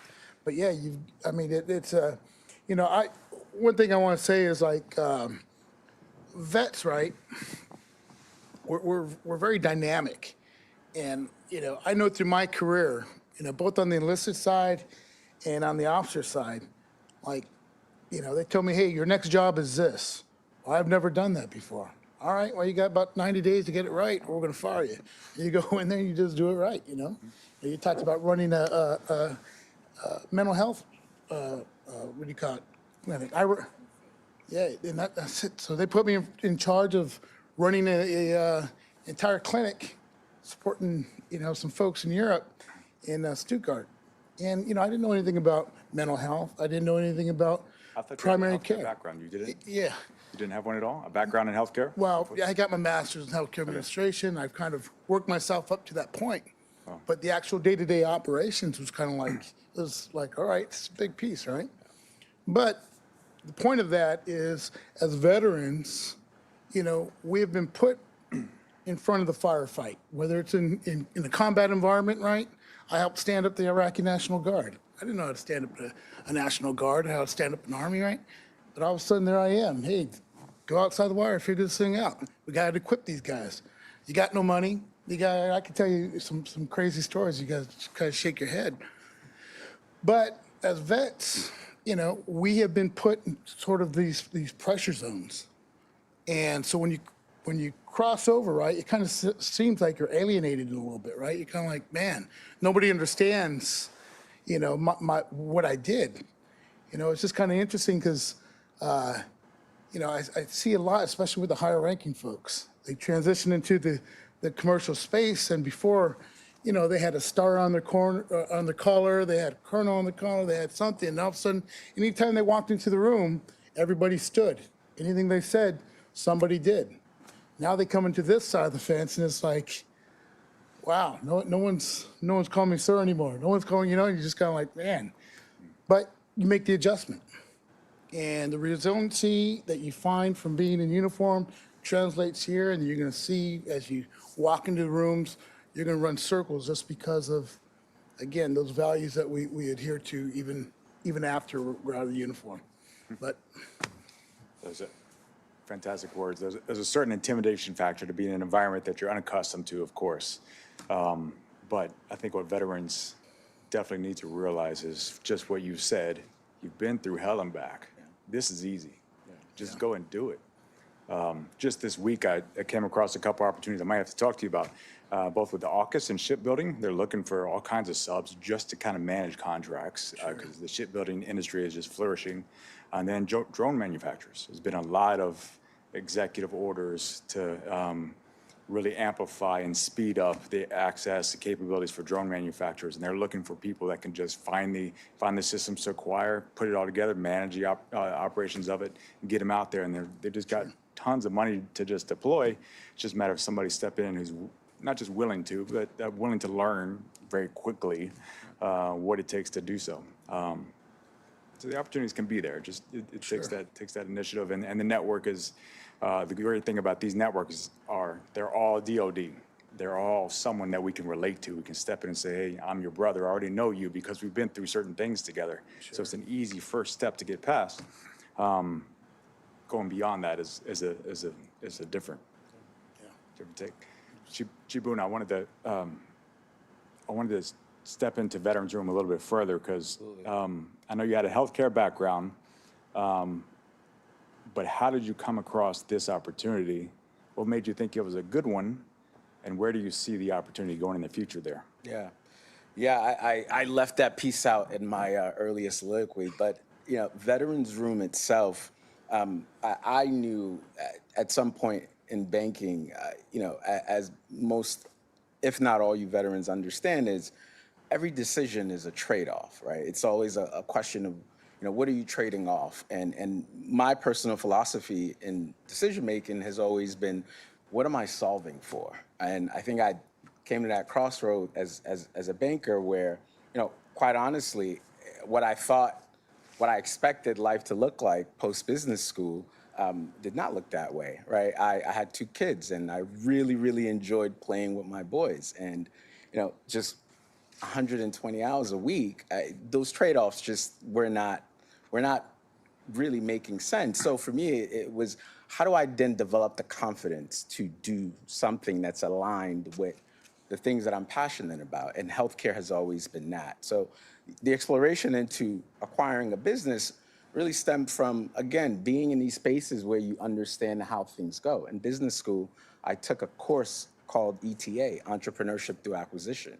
I grew up in Jersey City after coming here from Nigeria, and I'd never heard about entrepreneurship through acquisition. I never thought about buying a business at, let's make it easy, 1x what the business made that current year, and selling it for 13 times that, based on what you're able to do with the business, right? So when I took that course, I think it really just blew my mind, and it helped me understand that there are industries around us designed that way. When you think of private equity, that's all it is, right? You buy a company at a certain multiple or a certain dollar point, and you hope to exit at a point that's greater than what you bought it at, right?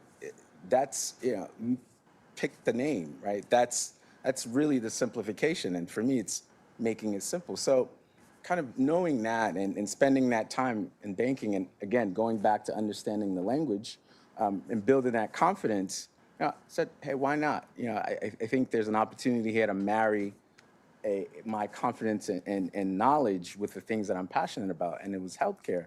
And I knew that, I think to your point before, many of my classmates in business school, I mean, the veterans themselves, they really just had a mindset that civilians, it takes us a while to develop that kind of hardened mindset around discomfort and being able to jump into the fray immediately. My business school classmates that were veterans, they were really able to do that. So channeling that same kind of perspective, when I set out to align passion with skills, it was going back to the population that had endeared myself to. And that was, how could we serve veterans, and how can we serve really at Veterans Room? For me, the premise is, how do we help add value to all the social determinants of good healthcare outcome for veterans? Many have tried to just focus on veterans, and it's difficult, right? You have, in our case, you have one payer. You're dealing with the VA, TRICARE, or Humana Military, and in the name of diversity, people will say, we can't only serve veterans, we have to expand. But we said no, I've said no, we're only going to serve veterans. How do we make it work? And Veterans Room was an opportunity, and focusing on the mental health side, trying to help destigmatize so much of that and help create those access points where our motto there is, we have to eradicate the wait list. And how do we do that? Well, the first barrier is trust and comfortability, understanding the veteran culture, military culture. So we steeped in that. And most, if not all of our clinicians are either veterans or they have had deep experiences working with veterans. So that has helped us tremendously in just cutting through that first basic layer of trust. But I think for me, the genesis of that venture was applying the things that I had understood, aligning passion with confidence and skill set, and now saying, how do we add value to a population or a group that, in my humble opinion, as I'm learning more and more, really marginalized. For the first couple of months in October, most behavioral health providers like ours, we didn't get paid. We had pending claims. But when I step back and I think about that, not being ready, you understand these things as they're happening and you figure out how to maneuver. But for me, I stood back and I said, well, this is the same government that lauds veterans at a certain point in time, whether it's an election period. But the thought in this junction, this political game, didn't appear to say, okay, how are veterans affected by this, right? And they were grossly affected. We had to do certain things to make sure that many of our patients knew, you can still see your therapist as regularly as you need. So for me, Veterans Room, the opportunity came by, again, knowing what was out there, knowing, how do we create value, and whatever economics will follow. But the thought was, how do we create value for a population that was near and dear to me, and how do I go out and find that? Well, I scoured the earth, and Veterans Room was available. And it took us about 12 months to close on this acquisition. And for the last 3 months, it's been a very interesting journey in balancing what I think veterans already have, which is a strong mindset to be able to face whatever comes your way. I mean, my first couple of weeks as owner operator, we had a crisis. Suicide is it's unfortunately really prevalent within the veteran population. So I had that, and I said, well, what do I do? Well, figure it out. You know, you assist and you support your clinicians, you steward how you can. And so again, you know, that opportunity came from being able to think about the language, the confidence, the tools, the preparedness, the network, and the willingness to go out there. And really the value ethos is, how do we support a population that we care about? And then from a flywheel perspective, how do we help add value to other social determinants of good healthcare outcomes? And we're starting with the mental health component of it. And you know, happy to say that we are incredibly active in Dallas, in Houston, in Texas, and incredibly active in Washington State, and continuously looking for opportunities to work with VSOs and different nonprofits on how do we best as providers create the right communication, create the right channel to invite that support need, as critical as it is for veterans and their families as well. Danny, we have time for one more. One more. Give it one more. All of us are fairly entrepreneurial minded. As entrepreneurs, Anthony, I want to ask you, given that you have a lot of connections with multiple businesses at multiple levels, what opportunities do you see, if there are any specific opportunities, or perhaps programs that can lead to specific opportunities for those looking to enter into something but just don't know what yet? You see any kind of specific sectors that USHCC is focusing on, or a method for entering the entrepreneurial world? It's a great question. And as a failed entrepreneur myself, I wish I would have had the programs. All you know, I could entrepreneurs go in. have failed at some point, right? Yeah, I think we all have to, right? Because that's how we pick ourselves up and keep moving. But, you know, I could go on about, you know, the 50 plus programs that USHCC has on their own. But there is huge opportunities right now, energy, AI. Those are the two right now that I think are the biggest opportunities for not only entrepreneurs, but Hispanic entrepreneurs in our veteran owned businesses as well. Fantastic.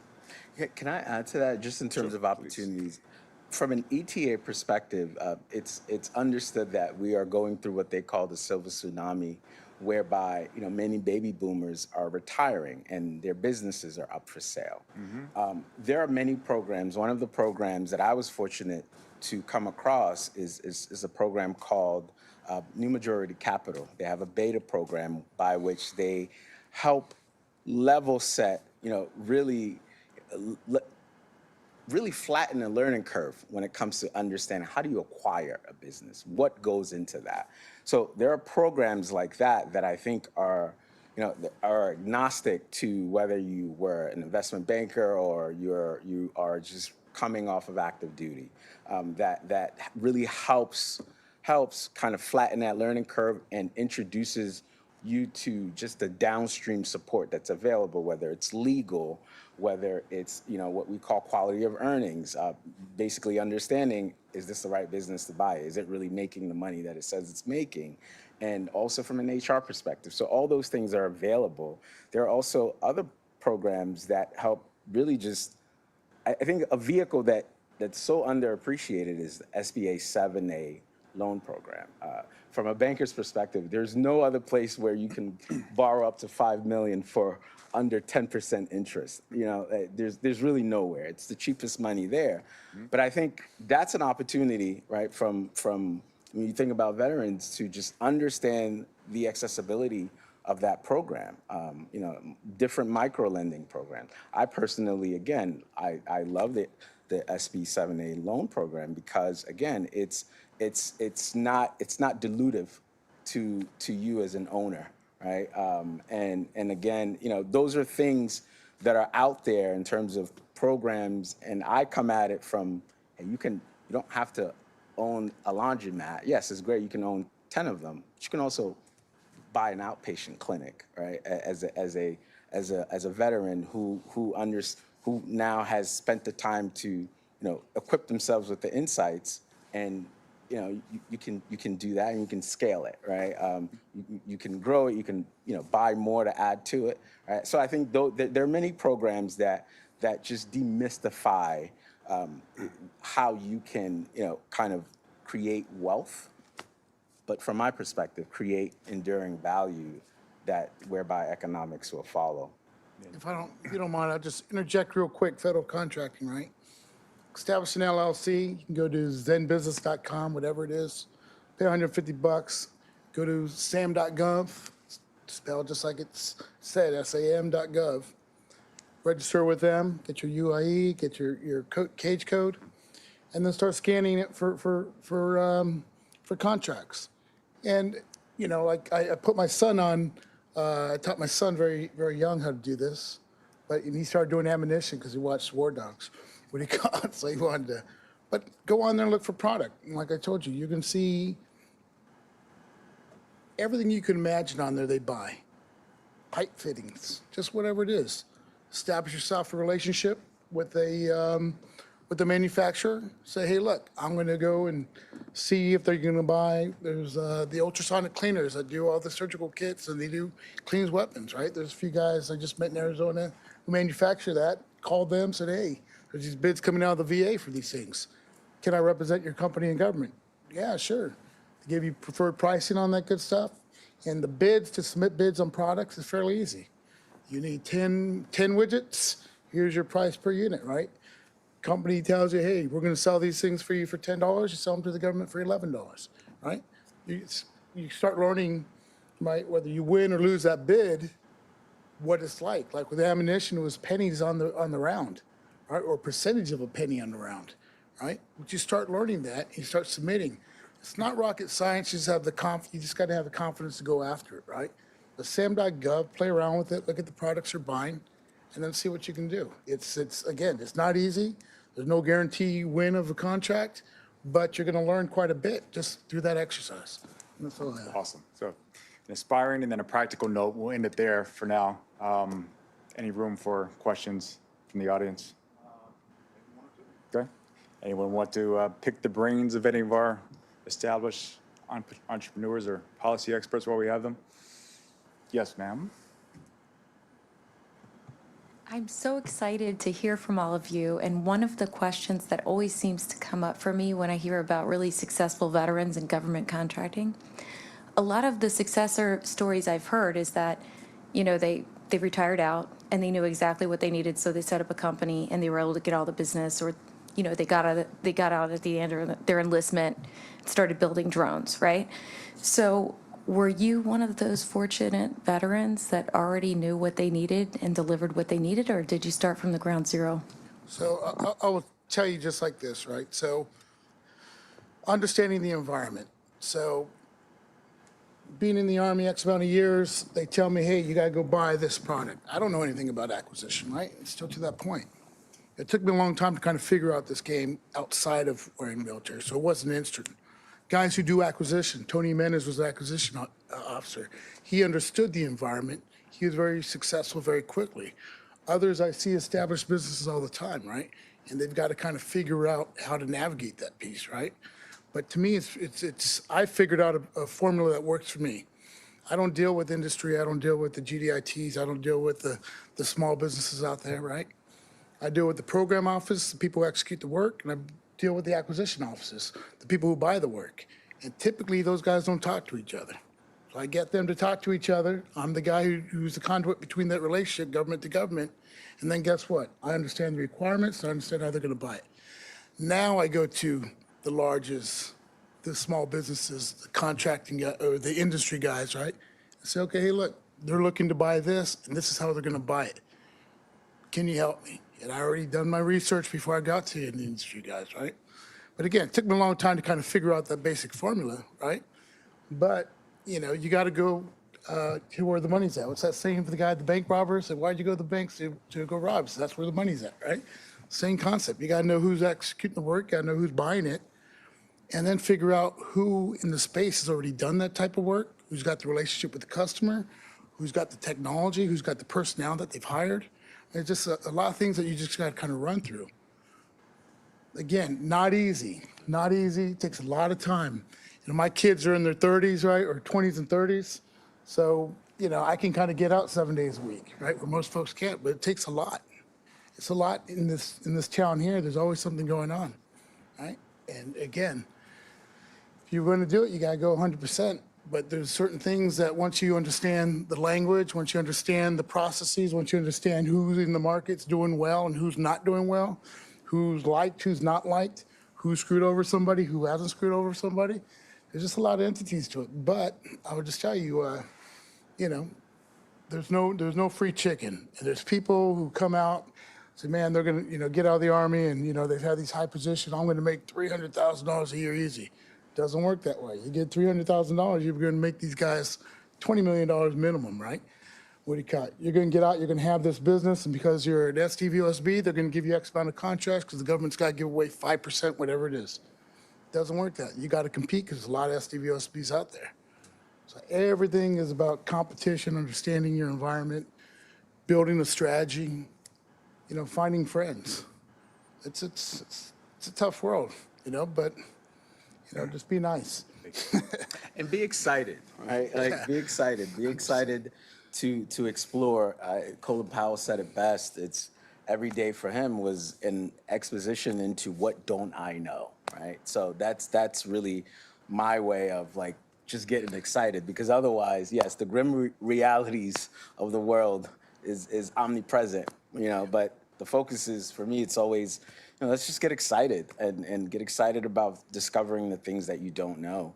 And just having the right mindset and just the technical knowledge, right? And I think you can't go wrong with a combination of, right mindset, connections and networks, and just excitability about just, trying, right?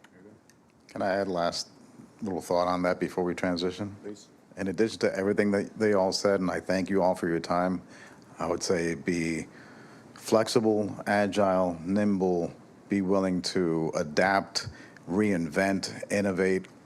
All of those things that veterans have in spades are things that work in business as well.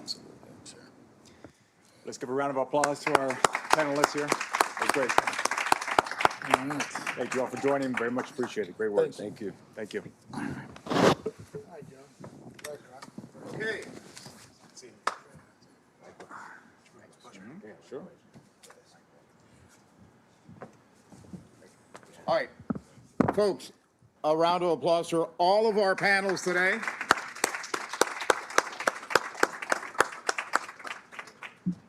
I ask you to please stick around for our awards event just across the hall here. Another opportunity for us to sort of underscore, highlight, double click on our mission. Our mission as an organization is to help Latino veterans thrive and to recognize their indispensable contributions throughout our nation's history and today. And today we have the opportunity to recognize 6 wonderful Latino veterans and their family members who have made a difference and continue to make a difference today. How many of you are taking pictures today? Pictures? Okay. Post them on social media, tag us at ALVA Vets.